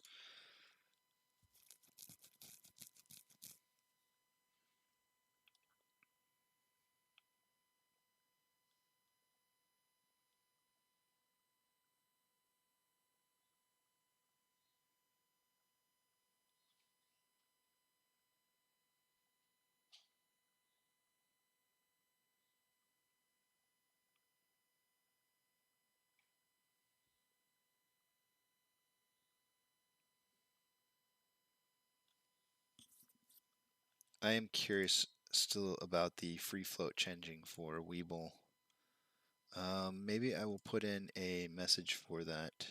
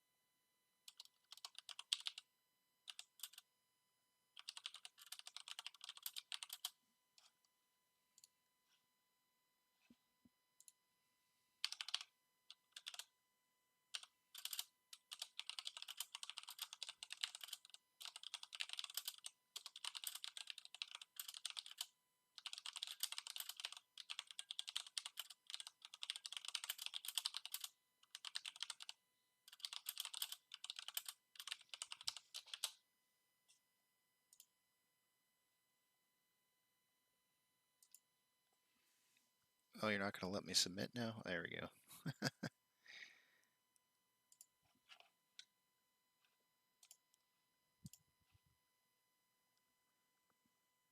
So we'll see where that goes.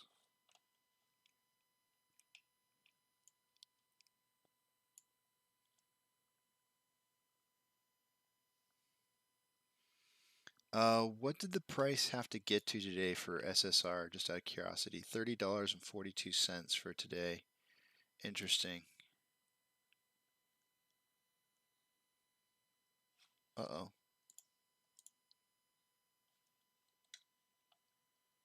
Oh, I just got shut down. Give me a second here, guys. I'm not sure why, but my Weeble just decided to shut down. I would assume that has to do with the fact that I just asked a question. Let me pull back up my Weeble. It just completely crashed on me.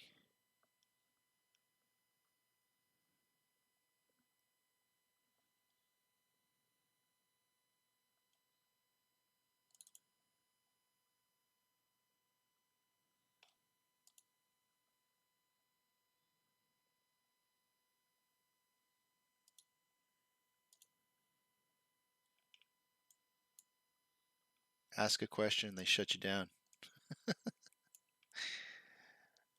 Okay, it's working again now.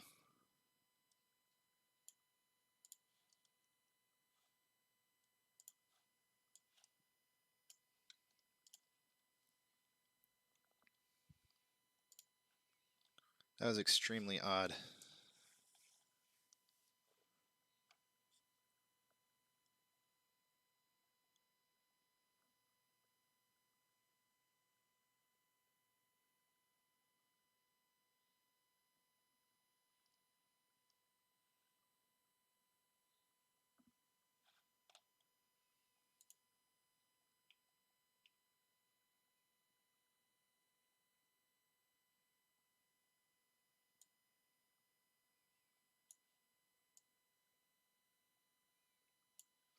Okay, so currently we're trading inside of these the levels here, 3412 level of support and 3445 level of resistance.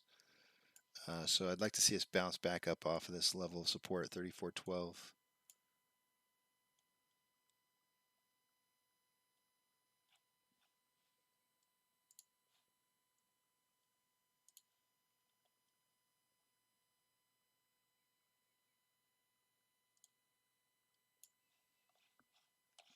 Inflow versus outflow.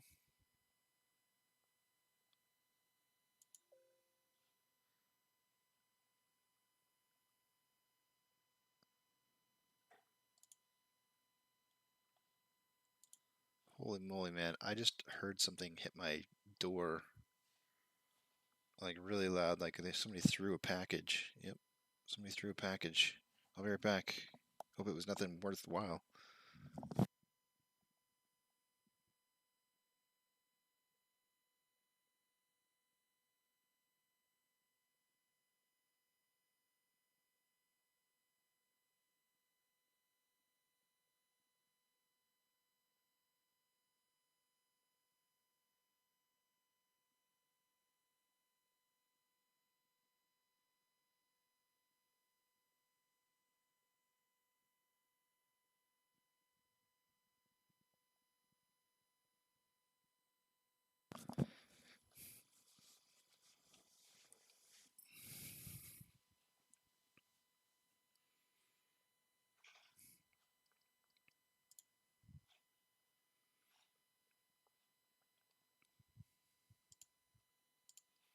They threw that package so hard I could hear it through my headphones.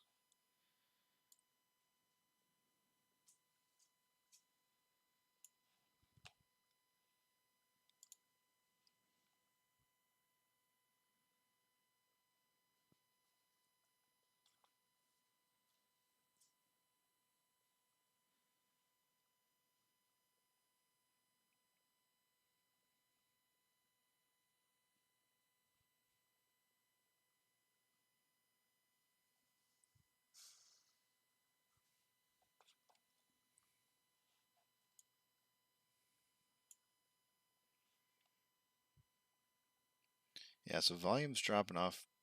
You know, it's getting kind of down there. We definitely want to see a turnaround in volume.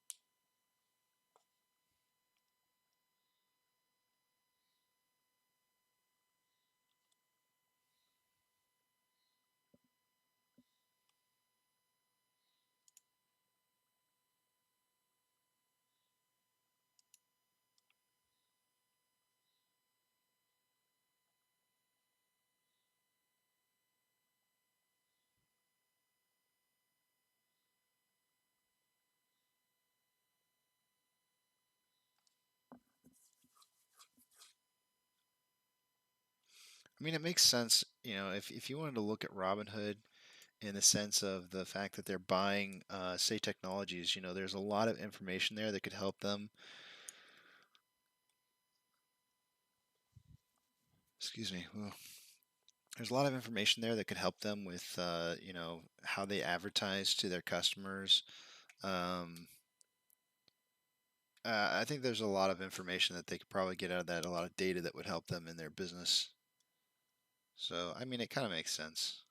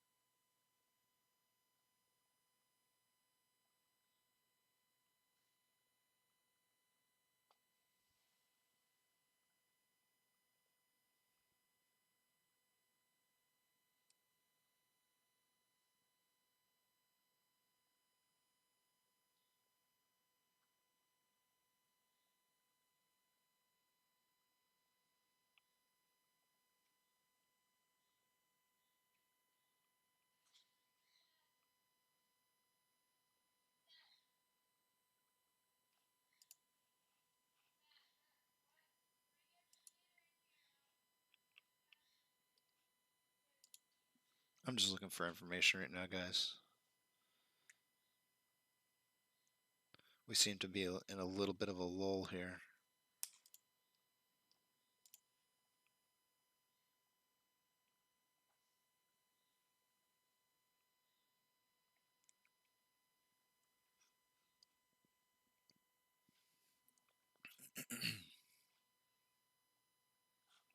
Let's see how the market's doing.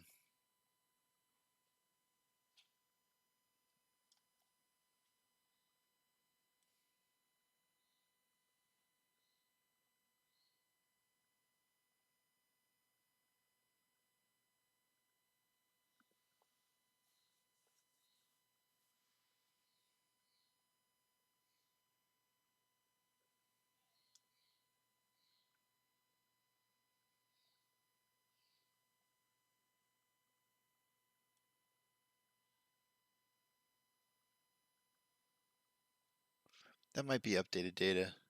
So advancers is 3,419 to decliners 3,130. The Nasdaq is down 0.3%. Dow Jones is up 0.38, and the S&P 500 is up 0.2. Robinhood is down.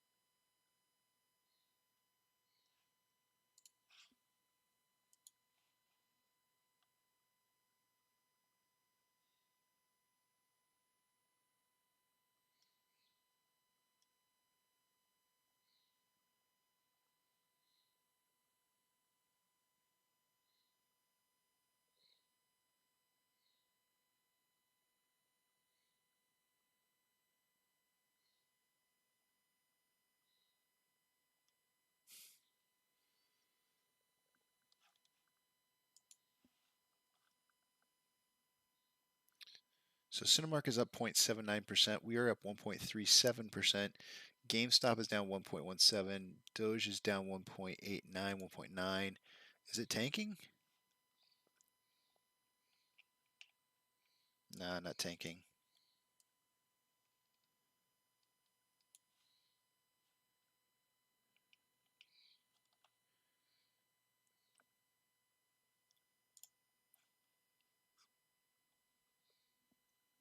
Our inflow is 495 to 488, so we're about a 7-point increase of inflow versus outflow.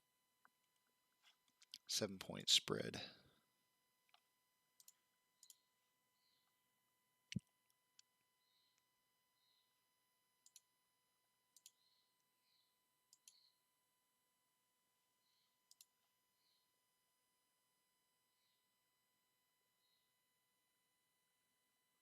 So as it stands, we're about 6 million away shares traded to meet yesterday's total amount of shares traded. So, we're not even quite halfway through the day, which is pretty good, but we are having a huge drop off in volume.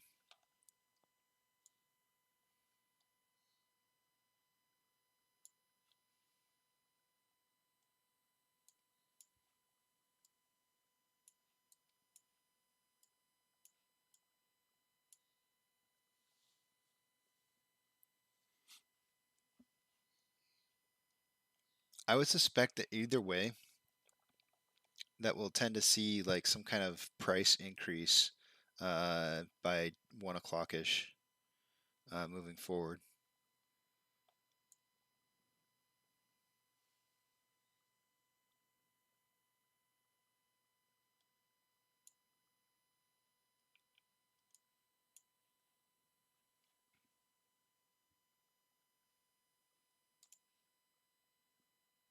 Although I do see a bit of a bearish trend forming right here. If you just look at the $34.12 line right here, I could draw a line from the top moving down. So creating a triangle so that when it squeezes past this, this is indicating a downwards movement.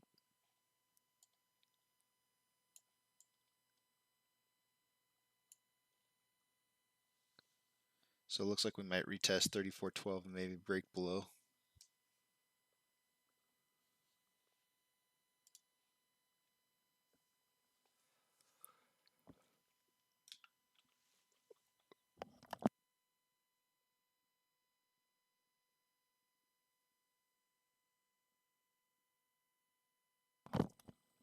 Popping my back, yawning.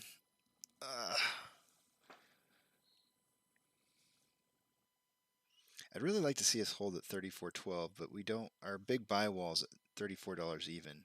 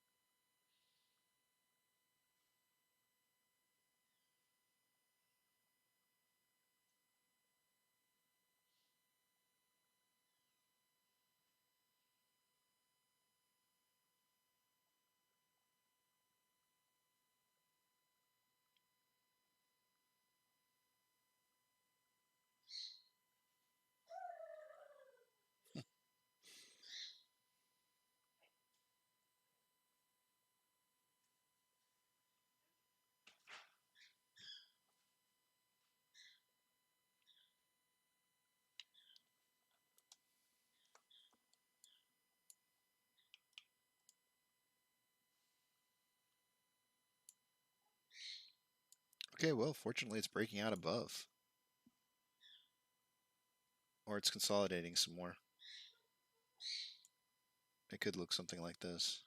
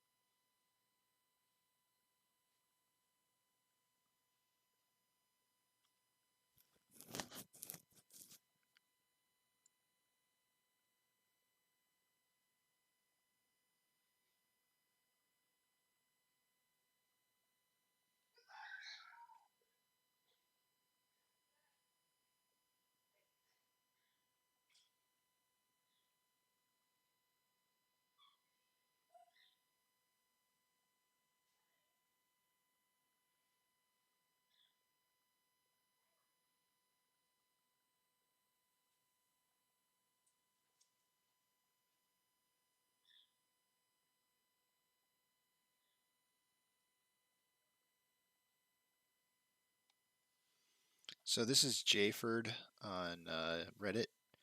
Says, I'd like to hear what Trey asked Adam Aaron about this say purchase of Robinhood ordeal on their call tomorrow. Is Trey accepting questions ahead of time might be a good opportunity to squash the FUD? I don't know. I'm not really too worried about it. Like if you're seriously worried, just change your password to your account and no harm, no foul.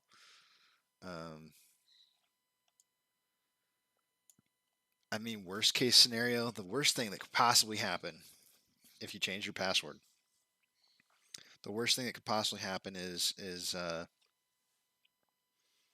DDoS attacks against your accounts, where like they lock you out of your account by putting in a fake password or a wrong password too many times, and you get locked out of your account. I know for mine, I've got two-factor authentication set up for it now. I don't think that without that password, they can't get me locked out. So if as long as I have that password, I don't think anything will happen. And I probably will get notified that somebody's trying to get into it if that's the case too.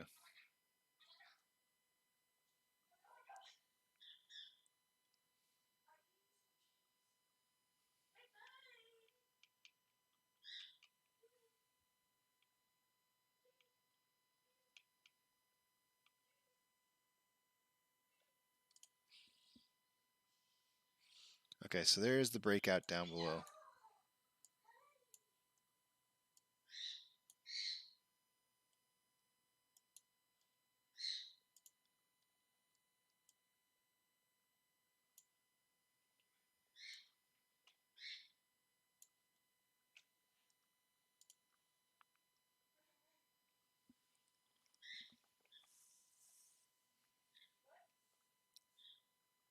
It's funny, the amount of people that I have watching is dependent on how well the stock is doing. If it starts to suck, everybody's kind of like, I'm out. And they just move on to something else. That's the exact example of just kind of walking away from the situation that I've talked about in the past. If it's bothering you too much, just walk away. It'll still be here tomorrow.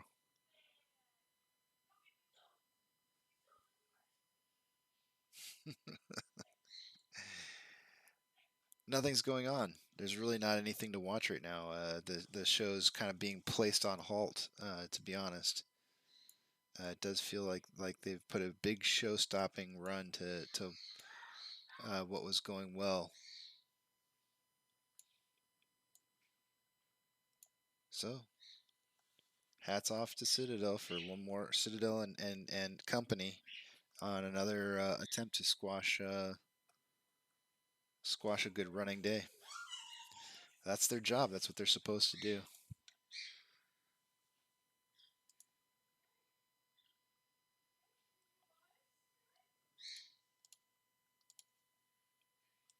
879,000 shares returned. That's up from 847. So a few more shares returned there.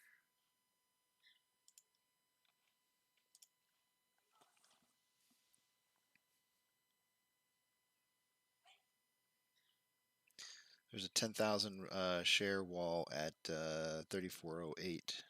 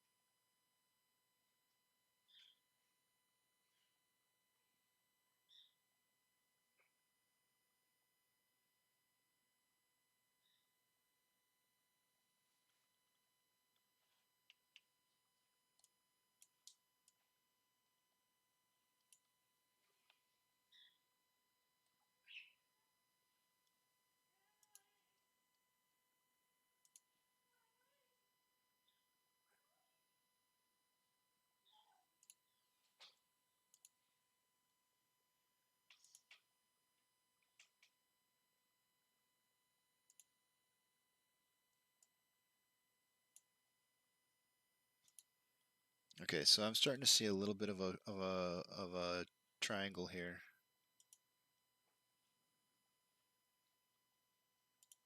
And this would be a bearish triangle.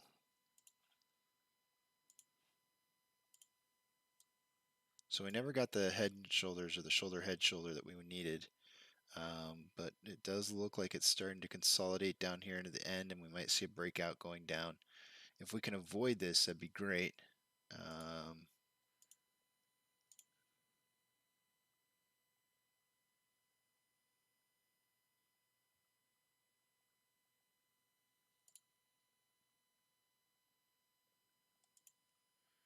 We want to avoid that box. If at all possible, we want to avoid that box, because if we hit that box, there's a good chance that it's going to break out down.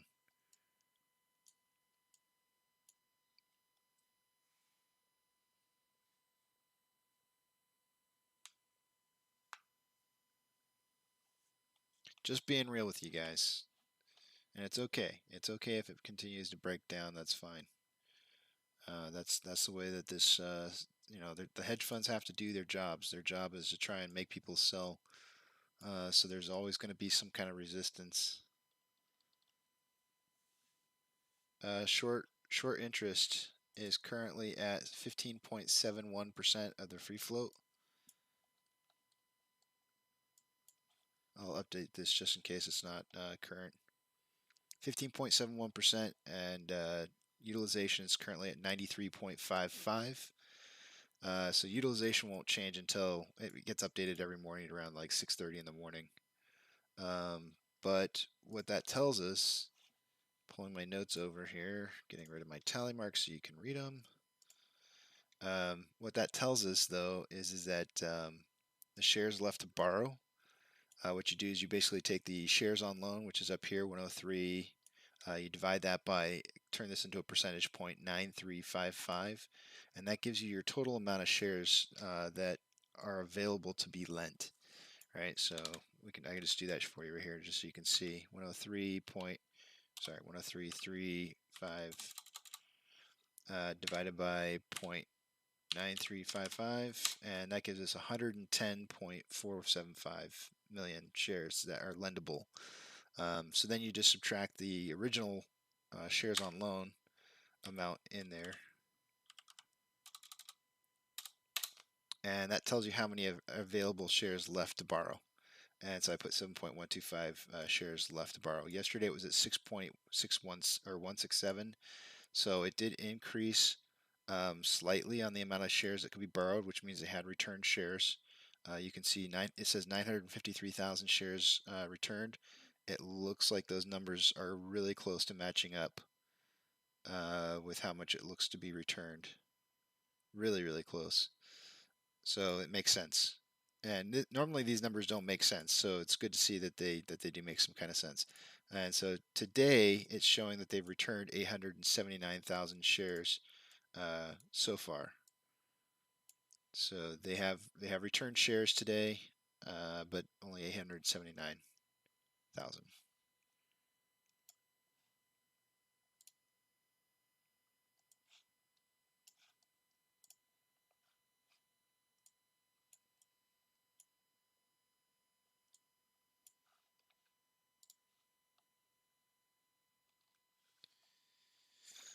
I like to meet some of the new people on the channel who I haven't had a chance to talk to before, Hoagie. So I haven't really had a chance since we're kind of a newish channel.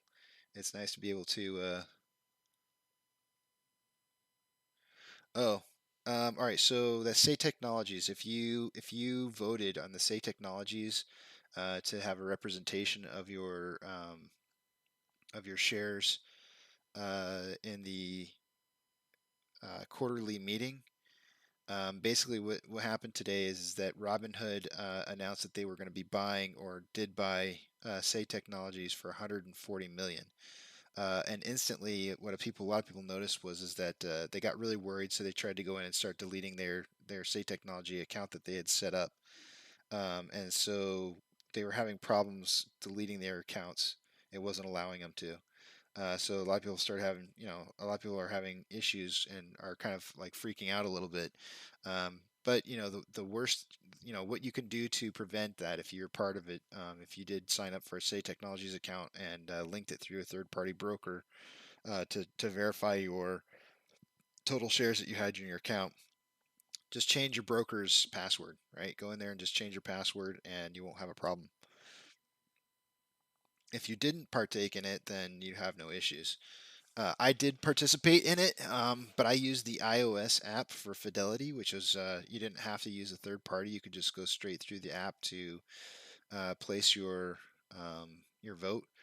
So I never had to create an account. I never had to create like a link through a third party system to verify my shares. I guess Fidelity just verified it for me. So I've never provided my password. I'm not changing anything. I have a two-factor authentication for my Fidelity account. So even if they did have my password and account name, they would have to get the two-factor authentication through my phone number that's linked to the account. So um, I don't know if it's FUD. I think that there's just a lot of people who are like super nervous. I mean, we're talking about like for some people it could be millions of dollars, potential millions of dollars that they could be losing if something were to happen to their account in the case of a MOAS or whatever. And so I think a lot of people are just like freaking out right now, like, oh my gosh, Robinhood is getting a hold of our information and freak out. So and I can understand why. The whole reason that I didn't do this from the get-go was because I was afraid of giving a third party my password to my account. And so when I had the Fidelity uh, option through the iOS app, I felt much better because I didn't have to give out a password or anything like that. So I went ahead and used it. But again, like I said, I'm not too worried about it. But it's good to have you part of the show. You have an IT background too, but I also have the 2FA enabled on both Fidelity and E-Trade. I think we should be fine. Yeah, I don't see. I mean, if you have two-factor authentication set up, like there should be no issues. Like the only way that they could do that is you would be notified. You'd be notified if somebody tried to mess your account. Now, since you have an IT background, um, one thing that I would like to say that I think is a possibility is that the one way thing that they could do if they decided to get real kind of crazy about this is they could do a DDoS attack on your account. Or they could do something like where they lock you out of your account by since they have your account name, they could put your account name in and then do like hit your account with like multiple fake passwords and get your account locked. So those are some flaws that I see in it, but with a two-factor authentication, I think that kind of nullifies it because it'll send out a password or it'll send me a notification should send me a notification that somebody's trying to get into my account. And would probably prevent it from being locked out because they're not putting in the the texted password. So I think the two-factor authentication is probably by far the FUD deleter out of all of it. Hoagie, where are you from? I like to try to get to know some of the people I know. Once this channel gets bigger, I won't be able to do this as much, but for those people who do join early on, I like to try to get to know people. Like, if you don't mind saying, where are you from? What's your story here? And Mark, if I didn't do that with you yet, for you as well, what's going on? Tell me about you guys. We're kind of in a dead period here, and so I'd like to take time to get to know people. One of my moderators asked me if I wanted to continue this channel once the MOAS is over, and I said, not really. My mom asked me. Not my mom's not a moderator, but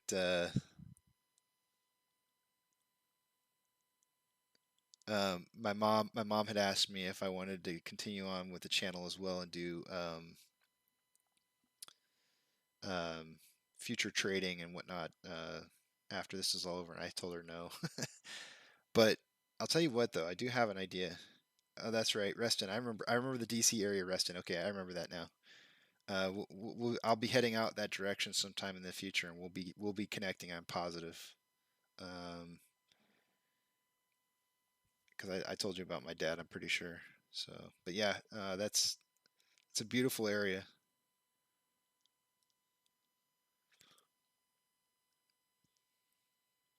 Oh yeah.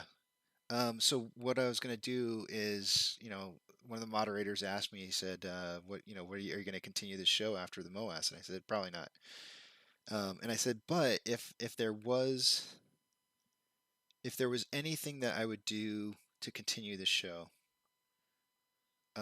one of the ideas that kind of popped into my head was, since I'm going to be taking a trip with my son across the U.S. here towards the end of this month, I thought it would be super, super fun to like meet apes on our trip along the way.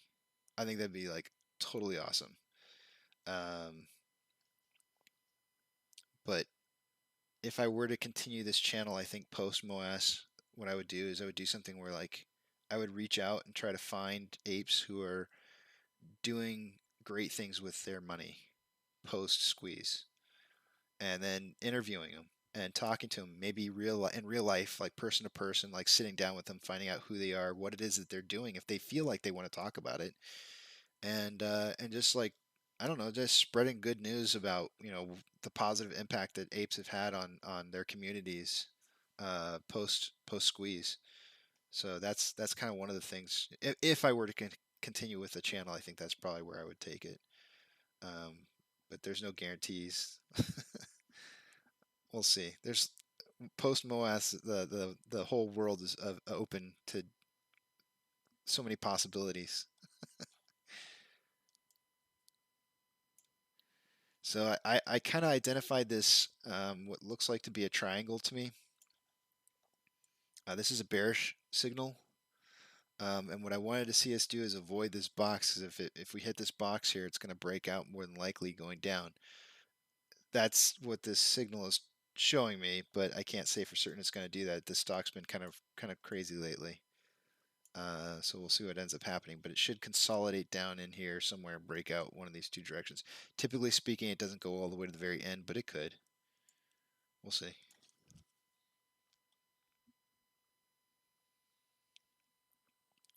We do have a buy wall at $33.90, which is right at that line. The line that I have here is 33.85. So if that level of support gets blown out, you'll know. That's how you'll know that we're heading towards breaking past this. That's 25,852 shares. Of course, this will probably disappear once it gets hit. Sometimes they last, sometimes they don't. Typically speaking, they just don't last.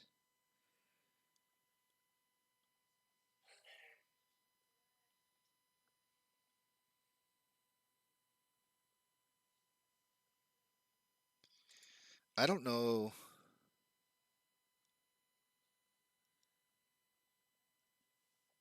I don't know if I'm going to change my user ID. I don't know that it's going to. I mean, with the two-factor authentication, I would think that that would prevent them from being able to lock me out of my account, even with fake passwords. I'm not sure. I'd have to test it to see, which I don't feel like doing right this second. But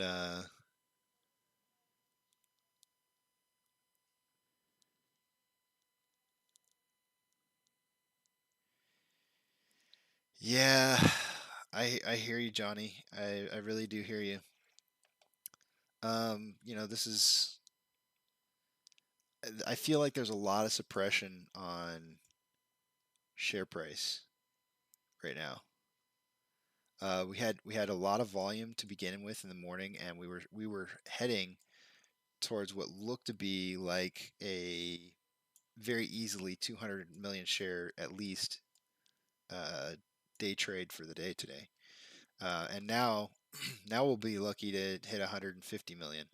So through this price drop, they were able to achieve the volume, knocking the volume down. You can see volume nice and thick up here.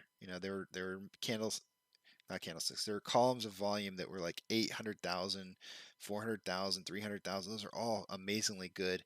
And then once they hit this it's a short ladder attack. You can see it. It drops in price, goes up, drops in price, goes up, drops in price, goes up. Once they hit this short ladder attack and they drop the price all the way down to the, what was it, 33.80, you can see the decline in volume like ever since. Like it's just steady decline. There's a little hump here where we did increase in price right here. But once they knocked off that volume, they were able to achieve keeping the price down. And so we lost our volume. And the title for today, "The Day of Reckoning," is not it. I titled it "The Day of Reckoning" because I really felt like this.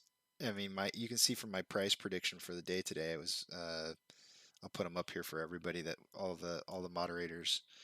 Mine was 40 to 43. I really felt that we might end the day either just below 40 or somewhere in that range in there.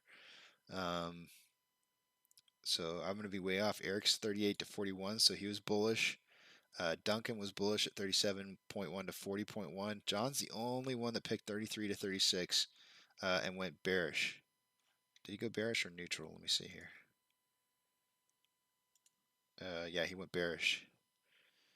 So right now, as it stands, he's looking like he's going to be right, but there is still the last half of the day today, and I do feel like, I do think that there's going to be an opportunity for a reversal in what's happened, some of this that's happened in here. It'll kind of come down to whether or not we can get a good momentum push around like 1 o'clock, maybe 2 o'clock ish. Basically, let me see what time this ends. 13:57. Yeah, somewhere around this time frame in here. If we can't get a good push in here, we probably won't see a push until closer to the end of the day, the power hour. So yeah, it would be really nice to be able to get out of this. Unfortunately, what I'm seeing right now is the opposite of what I was seeing earlier, and I was really hoping to see. It looked like we were forming a shoulder head, and then we were going to pop back up for another shoulder. That didn't come to fruition. Unfortunately, what it does look like right now is we have two different indicators. We have one indicator that shows touch points all the way down. This is a bearish triangle formation, and when it gets down to the end here in this box, I expect it to drop down below the price at the bottom down here. The other bearish indicator is the opposite of what I was seeing earlier, which is a shoulder head shoulder in the direction of come on, draw you dumb software. Now the only problem with this prediction right here with this one is that typically your head and shoulder should be about the same length, and you'll notice this shoulder right here is really wide and the head is really small.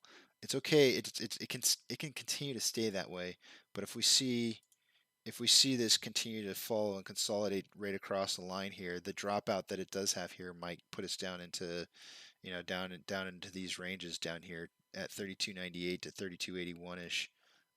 It could hit those levels. I do expect that if we do start to approach, let me plug some numbers in real quick into my Excel spreadsheet, because I think I have the values already listed there, but I will kind of give you an idea. 38.23. Okay, I do have the values in there, so let me put the most current price since then that's the lowest, which is 33.76. So this is where my Excel spreadsheet comes into play. This is what you would call a synthetic price failure if it hits negative 20% from our last high of 38.23 when we hit that today in the pre-market hours. So currently at 33.76, the lowest price that we hit down here, that's an 11.7% drop in price. So a 20% drop in price would be, I'll just kind of plug a number in to see what I get here. Okay, I think that $30.50. Yep, it's really close. $30.50 or 30.75 would be a 30.75 would be a 19.6% drop. That would be enough of a margin to be considered what I call a synthetic price failure. That's the kind of thing that they like to do to try and create paper hands. They raise the price up a substantial amount, then they let it drop 20%, and then they try to get people to fold. Now, after really good earnings reports and quarterly meeting yesterday, I would not put it past them to try and drop the price up to 20% today. At $30.75, however, or really close to that, is the trigger price for SSR, which is $30.42. So, take it for what it's worth. If we got down to $30.50, that would not trigger SSR and would give them that synthetic price failure, at which point you might see some people start to paper hand. And that's when you would see a little bit further than just 20% drop. You might see like 23, 24, 25%. At that point, you would see a total price of, and this might happen tomorrow into tomorrow's hours or after hours, a 25% failure in price from 38 would be $29.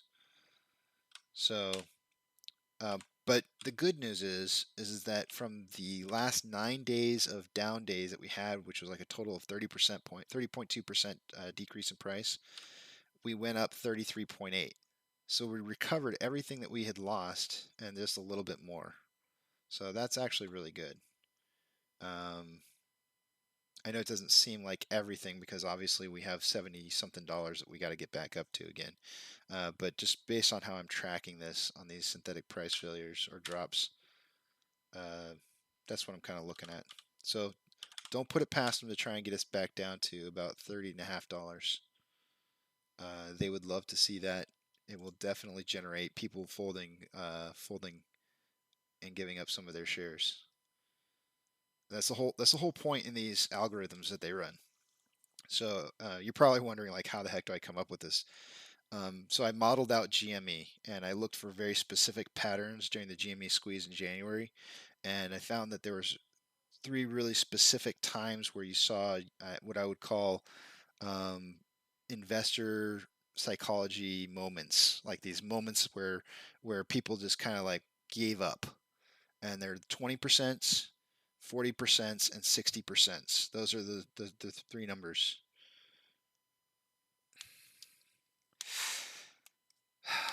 Okay, so failure to delivers. How many do they have to cover? This is a debatable topic because, in my opinion, I don't think that they have anything to cover, and I'll show you why.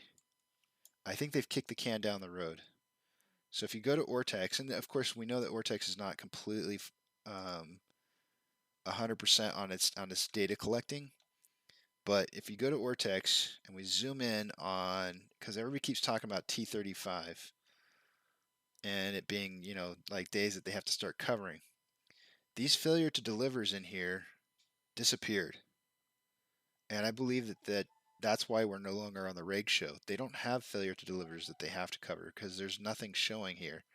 there may be failure to delivers that have accumulated. Of course, this stops reporting on the July 14th, so we haven't had the rest of the next half of the month here. But I doubt that these levels are back to where they were back here, especially when you look at.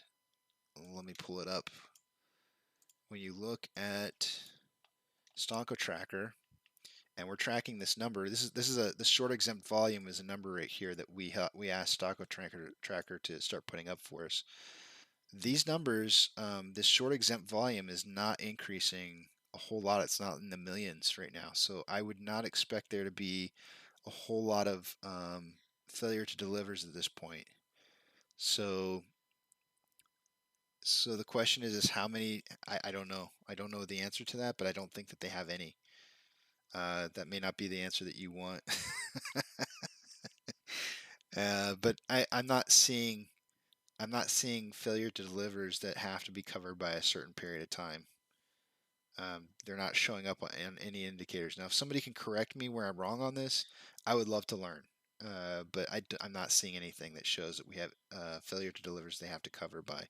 Because I think what a lot of people are suggesting is that these failure to delivers are the ones that they're needing to cover for because they're on a T35 timeline or something like that, and that's where these have started to come to the point to where they have to cover these. But why did they disappear? Because this isn't cumulative, or it is cumulative, but it's not like they don't stack on top of each other. Like going back to that Stonko tracker, they have failure to delivers on here, right here. No, wait, right here. No, that's not it either. Where is it? They used to have failure to delivers. Where are they at? Am I just passing it? Oh, here it is. Failure to delivers. So it shows the closing price, and then it shows the amount over here on the right. This is the amount of failure to delivers. There was recorded 63,000 failure to delivers on 7/14. You don't add these numbers up. That's not my understanding, anyways. So a lot of people seem to think that these are numbers that, this is a multiplier. It just keeps going on top of each other. So like they owed this many, and then the next day they owed this many. So this is it multiplying right here. This is where it stacks up. But now you can see that they covered at this point right here. They covered about 500,000. Then they added on another 100,000, another 100,000. Then they added on more. But then they covered about 400,000. Then they covered another 500,000. Then they gained more. They lost some. But as it stands right now, this is the amount of outstanding failure to delivers that they have, and I don't believe that they are on a cycle right now that has them needing to recover massive amounts of failure to delivers.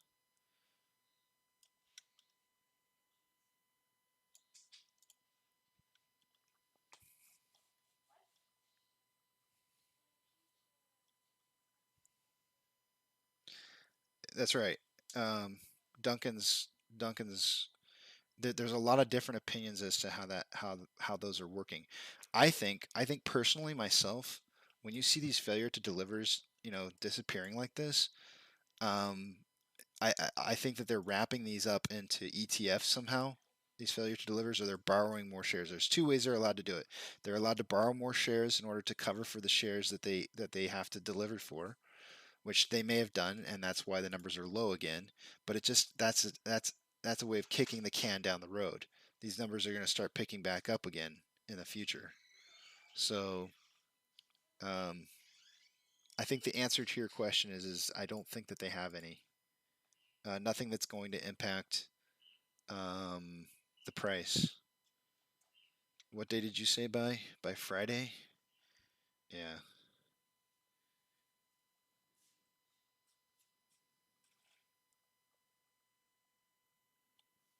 Yeah, that's what I was hearing too. Last week, Friday was supposed to be the day that the failure to delivers was supposed to be kicking in for the T35. When I started looking at the cycles myself, I was coming up with Wednesday this week, which is a weird number, but it was just the 35 that I counted from the last cycle, which was a pain for me to look up. But I just don't.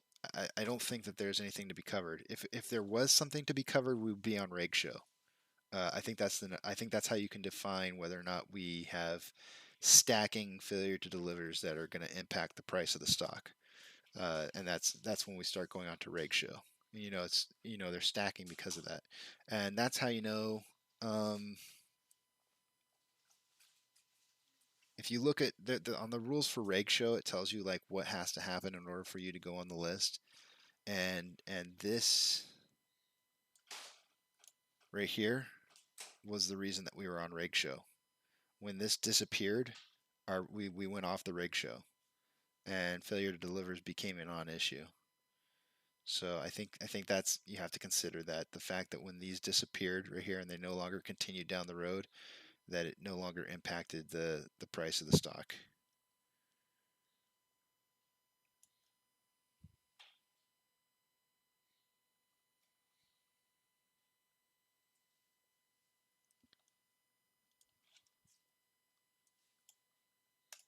Yeah, I think they cover them through borrowing too. Okay, so here's that drop I was talking about inside the box. They're dropping us out inside the box here. And again, this is that head. This is the head shoulder that I was talking about. They'll likely try and drop us. It'll probably make it down to 32.98. I could see it hitting that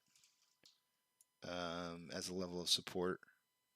Much further than that, it depends on whether or not they short ladder attack on top of this normal indication of a price drop. What I'm really curious about, let me see. Yeah, RSI right now is at 36.91 on a 30-minute interval, which is kind of low. It still has room to move lower, so that 32, what did I say, $33 basically would probably be a good line of support.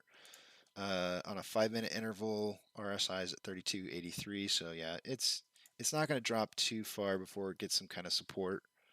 We'll probably start seeing some of the order book level 2 showing up support on the $33 range once it kind of starts heading more that direction.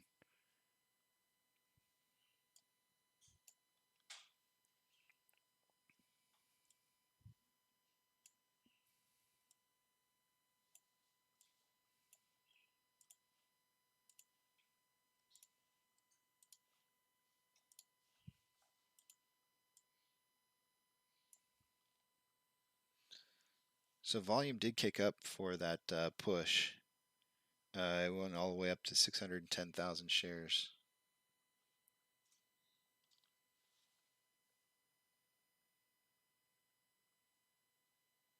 Oh yeah, absolutely, Johnny.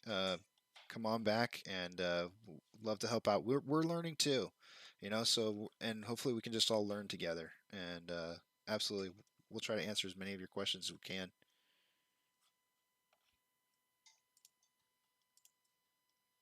Make sure you get toilet paper and paper towels. Oh, and hand sanitizer. There's going to be runs on those here pretty soon again. I just feel it in my gut.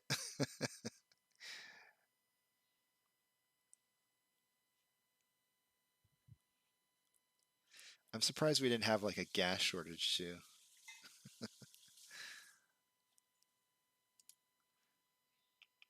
I always feel like whenever we have these like panic attacks of people with shortages, like gasoline seems to be one of them as well.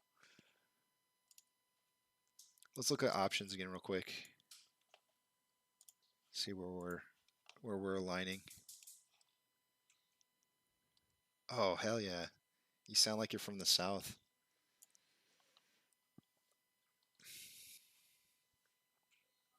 Breakfast tacos. Ah.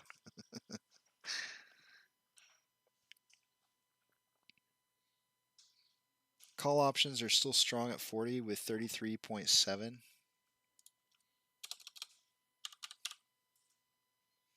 This really, to me, is an indicator that there's going to be a push, if not today, tomorrow. I do see it starting to pile up over here on the $35 range. But the fact that it's still staying so strong over here kind of leads me to believe that there's support at the $40 range.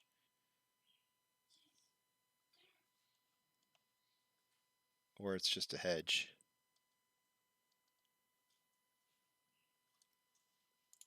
Anyways, puts is 14.9.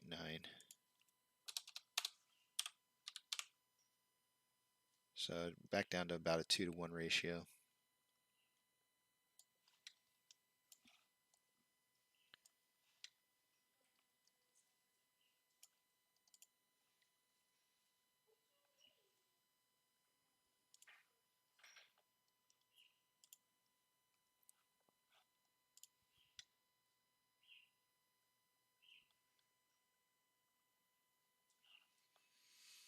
There's buy walls at 33.50, 33.40, a small one, a big one at 33.20, and another big one at 32.98, which is actually that 32.98 is that level of support that I was saying. I could see us hitting 32.98 and kind of bouncing off of. It doesn't look like it's dropping as hard as I would have thought. It doesn't look like they're short. Let me see here. Let me watch. Okay, no. I do see some short ladder attack going on here. What I basically look for is I'm looking for these single digit shares popping up in here, more so at the top than the bottom.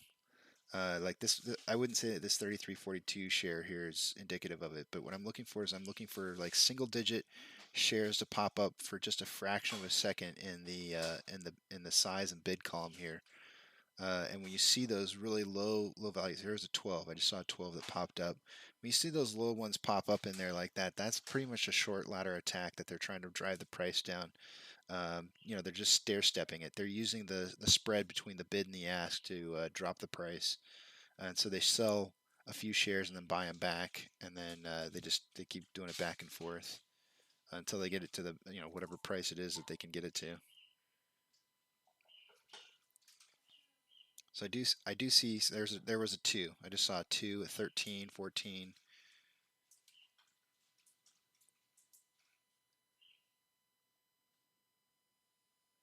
So they are short ladder attacking it right now.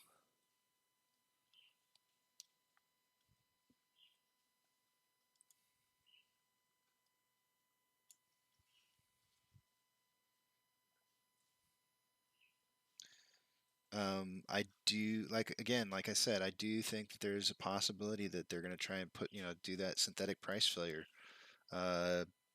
either by sometime between now and the end of today, or maybe going into tomorrow. They might try to hit $30.50. That would be about 20% drop from our last high, and that's where they start to get their people who start selling shares. As to whether or not people actually do is another story.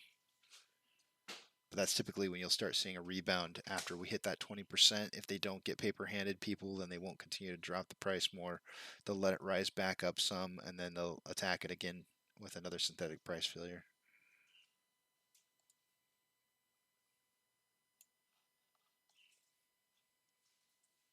It's all psychological. Psychological warfare to attempt to get people to sell. And it works. I mean, just go back and look at GME. It's obvious it works. It works more so once the squeeze has initiated. Once they start having to cover, the price is out of control and they have to start covering for their positions. That's when it works the best, because they can drop the price, they can raise the price up to like $150, and then they'll knock it down 20%, and then next thing you know, just people just start folding left and right, and you'll watch it drop like 40 or 60%. And those are the times where you know that it's worked for them. They've definitely gotten an inflow of people who have sold their shares, and they've been able to recover some. So once we haven't had any. The highest loss that we've had is a 36%, which is darn close to 40, but not quite. Nope, I'm sorry, I take that back. There was a 37.5% from 7.8 to 7.15. the price dropped from 49.79 to 31.10, which was a 37.5% decrease in price. There was definitely people selling shares there. I can guarantee you there were people selling shares at that point. Somewhere along the way.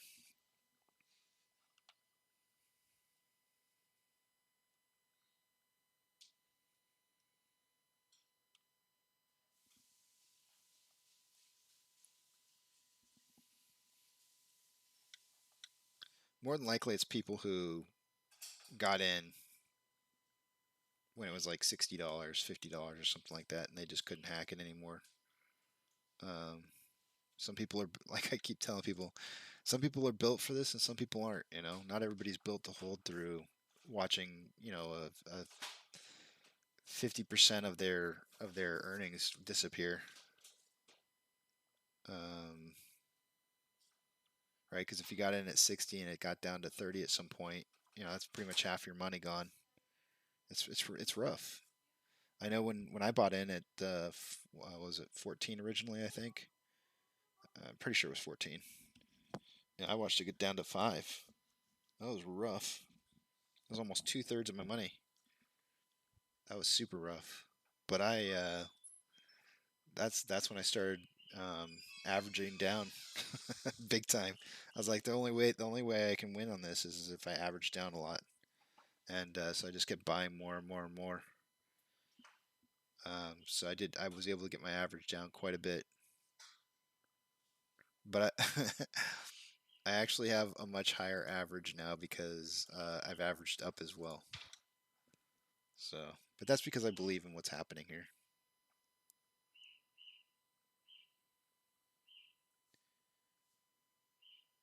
I mean, like, you guys have got to be pumped on the total amount of outstanding shares that are out there. That's got to pump you up.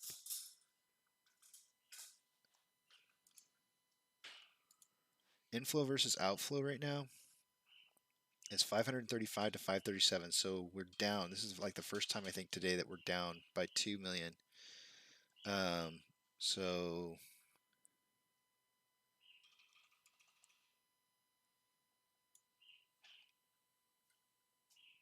it's, you know, to only be down 1.3% with 2 million difference in flow isn't bad. Is the market taking a dump right now? What's going on here? Let me see, because everything seems to be red. What's going on here? 3,522 advancers to 3,064 decliners. You know, so all right, so this is where a lot of people don't like it when they call it buy walls. It's not necessarily a buy wall. It's probably like a bad representation of what it is. It looks like a wall of support is what it looks like, but typically what happens is when it gets up there to the very top, you'll watch it get hit like once or twice. It'll lose like maybe a couple hundred, and then it just disappears. It's like the orders are withdrawn. Now, I think people have differing opinions as to what those are. I think some people believe that those are fake walls to make it look like there's a level of support there, and then when there isn't, it disappears. You know, so like maybe the hedge funds are throwing up like a fake wall, and then as soon as it gets to it, they just throw it away so that it's almost like a false floor. I don't know if I agree with that. I don't know. I guess I haven't been studying stocks enough to know how that kind of attack works. To me, what it looks like, it's like a fake level of support by maybe an institution. But then when it starts getting superly attacked, they're just not willing to actually buy at that price. And so they withdraw their order. Because I guess at that point, you know, they probably figure that if it's going to continue that hard down, if it's going to get attacked that hard, they would rather buy at a lower price. That seems more logical to me of what it could possibly be there. I mean, for example, right now at $33.12, there's a $5,717 order. It's probably not just one order. There might be a couple orders in there. So it's at 56.17 right now, and it's probably going to get up there. You'll see these one share They're short ladder attacking it. You can see these 1 shares pop up in there. So when it gets to it, you might see it get hit for like a second or two, and then it'll disappear more than likely, or it'll tick down. I have a I don't know if you like this. This is scene 3. This is my scene 3 so that you can see it nice and big and in your face. But you can watch that 51.17. Do you see the order up there that popped up? It was like a 1 real fast. That's a short ladder attack. It's indicative of a short ladder attack. A single share that they sell to separate the bid from the ask, which is the spread, to attack the spread so that it's lower. So that 5,600 is now 5,002. I know this is blurry, but it's the best. It's the best I could figure out on how to make this larger. I was working in the process of working of just blowing it up and then sticking it on that right hand side of the page over there, so you can see it. But right now the price is climbing, so that order's off the page. You can't see it right now.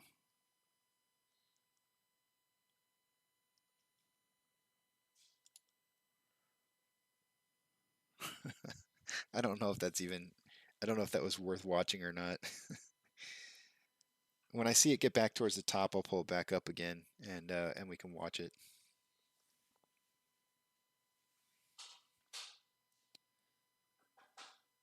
I'll tell you what, like when I first sat down and what month was that? April? I think in April, I had put I put $300 into Webull so that I could get my free 3 months of level 2 order book, because I really wanted to have access to that.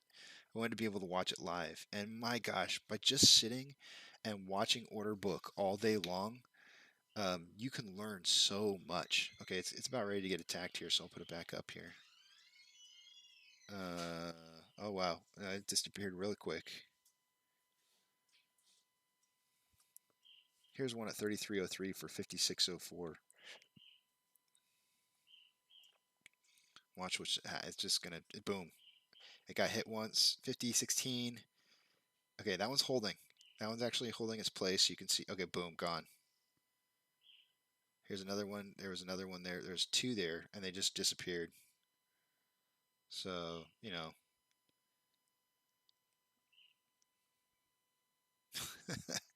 watching the order book level 2 is fascinating. It's absolutely fascinating. When you start to realize the relationships as to what's going on in these trades here, and how it works with the bid and the ask, it's almost like it's an enlightenment of understanding how the stock works, or how trading works, I guess. The sad part is, watch this. Let's go over to Cinemark for just a second, just to show you something. Watch this one. This is like watching paint chips dry. I mean, it's just so slow. This is just so incredibly slow. It's so funny because I kept thinking to myself, like after watching I like to relate things to poker. I play a lot of poker. I used to multi-table like 6 tables at a time, and I could made more money if I could multi-table, and so it was just really super fast. But the problem was it hurt my tournament poker style play because I got so bored because I was just sitting at one table at a tournament, and I'm sitting there watching one table, and it's just like, my God, can we speed this up, please? And so that's what I feel like when I'm watching the level 2 book order for AMC. Like you're seeing this. This is Cinemark right here that you're looking at right now, and it's just like so freaking slow. It's like, are you kidding me? You can see that between the bid and the ask, you can see that the spread is 0 penny. It's like there's no difference between the bid and the ask. So you can actually watch the shares be purchased. That's how slow it is. But then you go back over to AMC, and it's just like boom, boom, boom, boom, boom, boom, boom. It's just happening so fast. Like you just gotta be watching it. But did you see those one? Do you see the 1 values that are popping up here? When you see those 1 single-digit numbers that are popping up over here on the sides, on the size of the orders, you know that's the short ladder attacks. Nobody just places a single share bid.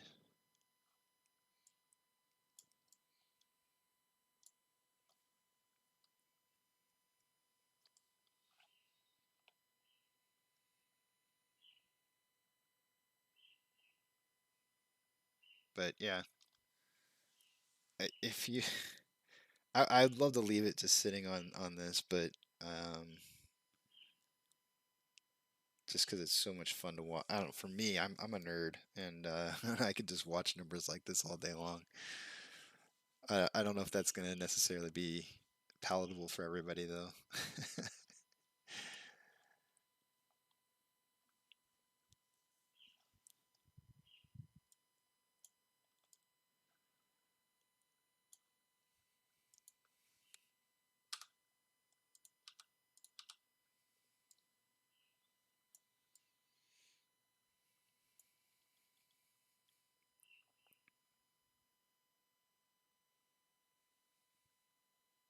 Let's look at our RSI. It's got to be like it's got to be super low right now. Okay, surprisingly, it's not as low as I would have expected. On a 30-minute interval, it's at 33.15. It's getting to be really super low. On a 5-minute interval, it's at 23.41. I mean, that's not really low, but it's pretty low. So I would expect to see like a reversal, and that's why I said I could see some support at 32.98. Surprisingly, we're kind of pushing past that. So the next level of support is going to be 32.81. And these are based off of Fibonacci retracements. What'd you say, Duncan? Sometimes easier to see on the times and sales volume analysis. Time and sales right here. Yes, except for the fact that you'll notice that there's the orders only go through in blockchains of like 100 or more. So you're not going to see those single digits. And so I get what you're saying. For me personally, I don't see it as well on the time and sales. Oops, I don't know if you can see that. So let me pull it up a little bit bigger for you. So this is the time and sales that he's referring to. Right there. So for me, I don't see it quite the same because I don't see the relationship as easily. I don't know if it's something to do with the way my brain works or something, but I'm not really seeing like the fight of the spread as easily. And so when I see the fight of the spread, it kind of seems to make a little bit more sense to me.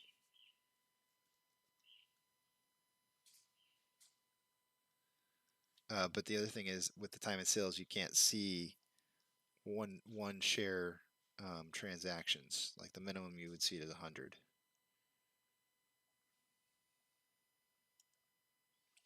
Whereas on the order book, you can see those single shares. You'll see them pop up. There's one right there. 1.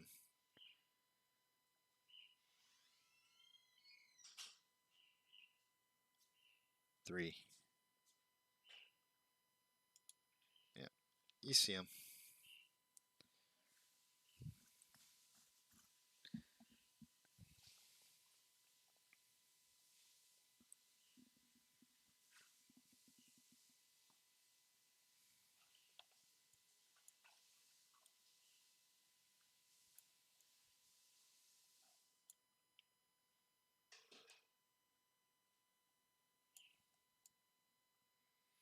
So we did break past 32.81. Looks like $32 even is going to be our next level of support. Oh, nope, we're heading back up again.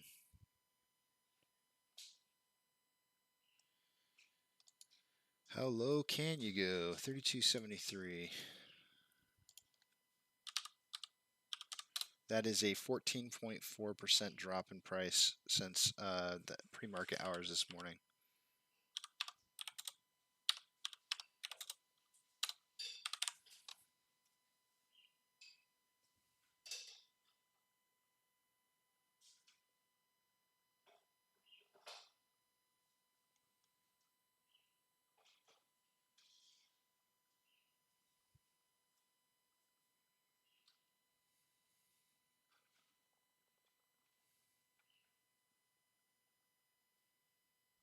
We're getting dang near close to what I would consider a synthetic price failure. Anything above 19.5% puts us in that category, in my opinion. So to hit that, we would need to get to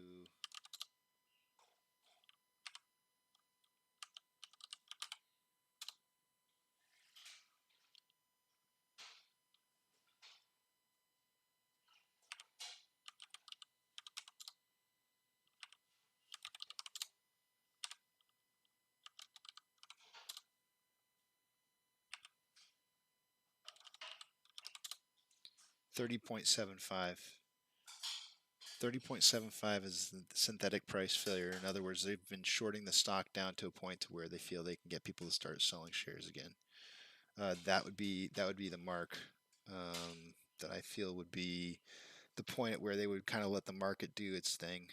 They would stop short attacking, and they would let the paper hands pick up from there. And of course, they're gauging it as they go, right? Like, let's say, for example, that they get to like 15% and paper hands or take care of the other remaining 5%. They base it off of how the stock market's moving. So if they don't have to do the work the entire way, they'll let the market do it, do the dirty work for them. But for the most part, based on what I tend to see, it's that, around that 20% drop. Once it hits there, once it starts to turn around, you know that they're done. They're done trying to manipulate the price in order to get people to sell shares. So this is just a big FU to us, wrapped in a care package, tied with a bow, and this is what they think of our shareholder meeting and our realization that we have, 4+ billion shares outstanding, and that's cool, man. I don't mind a sore loser. I love them at poker tables.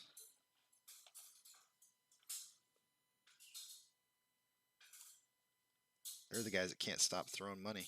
Oh my God, that's actually exactly what this reminds me of. This reminds me of an ATM.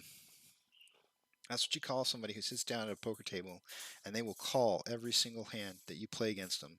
Doesn't matter what they have. They just don't believe you, and they've got enough money to be able to pay you off. And so, anytime you're up against an ATM, all you do is you just wait for your hands to have the good hands. And then you force them to place huge bets. And you just hold. You just sit there and hold. That's all you got to do.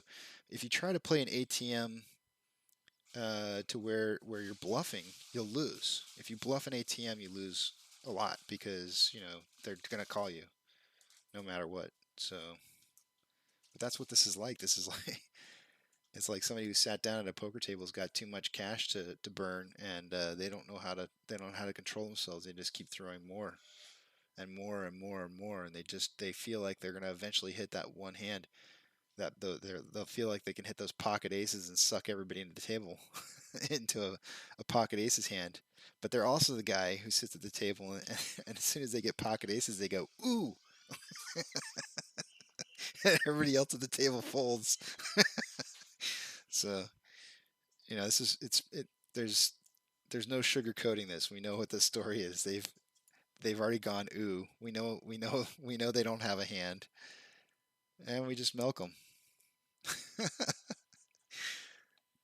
It's easy money. Gosh, I wish the stock market had been like this for me when I was in my early 20s. I wish it had been this simple as just buying and holding. I had so much more money to throw at things when I was younger. Oh man. When you're a dink, dual income, no kids.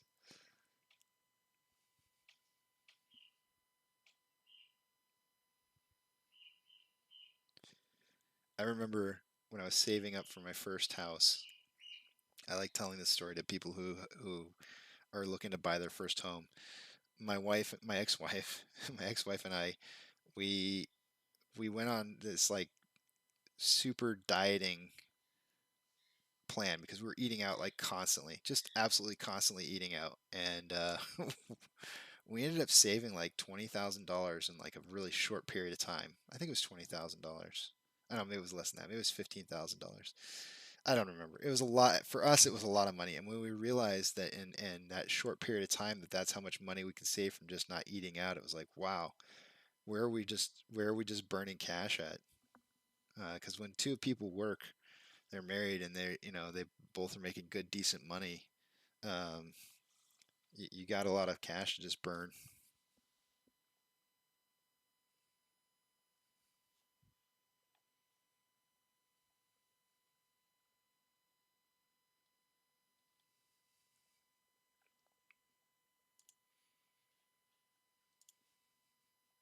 So it looks like we found a little bit of support at 3281. I'm not willing to say that it's a reversal yet because, I mean, most of these short ladder attacks kind of tend to go down and then they hit a spot where they go up a little and then they go down more. They hit a spot where they go up and then down. So it still could, my guess is that it could still potentially go down here. Right now we're testing 3298 as a level of resistance. They do have walls up at 33, 3307, 3308, 9, 10, 11. And in case you want to see those, excuse me, man, I got some heartburn here. If you want to see those, I can put them up there a little bit bigger for you so you can see those walls. But they're there. 3308, 9, 10, 11, 1,000 share walls. So this is an attempt so that they, to me, this would, I would look at this and say, okay, well, they don't want this to go too much higher, and then they're going to continue to try and short the stock. If you see these disappear, if these values start to disappear after breaks say past the 33 mark, then they may have given up on the short ladder attacking. So I don't think that they're done yet.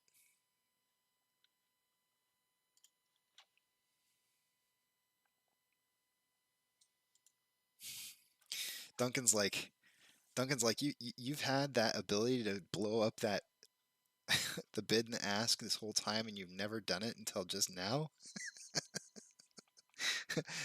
I've had that scene set up for a while now, and I just never use it because what I really wanted to do was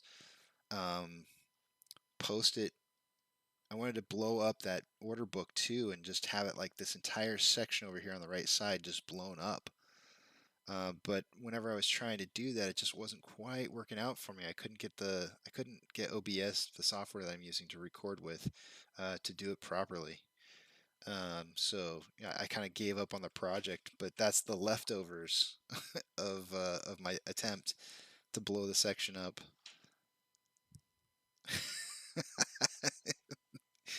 Duncan's like, "You've been holding out on us, you bastard." I've been squinting the whole time. Duncan probably even went out and bought himself the level 2 order book so he could see it, not knowing that I could blow it up. Sorry, man. I should have. I don't think about it much. I mean, I have a couple different scenes here.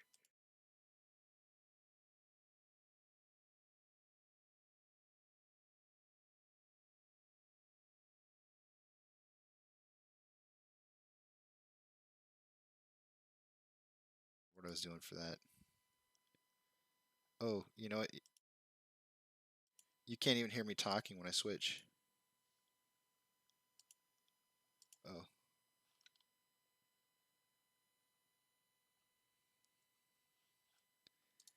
Had to buy a bigger monitor. Oh, geez. I thought for sure everybody had like, massive, we're putting me up on massive TVs. Why wouldn't everybody put me up on a massive TV? I don't know. You're going to get a little bit of feedback there on some of the screens that I was switching through, so I apologize. I didn't realize when I switched between certain scenes, you can't hear me. So I was talking when I switched to the one scene, and then it cuts out. I don't know what I was setting up scene for, but it doesn't have audio. It may have been for an interview. Oh, yeah. Darn. I'm hoping to get a message back. I really want to talk to. I really want to get the interview set up with this next gentleman that I'd like to interview, but I think he's got to. I think he's got to find out whether if he can have the interview or not.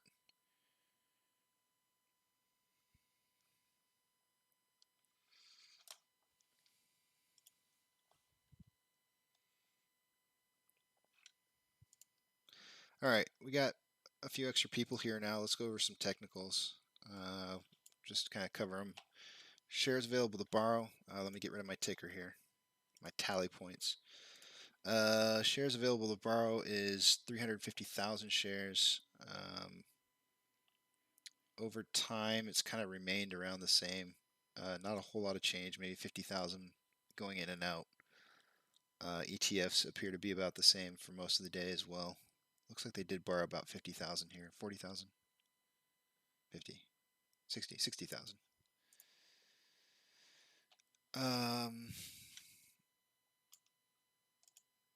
Ortex is showing 15.72% short share interest with a negative 773,000 shares borrowed so far. So that is actually more shares. So they did borrow some shares because it was 879,000 borrowed earlier. So we'll go ahead and change that up.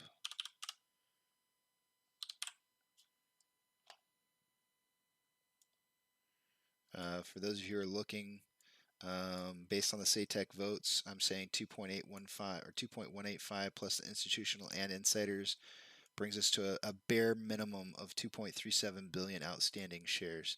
I really believe it's 4 or higher, but at a bare minimum, it's 2.37. Shares left to borrow today is 7.125. That's based on utilization. Yesterday it was 6.167, so they did have some shares that were returned. It said 953,000 shares were returned yesterday. That looks like it's about right. So if this is correct for tomorrow, then we'll see this number go up and utilization will go down for tomorrow. Boo. However, I think that there really needs to be a big push on making sure that people are checking into their brokers, making sure that they are not having their shares lent out. And so I've been trying to stress to everybody that try to find at least one person that you know who has this stock, and then reach out to that person and have them find out if they have to call the broker or whatever, but help them go through the process of making sure their shares aren't available for lending. Because if we reduce the amount of shares that are available for lending, then we increase utilization. And the more that we increase utilization, the harder it is for them to borrow shares, and it makes it more difficult for them to continue to short the stock the way that they do. So that's, take it for what it's worth. There's currently 103.35 million shares on loan as it stands. Looking at options again, real fast. I don't think it was too long ago that I did it.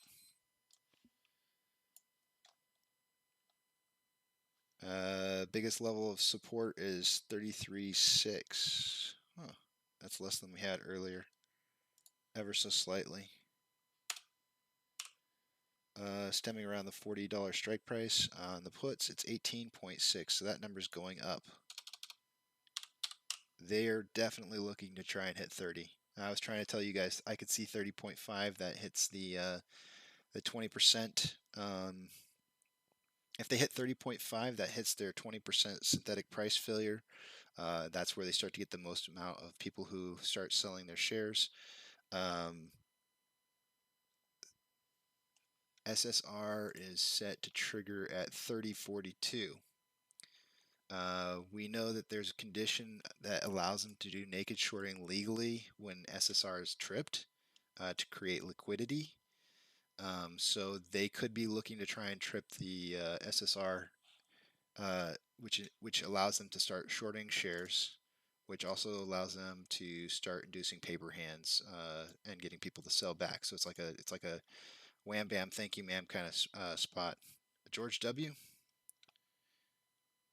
George Bush, did I I have not heard back from George Bush yet. He did not get back to me.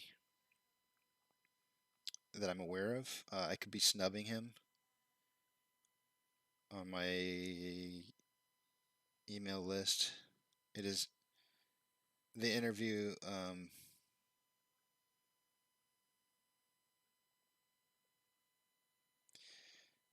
The interview. I can't. I don't want to discuss who it is. George Bush. No, it's not George Bush. I really wish it was George Bush. I still am hopeful. Maybe if the channel grows really big and we get a lot of people, maybe we can get him to come on and talk. That would be amazing.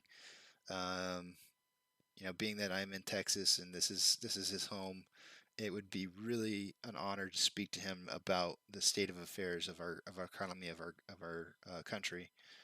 I would love to hear from him. But this speaker is not George Bush. I wish. That was a reach out. It was a long shot, and we'll see where that goes.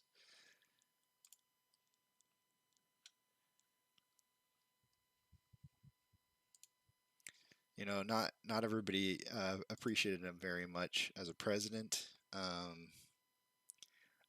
I thought he was funny. The guy made me laugh, and I think one of the things that I really appreciate the most, presidents after they're no longer presidents, you seem to appreciate them more.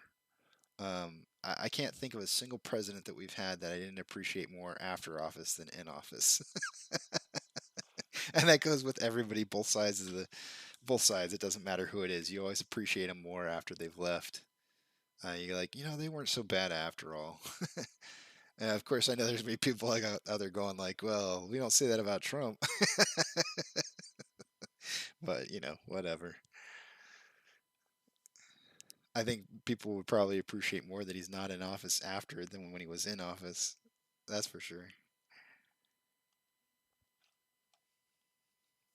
Our inflow versus outflow, it is starting to creep up on the outflow, 598 to 584. So it is definitely turning around for the negative side here. 14-point spread.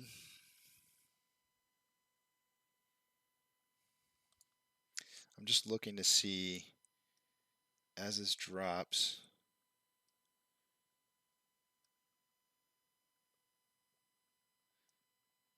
$30.68 looks like a good level of support. I can't see it hitting 29.74. I just can't. Not today.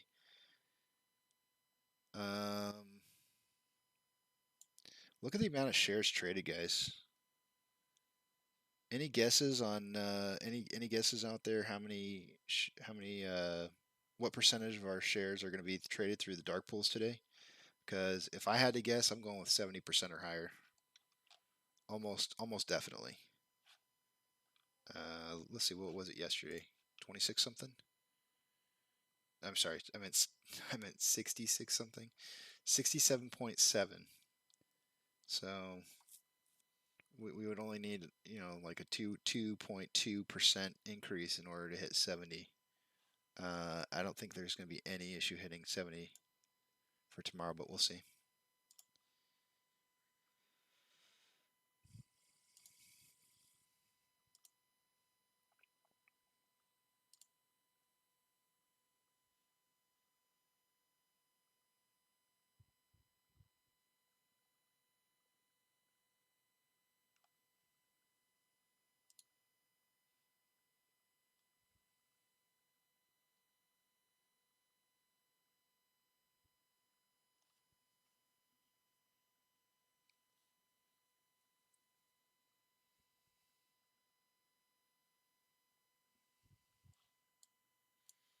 Yeah, so this is very indicative of a short ladder attack here. And you can see it. You can see it in the order flow. I think people like that order flow.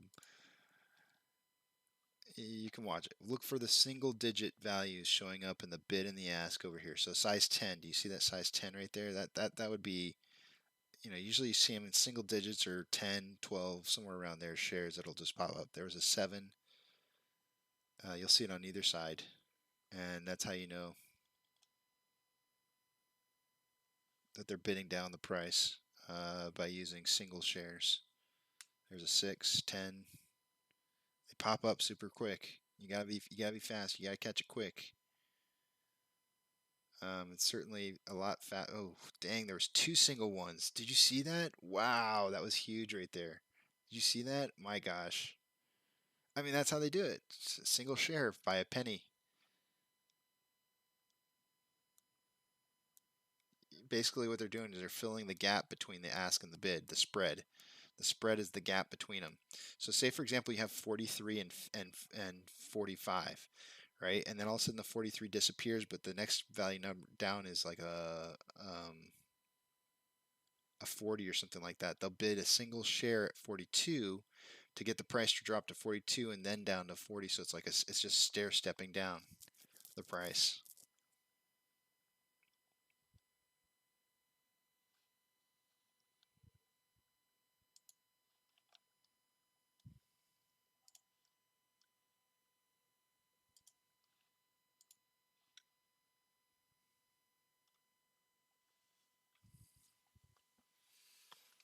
I'll tell you what, Duncan, I think I really enjoy interviewing people. I really do. Like that's probably like one of my most favorite things about all of this. I do love crunching the numbers. The numbers is probably a really close tie. But I do enjoy interviewing people and talking to them and just getting to know them and understanding their points of view and where they're from and all that kind of stuff. And I'm gonna definitely try to work harder to get more and more people on here to interview and talk to. Um, call it story time.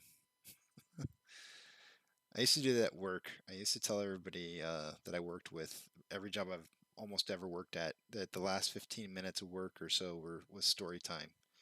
And I always found it fun to just get to know somebody, for like 15 minutes, hear a story, something crazy that's happened in their lifetime.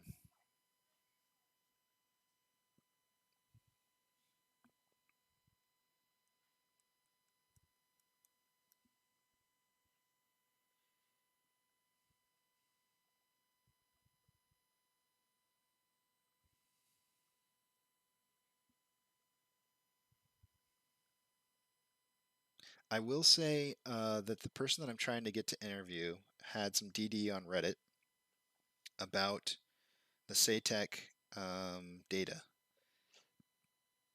So I will go that far to say that much. So if you've been watching Reddit and you've seen postings about estimations on how many outstanding shares there are based off the SATEC data, one of those people has been talking with me in regards to doing an interview. So we'll see what ends up happening. And typically speaking, I try to find like somebody that I think has sound data. I'll try to pick them and I'll ask them if they want to do an interview. Like True Demon, when he had his interview, as soon as I saw his work, I was like, that guy is onto something, and he's taken it like 10 steps further than I did. And I just had to talk to him. I was like, I got to talk to this guy because he's spot on what he found. he he made my simple little chart look like a kindergartner's chart.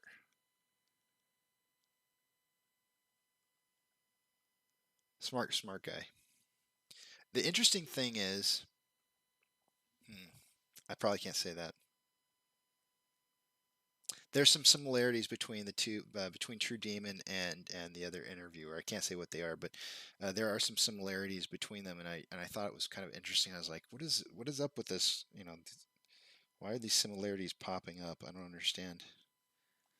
I have always maintained when I first joined Reddit that the amount of people that were just absolutely brilliant, like smart people, were on Reddit as a social media. And it's not even social media; it's just a platform for people to talk. I guess I don't know. Maybe it is social media, but that's why I left Facebook. I was like, I never felt like I could fit in to Reddit as like, but I love hearing smart people talk and like just the quick witted sense of humor, and I instantly fell in love with Reddit and the just smartness of people there. And so that's where I'm picking people up from. I'm finding people on Reddit that have really good information.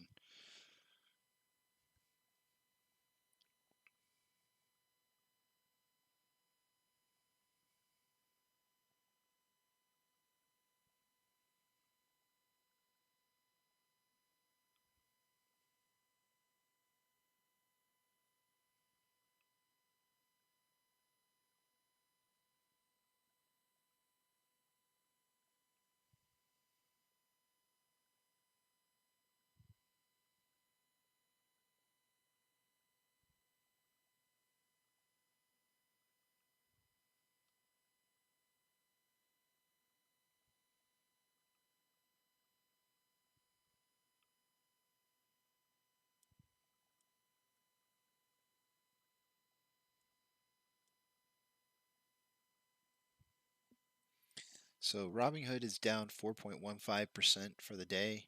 Amazon is down 0.77% for the day, and I keep a track of Amazon simply because it's the heartbeat of the American buying power. I guess the heartbeat of America when it comes to consumer buying. So I think it's just kind of a good stock in general to be watching. I think if the market starts to crash, we're going to see it there first. Of course, when we had I haven't even talked about this. The drop in gold price. I'm gonna have to go back over here to see what Duncan has to say about that. Did you happen to see that, Duncan? Did you see the drop in the price of gold in America? I was really perplexed by that. I would think that if the economy is going to crash, that what you would tend to see is the price of gold go up, not down. Now, I've heard some theories about it, and what some people might be saying is that there's going to be a push for cryptocurrency to be like an American or U.S. cryptocurrency that's controlled by our government that's put into place.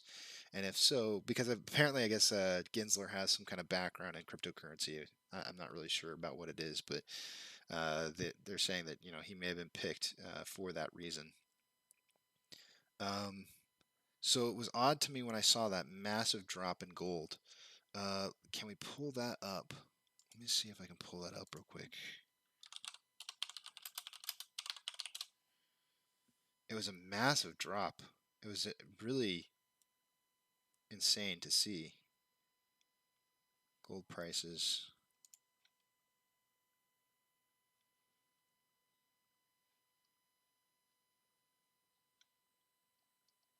So I'll just pull this up on here. This is Monex. Oh, are you kidding me? No.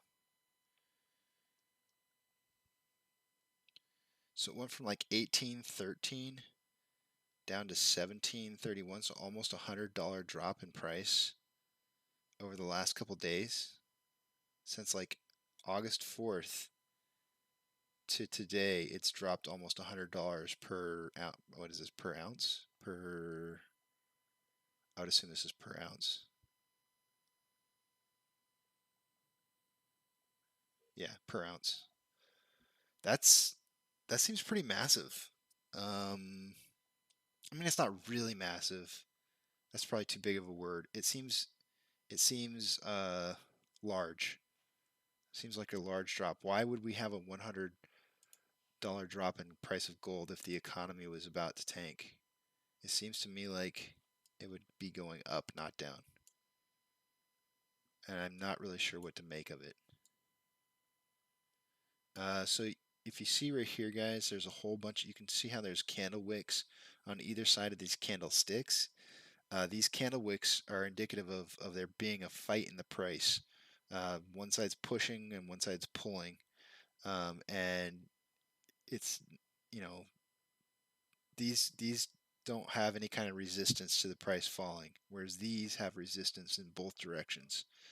Now you see down here, there's no wick on the bottom side. So it's basically going up, and then something's trying to prevent it from going up, and that's about it. But it's not driving in the other direction. So this might be a good sign here that we're kind of heading out of this downwards trend.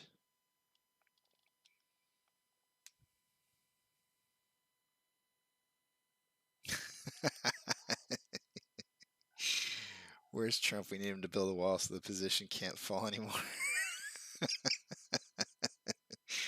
Well, the way these walls are crumbling on the bid side, I'd say he is building walls. Oh man. I have this really crazy theory. I I feel like someday I need to run for president. I'd be like the worst president ever, but I have like a lot of really cool ideas um, that I think are just so far out there that they could possibly work. I think this is what I think we need to do. Screw walls, right? We need to eliminate the border completely. And what we need to do is we need to annex Mexico into the United States. Check this out. Remember when Obama had had signed off on a bill that was like how many trillions of dollars was it? It was like $8 trillion or something like that. What if we just went ahead and created another $8 trillion, and we went to the government of Mexico and said we're annexing you in, and we will pay off all of the officials, the leaders of Mexico to just disappear, and Mexico is now going to be a part of the United States, and we're going to start cleaning house, and we're going to make it better, and there's no border anymore. So it's going to be a part of America now. $8 trillion. We'll see you later. You guys go have vacations for the rest of your lives. And I'm wondering how many officials would take large amounts of money in order to walk away and to allow the annexation of Mexico. But then we start turning things around. We start getting rid of a lot of the drug cartels. We can take at that point you can take your military, you can go in there and you start wiping out these drug cartels, and you can actually allow the people to start running their country fairly. And I say their country, and it'd be part of America at that point, but it would still be it'd have to be states. There'd be states that are part of it. Um, was it 1.1 trillion? There was more than that. There was one that he signed that was much higher than that. I can't remember how much it was, but I'm pretty sure it was more than 1.1 trillion. But it was a lot of money. Maybe it was 1. I can't remember how much it was. That may have been it. The 1.8 trillion tax and spending bill. Yeah, that one. That's the one. The 1.8 trillion. If you took $1.8 trillion and you walked down to Mexico and you paid off every single government official to walk away and just annexed Mexico into the United States, we could really start changing things. And I really think that, working together instead of trying to put a wall up in between us would absolutely be amazing. I think everybody would benefit from it. People really want to come up here anyways. They want to be a part of America and what America stands for. So let's just unify and get rid of this stupid wall. We don't have to spend the money that we're spending on trying to protect the border any longer. And on top of that, the border for Mexico on the south side is so much easier to draw a line on. If you want to draw a border somewhere, you can draw the border down on the bottom side, the south side, and it's so much smaller. And you don't have to worry about as many people kind of trying to cross into the new America, and then of course you have to split Mexico up into different states and stuff like that. You'd have new states or whatever, and it could have heritage, that could be named accordingly to, whatever it's already currently called or something. But I think it would be like super advantageous to America to just kind of annex Mexico into the United States. Um, I don't know how much of the national pride would I don't know if I don't know if $1.8 trillion is enough to buy off the national pride, but I do think that if they saw that there was going to be changes, I'll tell you where I came up with this idea. It was in, let's see, he would have been 2006. I came up with this idea. I went to Vegas, and on the side, I think it was in 2006. My son was like, maybe it was 2005. My son would have been like 3 years old. We went to Vegas. It was my sister's like 21st birthday or something like that. And we went to Vegas, and we were walking around just kind of doing the family thing during the day, and we were out kind of late at night. Well, it got to the point where there were these people out there with these cards, and they were flipping these cards on their fingers, and they were passing them out to people, and they were basically prostitute or escort cards. And people would take them and then they just drop them on the ground. Like everywhere you walk is just thousands of these cards. It's cleaned up. It's not like that any longer. I've been since then, and it's not. I don't see any of that anymore. But it was just absolutely nuts. Like, I mean, you're just walking on this like sidewalk of flyers for escorts. It was insane. And here you have pushing my 3-year-old in a stroller. It's just like, wow, this is nuts. But we came up to this one corner and we were waiting for a light to change, and there was one of these guys that was passing him out, and then one of his kids, and this was like really late at night. I had a baby, I had a real small 3-year-old kid, and he was sleeping in there, but he had like a 6-year-old and like a 9-year-old or something like that, and the daughter came up tugging on his shirt like, "Daddy, Daddy," and he's sitting here flipping these cards out, trying to hand out these escort cards in front of his kids, and then what appeared to be like maybe their grandmother that was sitting off to the side watching them. And all I could think in my head was that more than likely they're illegals, right? They're in the United States. I'm sitting there thinking to myself, like, how bad is it life in Mexico for this guy to cross the border, risk everything, come across the border, stay out until like midnight, passing out hooker cards in front of his family, and then that life is better. That life is better for him than being in Mexico. And I'm like, that's how you know shit's happening down in Mexico. And I was like, that shit needs to stop.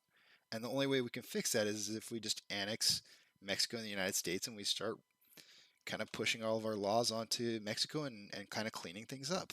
I mean, that's just, I don't know, that's where I came up with the idea. But let's see.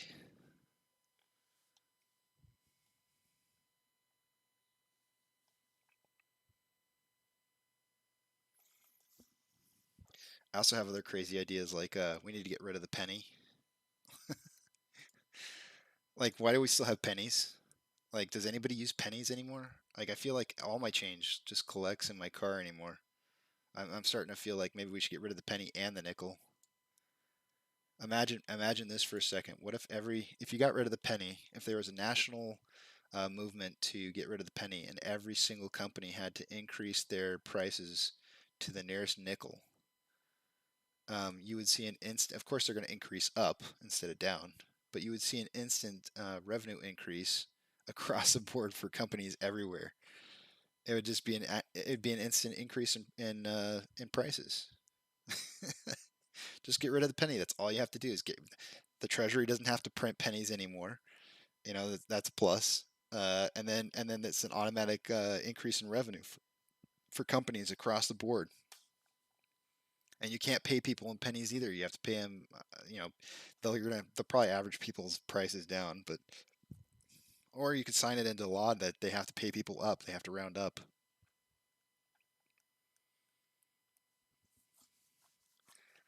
That's another one too. I would totally push that if I was a president. It'd be like an instant increase to GDP.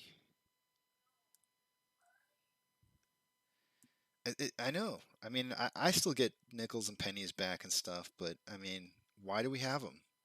Why? I mean, everything's card hardly anymore. I don't know. I feel like maybe that's kind of like the city folk kind of talk. Like maybe in like rural places, they still deal with like cash and whatnot. But I feel like at least in city in metropolitan areas anymore, you just use cards, and it's like, why do we have change anymore? Like, it seems so archaic. Let's kind of move past that. We're kind of in this digital era. Something called computers. Um, and of course then that leads to the whole American cryptocurrency, which maybe that's where we're heading. I don't know. Have I talked your guys' heads off enough to where you haven't hardly realized that the price has dropped down to $32? It's not even really phasing me, honestly. 31.93 is what it dropped down to. That is a drop of 16.5% since the 38.23 that we hit in the pre-market hours. Getting real close to that synthetic price failure that I was talking about.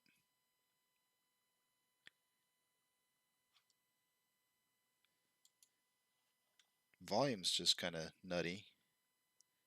It's high and yet price is still lowering. Outflow, okay, outflow is definitely higher now. So 15 points off.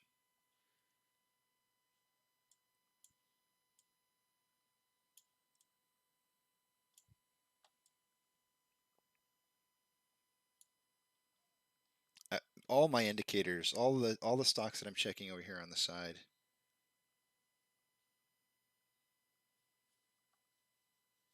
Dude, I'm with you. AP? Yeah. Yeah. We're one fight club away from financial freedom.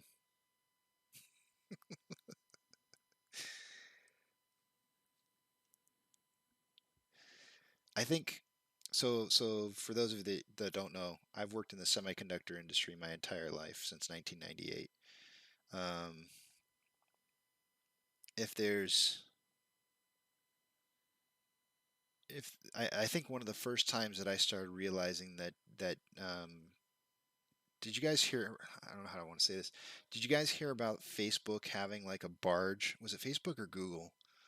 They have like a barge or a ship somewhere that they keep out floating out in the water somewhere that's like kind of like a database storage facility. Have you heard about that?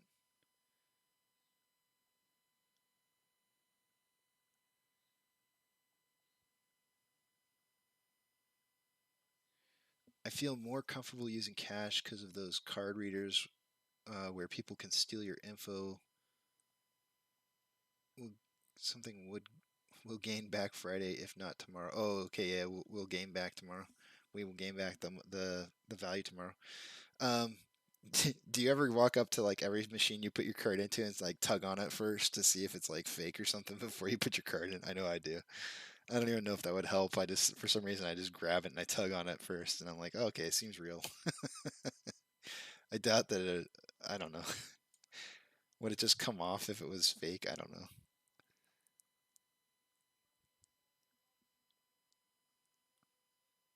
Google. Yeah, that's the one. So back when I first heard about Google having the offshore ship that was a database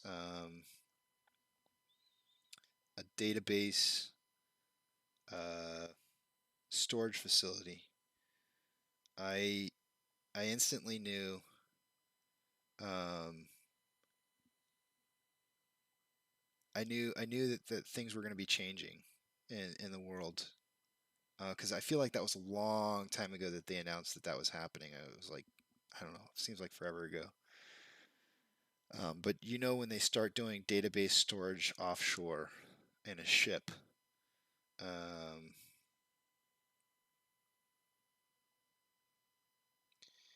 AMC Reddit chat room is not there anymore. Say what? The live chat room? It should be under hot. Let me see here.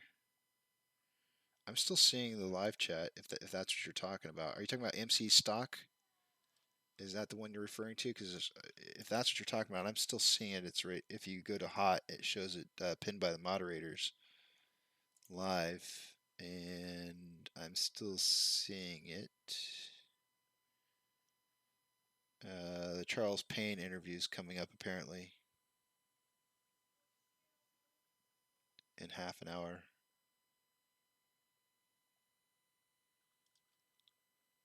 I assume that that's not what you're talking about. You must be referring to something else.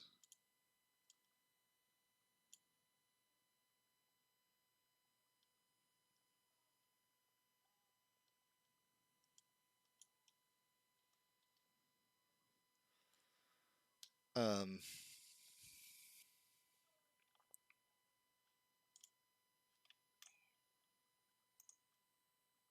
sorry, I'm just looking through some of the numbers to see if anything's changed drastically. 792. Shares borrowed was 773.4. thousand shares, and it's down to 792.4. So more shares returned.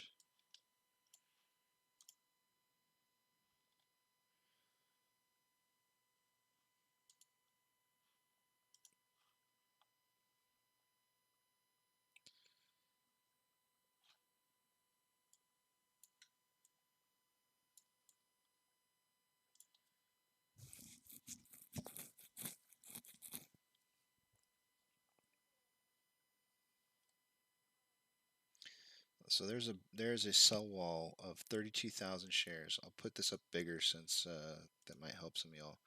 32,000 shares, 32,182 shares at 3205.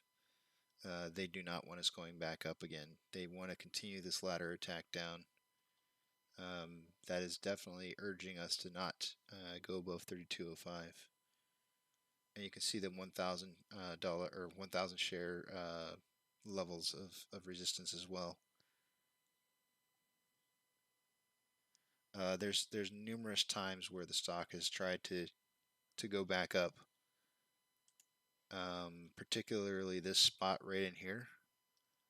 You can see the struggle was real. You can see the candlestick or candle wicks on either side of the candlestick, and it started to move back up, and then they short ladder attacked it down again. So the struggle is definitely real right now. The price is past that point, so it looks like that wall might have been a false wall. It didn't hold.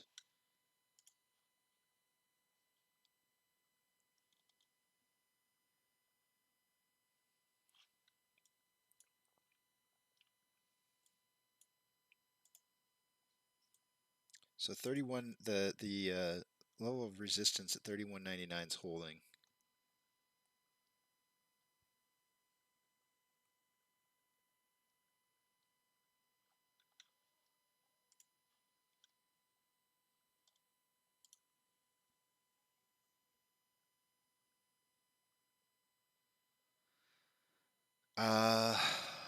Somebody told me where to find the Charles Payne link. Does anybody have the Charles Payne link so that maybe we can watch that? I would kind of like to watch that with you guys. Actually, you know what? It's my break time.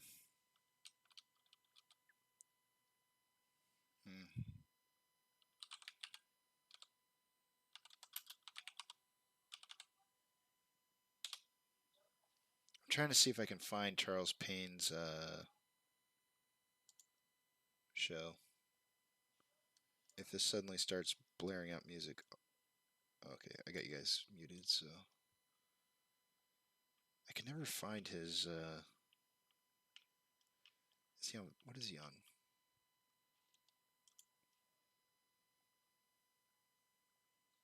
Making Money with Charles Payne.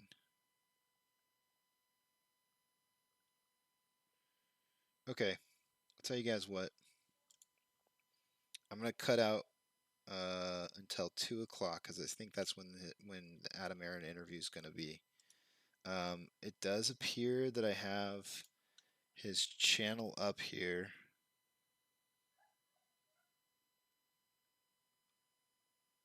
But nothing's up here because I don't believe.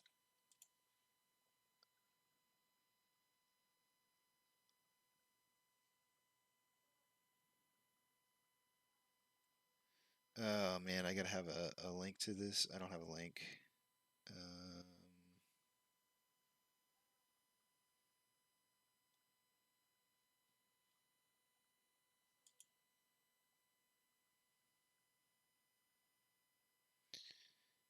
If any of y'all know where I can find Charles Payne's interview with Adam Aaron, great. If not, I'm probably just going to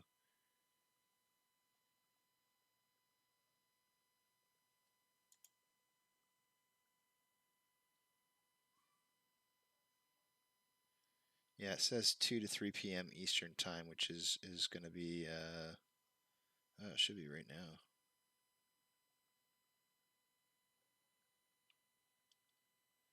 All right. Well, I don't have a Fox Business membership, so I'm not going to be able to watch it live. If it pops up someplace, what I'll do is I'll yeah, I figure it's on right now. That's what Okay. Yeah. Go head over to Matt Core's channel, watch him, watch that interview, and I'm gonna take a break from now until about 2:10. So I'll end the day with you guys, and then you can come back and tell me how that interview went, and I won't make you guys rewatch it. I'll let Matt pick up from where I'm leaving off. So I will be back, guys, at 4:10, and I'll see you then. Sorry, 4:10. I meant 2:10. Basically, 35 minutes from now.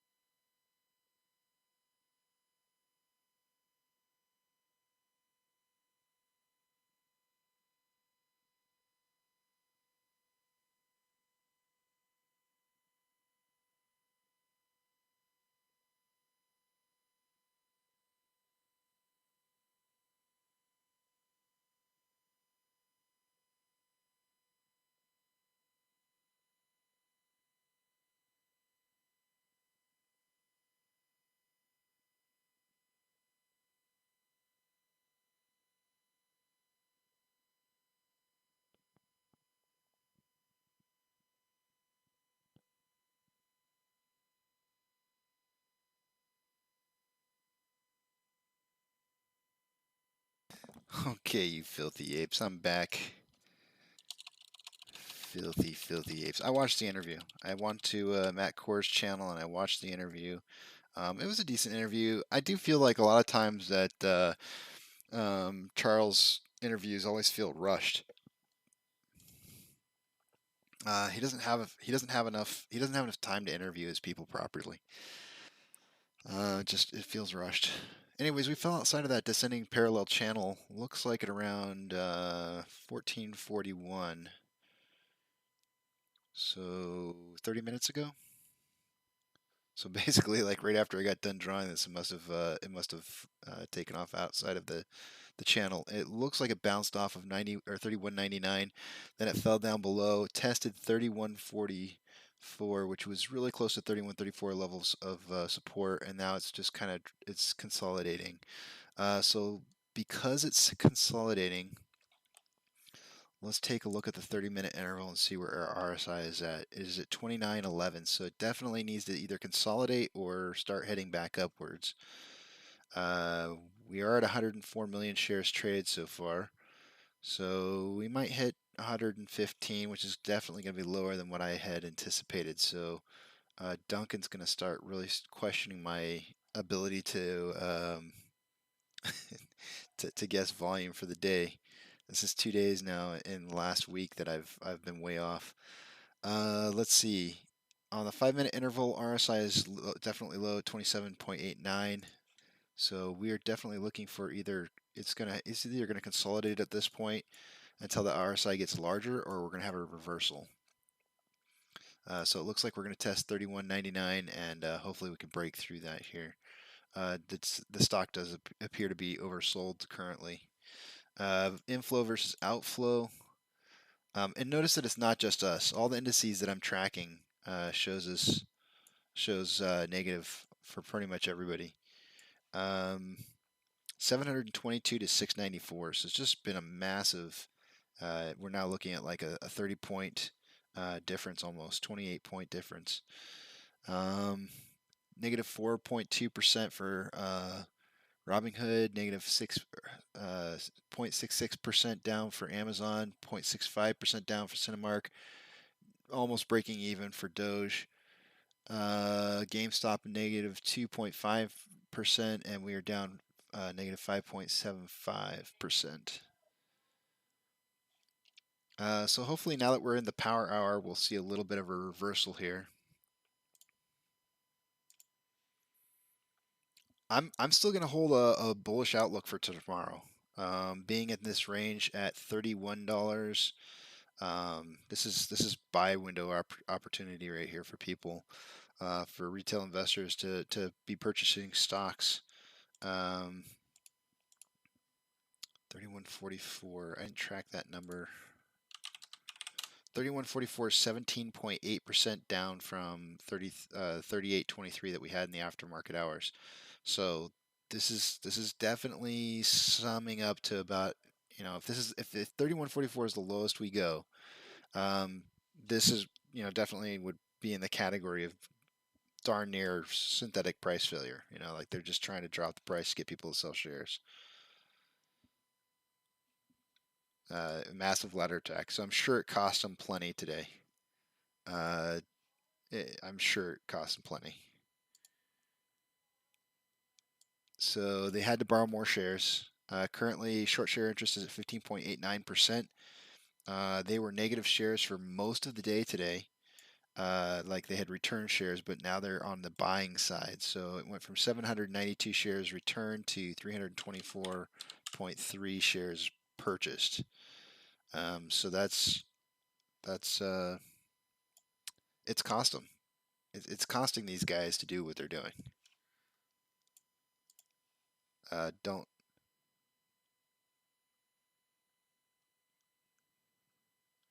Oh.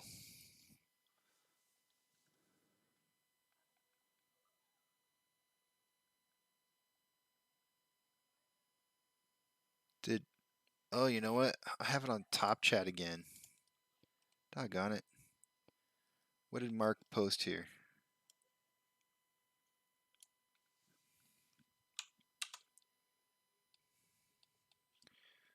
Let's check out what Mark posted. Anatomy of a short attack.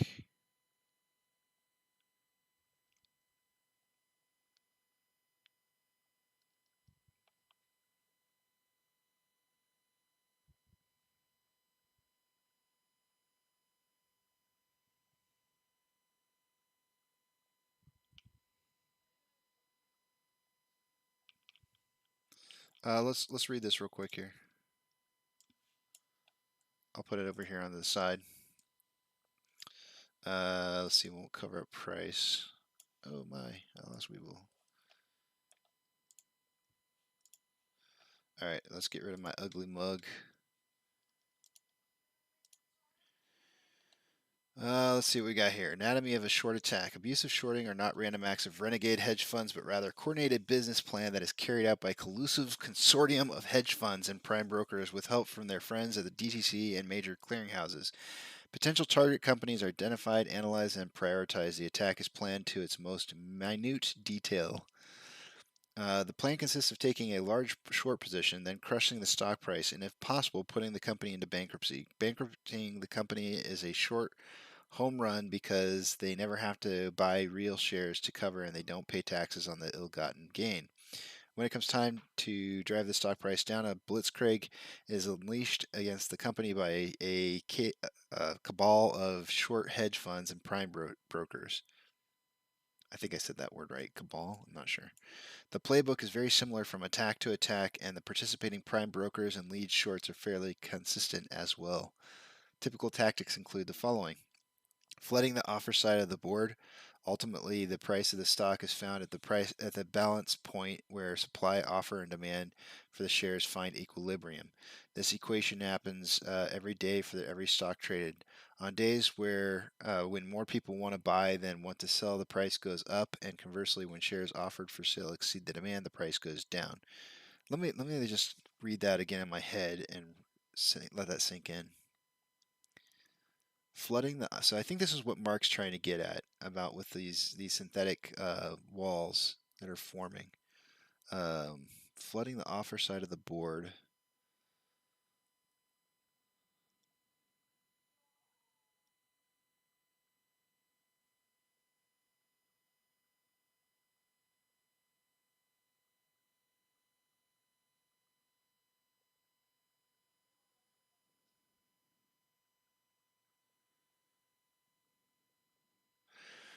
The shorts manipulate the laws of supply and demand by flooding the offer side with counterfeit shares. They will do what has been called a short down ladder, or what I call a ladder attack. It works as follows. Short A will sell a counterfeit share at $10. Short B will purchase the counterfeit share covering a previously open position. Short B will then offer a short share at $9. So in this particular instance, it's by dollar amounts, right? But really, what we're seeing is happening is it's in pennies, and they just drop it down by penny, not dollars. But this is just for an example. Short B will then offer a short or counterfeit share at $9. Short A will hit that offer, or short B will come down and hit short A bid, and then short A buys a share for $9, covering his open $10 short and booking a $1 profit. By repeating this process, the shorts can put the stock price in a downward spiral. If there happens to be a significant long buying, then the shorts draw from their reserve of strategic fails to deliver and flood the market with an avalanche of counterfeit shares that overwhelm the buy side demand. Attack days routinely see 80% or more of their shares offered for sale as counterfeit. Company news days are frequently attack days since the news will mask the extraordinary high volume. It doesn't matter whether it's good news or bad news. So yeah, I mean that's definitely what we were seeing this morning. Huge amounts of volume were kind of what the day was looking like or starting to look like from the beginning.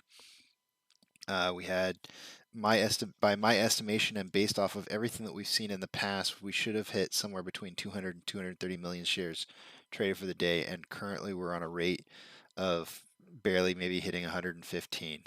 So yeah, so you can see how that's happened today.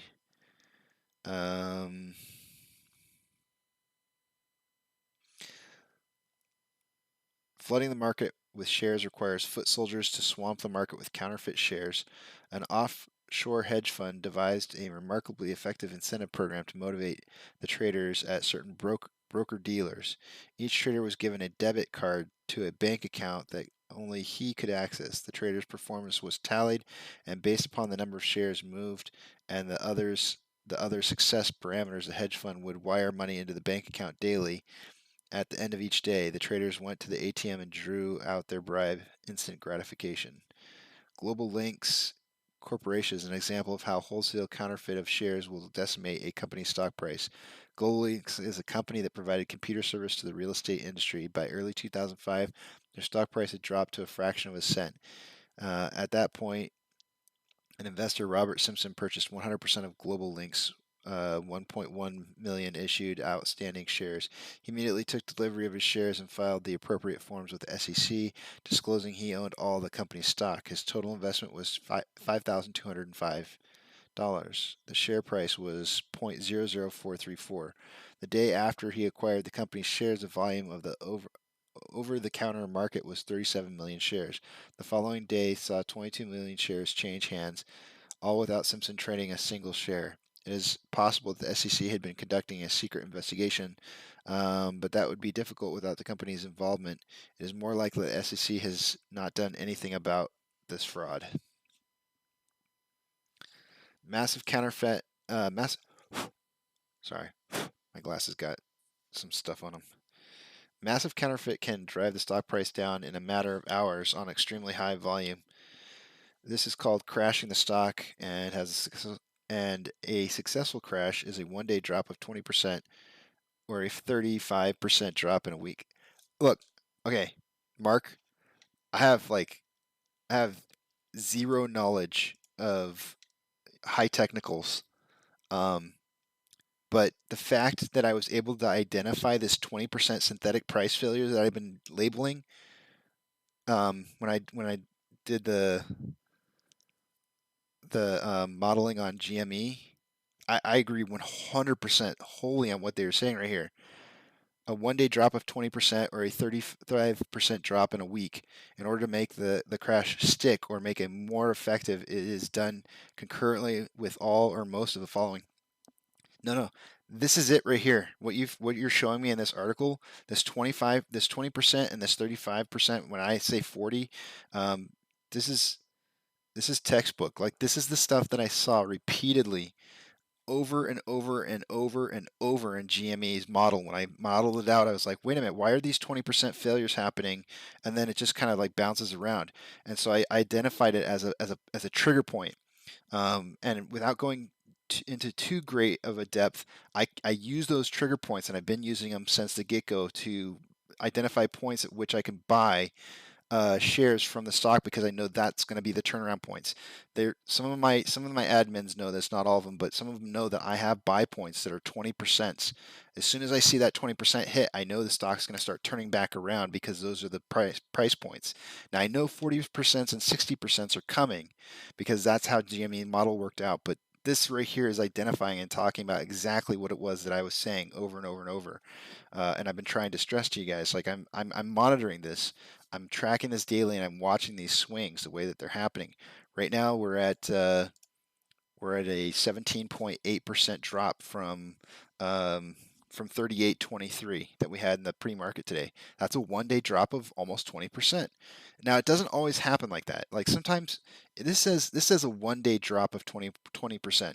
I can guarantee you that in these, we've had instances where it hasn't been that much, and the price has dropped over a longer period of time, maybe 4 days. It took to get 20%, it took 4 days. It took 10 days, for example, from 622 to 72 with this stock. On 622, we hit 61.1, and we dropped down to 47.77, which was a 21.8% drop. It took 10 days to get there, to get to that drop. And essentially, essentially what happens is they're trying to bore the shit out of us, right? Bore the shit out of people. It's a psychological thing where you're getting bored. Investors are getting bored, and they're also seeing the price drop, right? And they do this over a 10-day period of time, and the psychological ramifications of that is that the investors start to sell, and that's all I did. The modeling that I did on GME simply. I tried to identify what they did, what the algorithms and how they worked, and I tried to look for key points, and that's the 20, 40, and 60% price drops. If we watch out for those, we know what's going to happen to this stock. It's clockwork. It really is. Um, I would love to publish the information that I have so that it could be out there so that we could all see this. But I think the ramifications of me doing so could be, I could get a lawsuit against myself, unfortunately. But I'm telling you what I do. In a roundabout way, track these prices, right? Right now, we're at our current low is at 31.44 for this period of time. When this price starts to swing back up, if we see it swing back up 5% from where we're at now, then you can start tracking for a new high, right? If you want me to go into it more, I will. But damn, thank you so much for posting this up here because that is exactly what that's how I've been tracking this. Watching the bid while you were away, it was constant stream of small orders like 1, 3, 1 several times a minute. They were flashing for a second like you were seeing earlier. Thought it was an interesting read from 2014. Been going on a long time. Exactly 20%. Yep, scary reading. You gotta get this guy on. Who is this? I gotta get Mark on.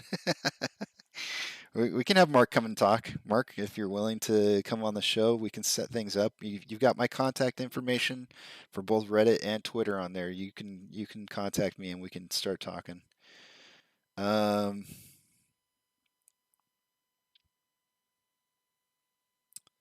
Media assault. The shorts, in order to realize their profit, must ultimately put the victim into bankruptcy or obtain share price at a price much cheaper than what they shorted at.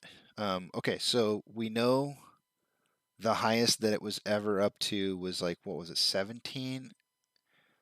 And they were probably shorting it down to like 5 at least at some point. So we have a long ways to go.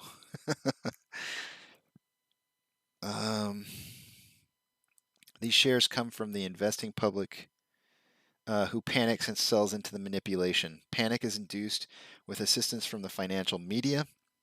The shorts have friendly reporters with the Dow Jones News Agency, the Wall Street Journal, Barron's, the New York Times, Garnet Publications, CNBC. Okay, who's the author of this? Gerald Clean's blog. It could be Gerald or Gerald. It's probably Gerald. We could try to get him on too. I would add the Motley Fool to the list. The common thread, a number of friendly reporters worked for TheStreet.com, an internet advisory service that short hedge fund managers David Rocker and Jim Cramer owned. This alumni association supported the short attack by producing slanted, libelous, I can't even say that. Libelous, innuendo-laden stories that disparaged the company as it was being crashed. Libelous. I think it's libelous because you're liable, and I think it's libelous. One of the more outrageous stories was the front page story in the USA Today during a short crash of Taser's stock price in June 2005. The story was almost a full page, and a reporter concluded that Taser's electrical jolt was the same as the electric chair, proof positive that Tasers did indeed kill innocent people. To reach that conclusion, the reporter overestimated the Taser's amperage by a factor of 1 million times. This mistake, quote unquote mistake, was made despite a detailed technical briefing by Taser to 7 USA Today editors 2 weeks prior to the story. The explanation, due to a mathematical error, appeared 3 days later after the damage was done to the stock price.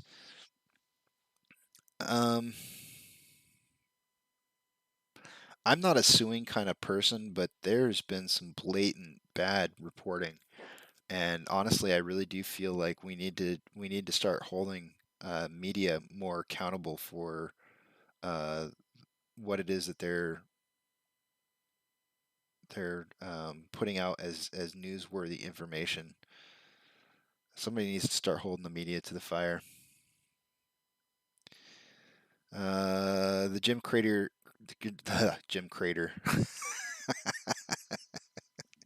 I just made that up just with a slip of tongue. Jim Crater videotape. I have seen that. I have seen that where he talks in that interview. This interview is much more like a confession. Was never supposed to get on the air. However, it somehow ended up on YouTube. Kramer and TheStreet.com have made repeated efforts with some success to get it taken off YouTube. Analyst reports. Some alleged independent analysts were actually paid by shorts to write slanted negative ratings reports. The reports, which were represented as being independent, were ghostwritten by the shorts and disseminated to coincide with a short attack. There's congressional testimony in the matter of Gradient Analytic and Rocker Partners that expands on this. These, I'm going to say it wrong again. Libelous reports would then become a story for an aforementioned friendly media. All were designed to panic small investors into selling their stock into the manipulation. I mean, this is just like a textbook strategy, like Duncan was saying, the playbook. This is the playbook right here.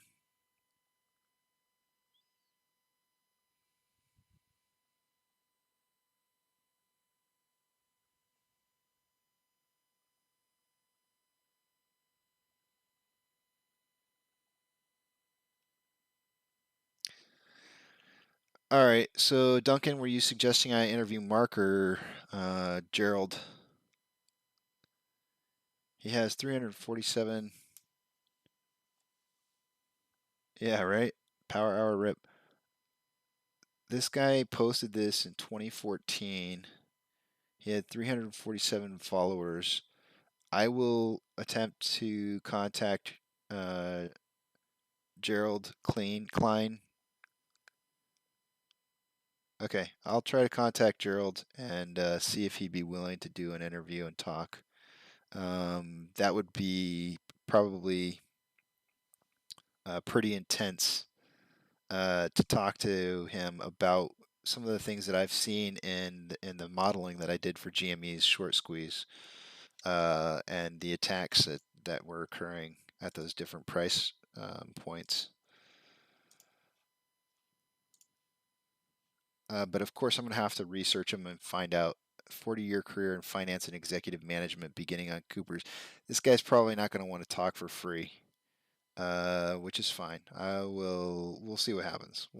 I'll talk to him and see what happens with this. But this guy's established. We'll see if I can get a hold of him.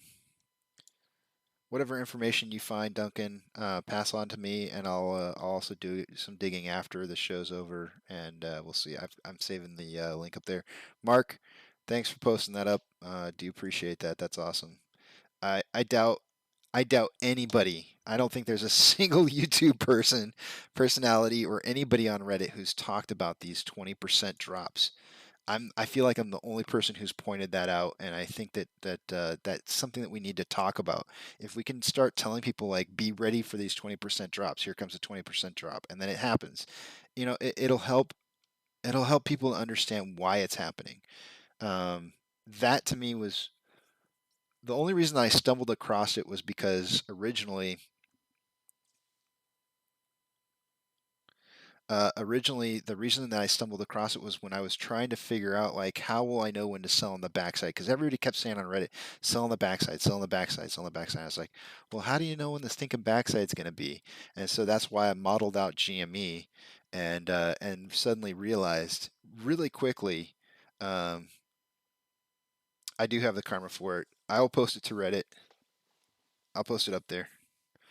And I'll give you credit. I don't know what your Reddit username is, but I'll give you credit if you send me a message through Reddit. I'll just say, hey, this is Mark Mitchell. I can give you your username credit for finding it and pointing it out to me. And of course, my name's in the bottom left-hand corner of the screen. You'll see my username. You can just message me, and I'll give you some credit for that. Let's see. What was I going to say? I can't remember what I was saying.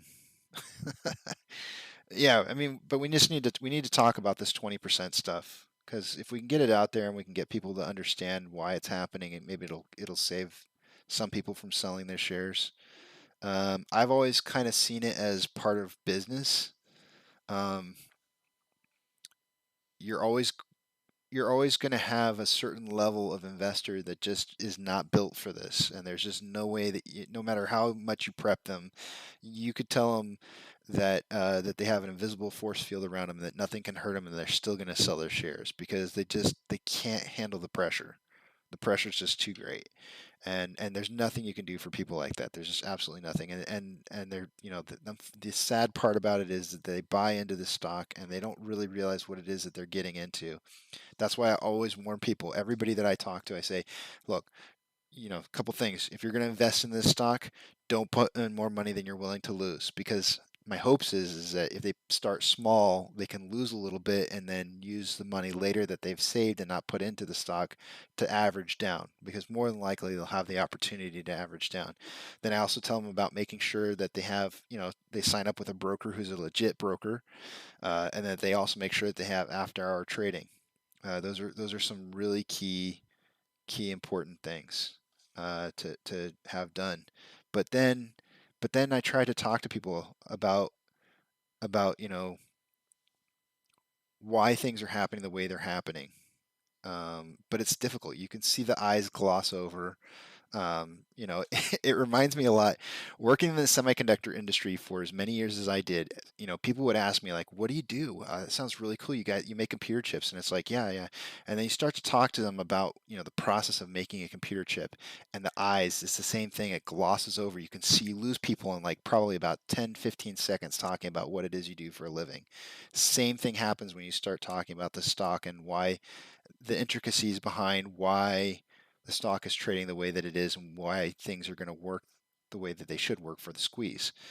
You just lose a lot of people. They just don't really care to think that deep into it. They just want to put their money into something and watch it grow. And unfortunately, with this stock, there is growth, but there's also decline as well, and you have to form your diamond hands around those declining points. So yeah, I will post it. Um, I could do it right now, but we're so close to the end. Let's just spend the time watching the stock do what it's going to do between now and the end, and then I'll post it right after the end on Reddit.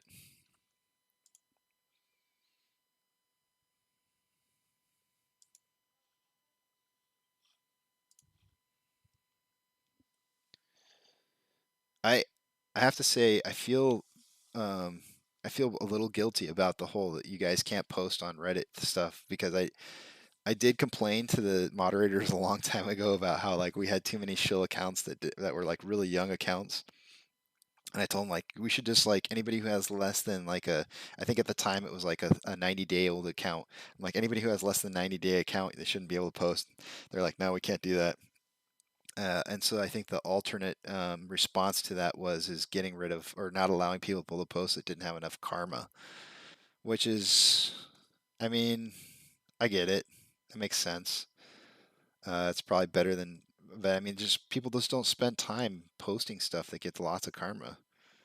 I know it took me a long time on Reddit before I found. I just didn't. I thought maybe I was just unpopular, didn't have like anything exciting happening in my life, until I had this random.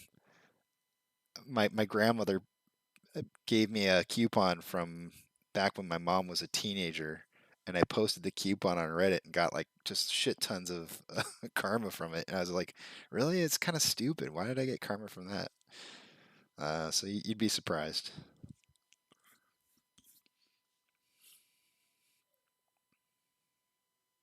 Yeah. I mean, something had to be done, because there was a point in time where we just had so much I mean, it was real easy to pick the accounts out. It was back when they were like the accounts were like 60 days old or something like that. So it would have been like January, February, March, I guess. It would have been like in March because it was like 2 months after the first squeeze, or maybe it was April. And these accounts were like exactly the same age as the first squeeze in January. And it was like, just bin, don't let these people post. It's obvious they're shill accounts.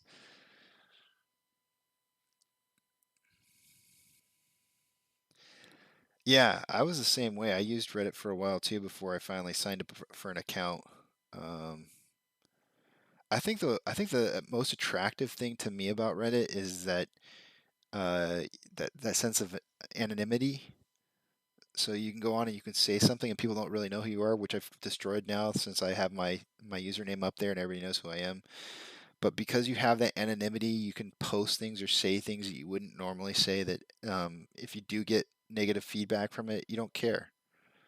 So you feel like you can be more open with what it is that you have to say. Whereas like on Facebook, everybody's like your friend or your neighbor or your coworker, and like next thing you know, everybody hates your guts because you said something that was controversial. And it's like, what? I can't think.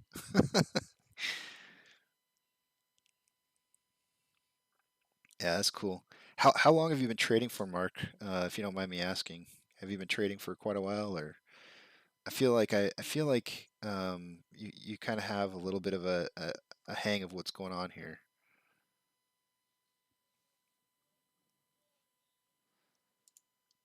I think it's so strange that article literally talks about that 20% and 35%.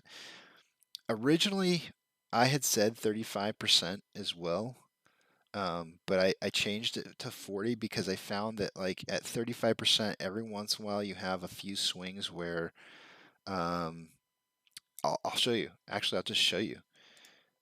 And it's actually occurred with AMC to where I ended up being right about the 35% and not using that as a trigger point. But we will see our first, we'll know we're in our squeeze when we see our first 40% drop. And until then, we won't see it. But these are the numbers that I've been tracking. And what I'm showing you is that we haven't hit a 40%er, but we have hit over 35% before. I think on at least 2 occasions. Here's once right here. Is this, do I have everything? Okay, good. Here's once right here. I'm gonna put my face back up there.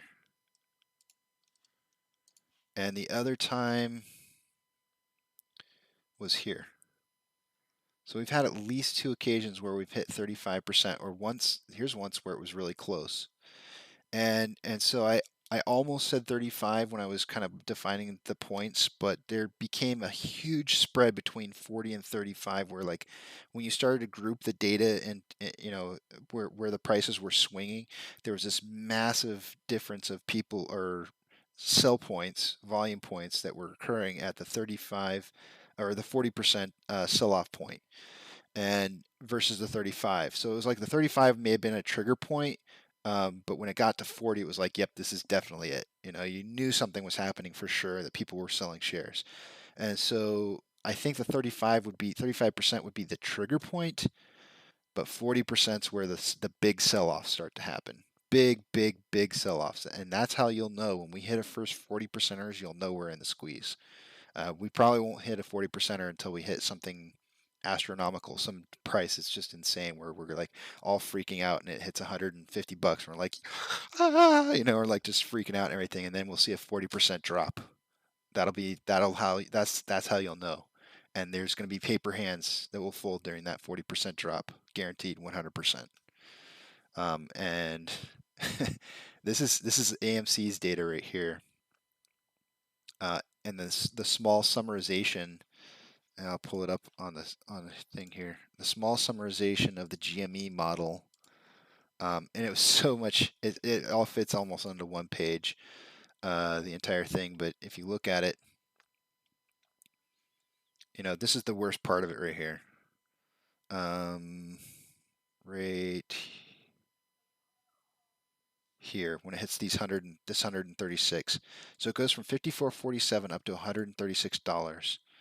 Which is a 149% increase, but then drops down on the same day. Drops from 136 down to 65.01, which is a 52.2% drop, goes back up to 159.18 and drops again to 61.13. They hit a 52%, 52.2%er and a 61.6%er in one day twice. Twice. Ugh. Doesn't that make you just go like, ugh? I mean, how would you not sell? How would you not sell? And this is why I did the modeling. I did the modeling on this because I knew that I would have been one of these people. If I had been invested in GME when this happened, this would have been me. I'd have been a paper-handed bitch and sold it like $100. I'm just telling you straight up. It would have been me because I just wouldn't have been prepared.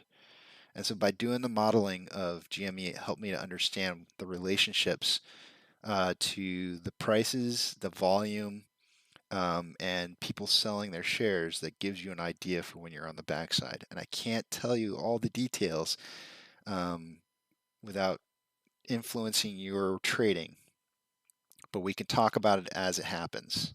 And that's what I offer to you guys on this channel, is I offer you the opportunity to be able to see my perspective on what's happening on the price as it happens based on the modeling that I did on GME.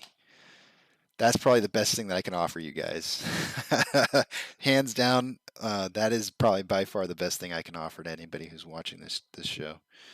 And I think that modeling is going to pay off for us. I can't, for myself, I can tell you right now, when I do sell, I'm positive it will be on the backside. I can also tell you that I'm not going to sell at the top. I know for a fact that I can't hit the top. There's just absolutely no way for me to do that.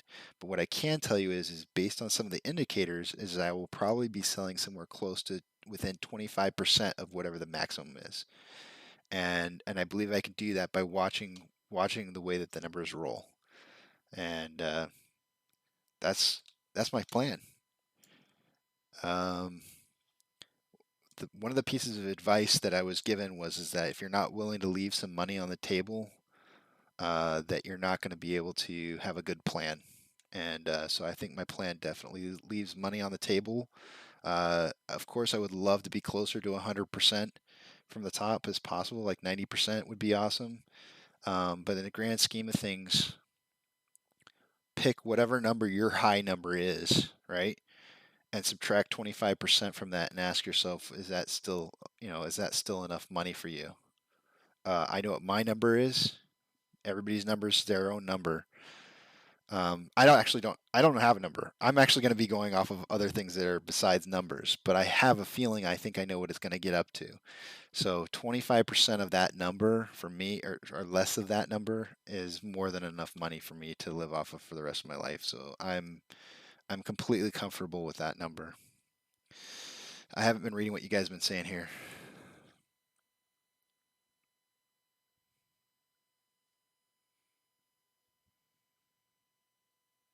Okay, it's just the one. I was on Ameritrade at the time, and trades cost $7 each.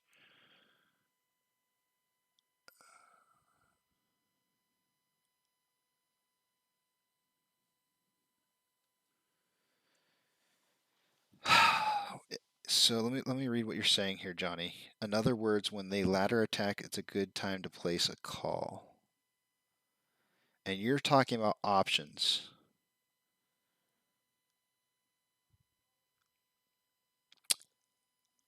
I can't give you that advice. If you want to know numbers from me, and when we're getting close to certain percentages, I will tell that to you. If you request that data from me, I can't help you to make those kind of decisions. I tried my chances at the options one time, and I didn't place it based off of.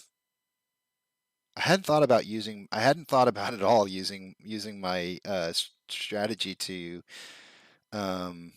place option bets, option calls.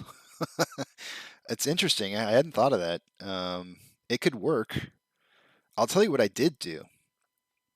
After I got done with my modeling of GME, I had this epiphany. I thought to myself, like, surely there must be a way that I can test out my modeling to see if it's accurate. And this is what I did do. I didn't do it in options. I went to crypto, so I had to invest $300 into Webull in order to have their level 2 book orders.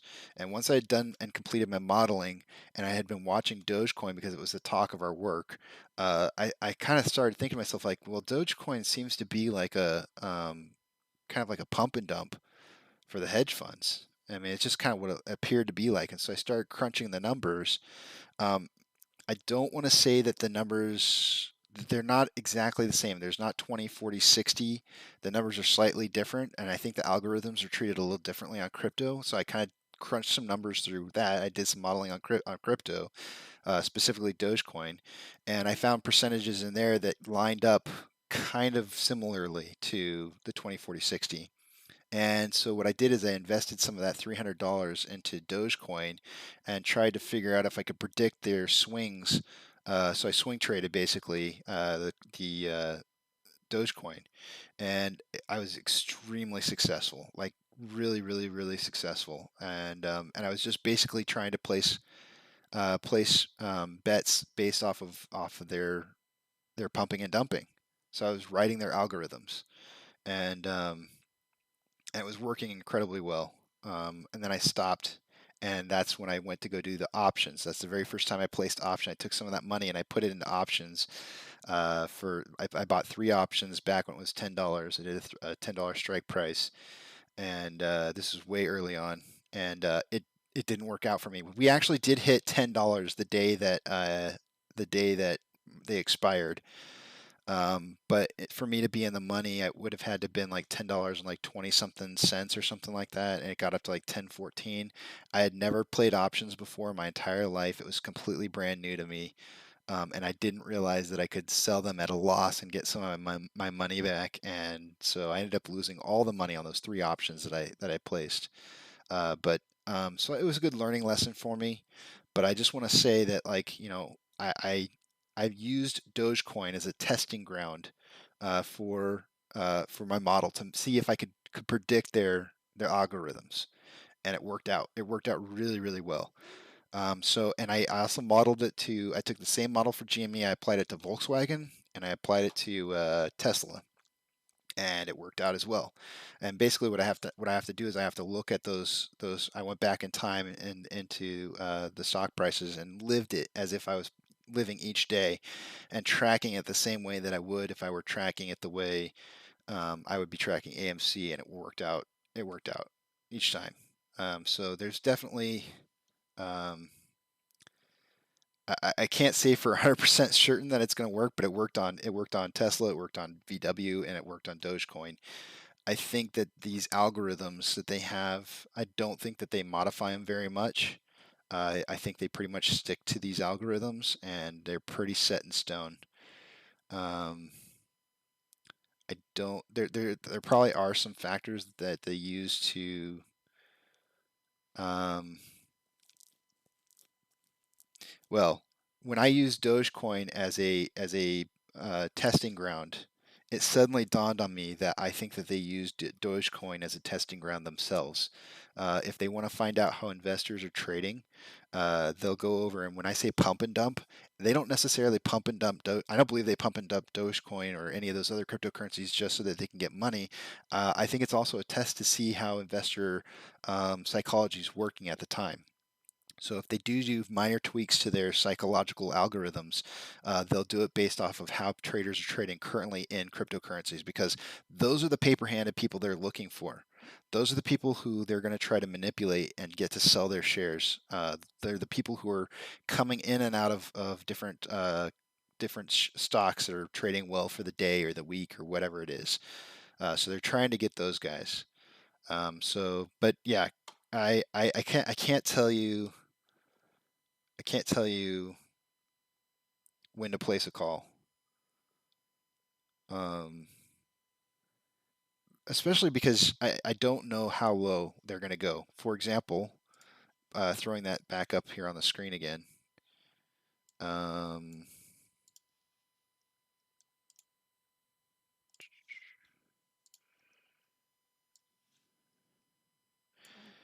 let's say, for example, that we were back on 727, and the price at 40.94, and it starts dropping, and it drops for 9 days.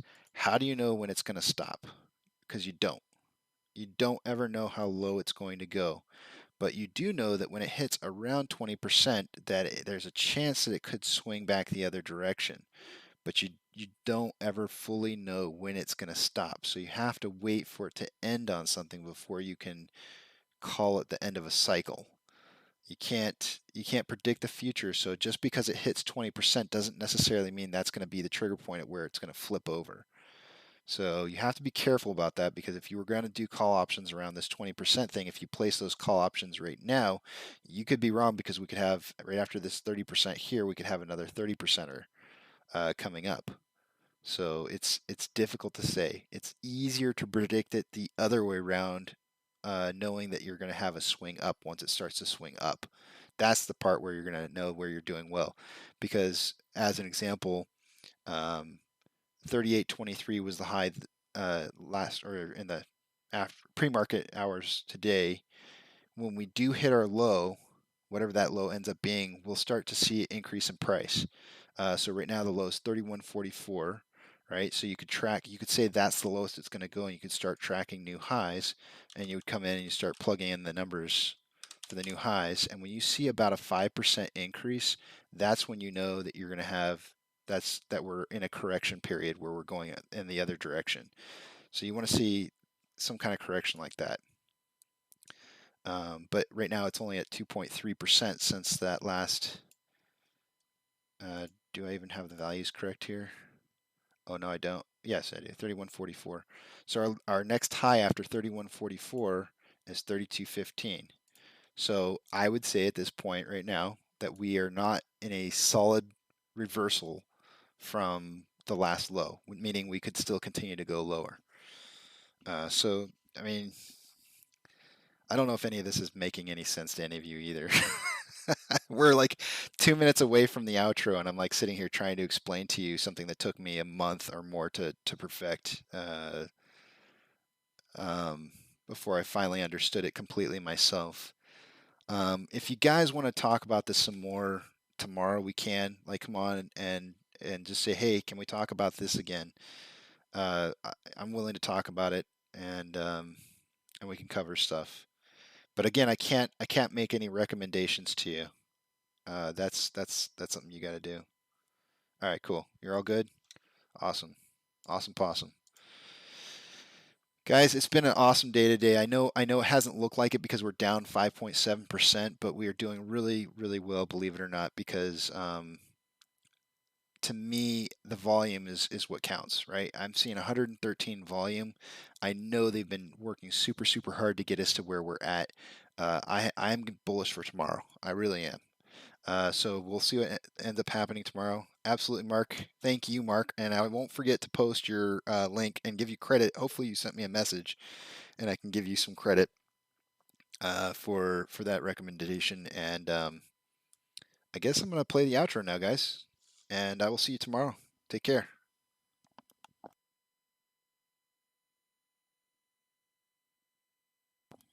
Cool. I got you down, man.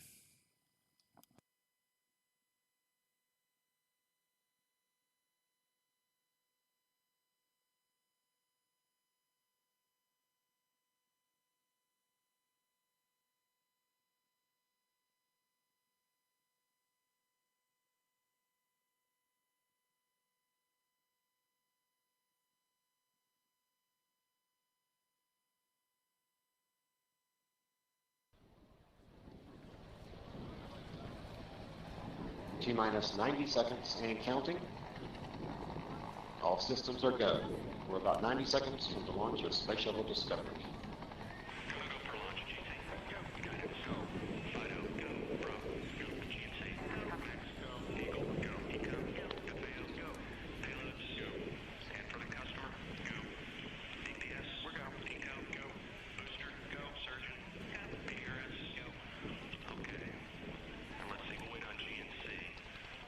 T-minus 60 seconds and counting. We are transferring to orbiter internal power at this time. Discovery is now running off its 3 onboard fuel cells. Coming up on a go for auto sequence start.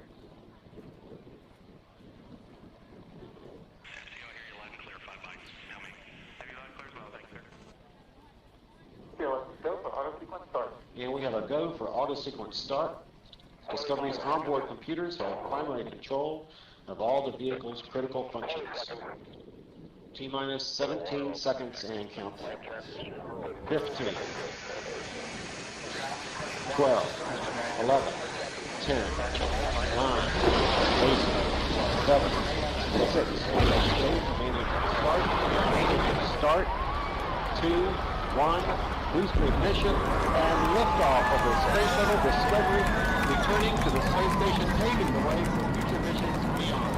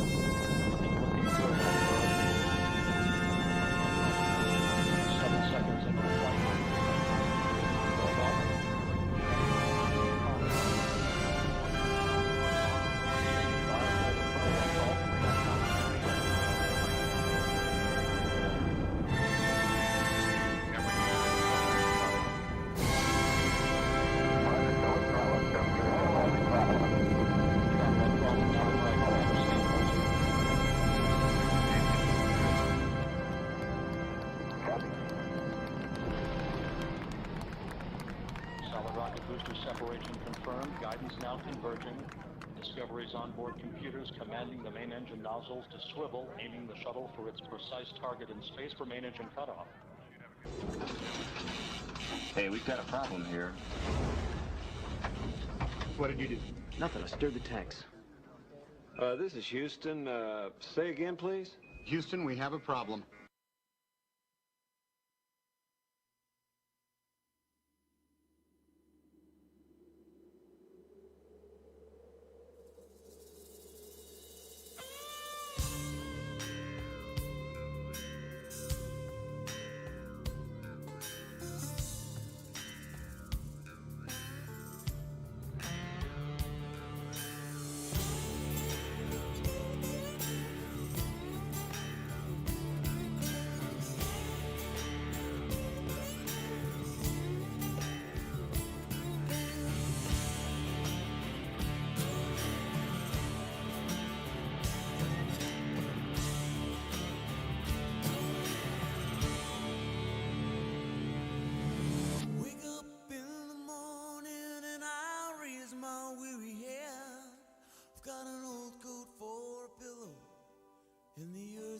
Last night's bed. I don't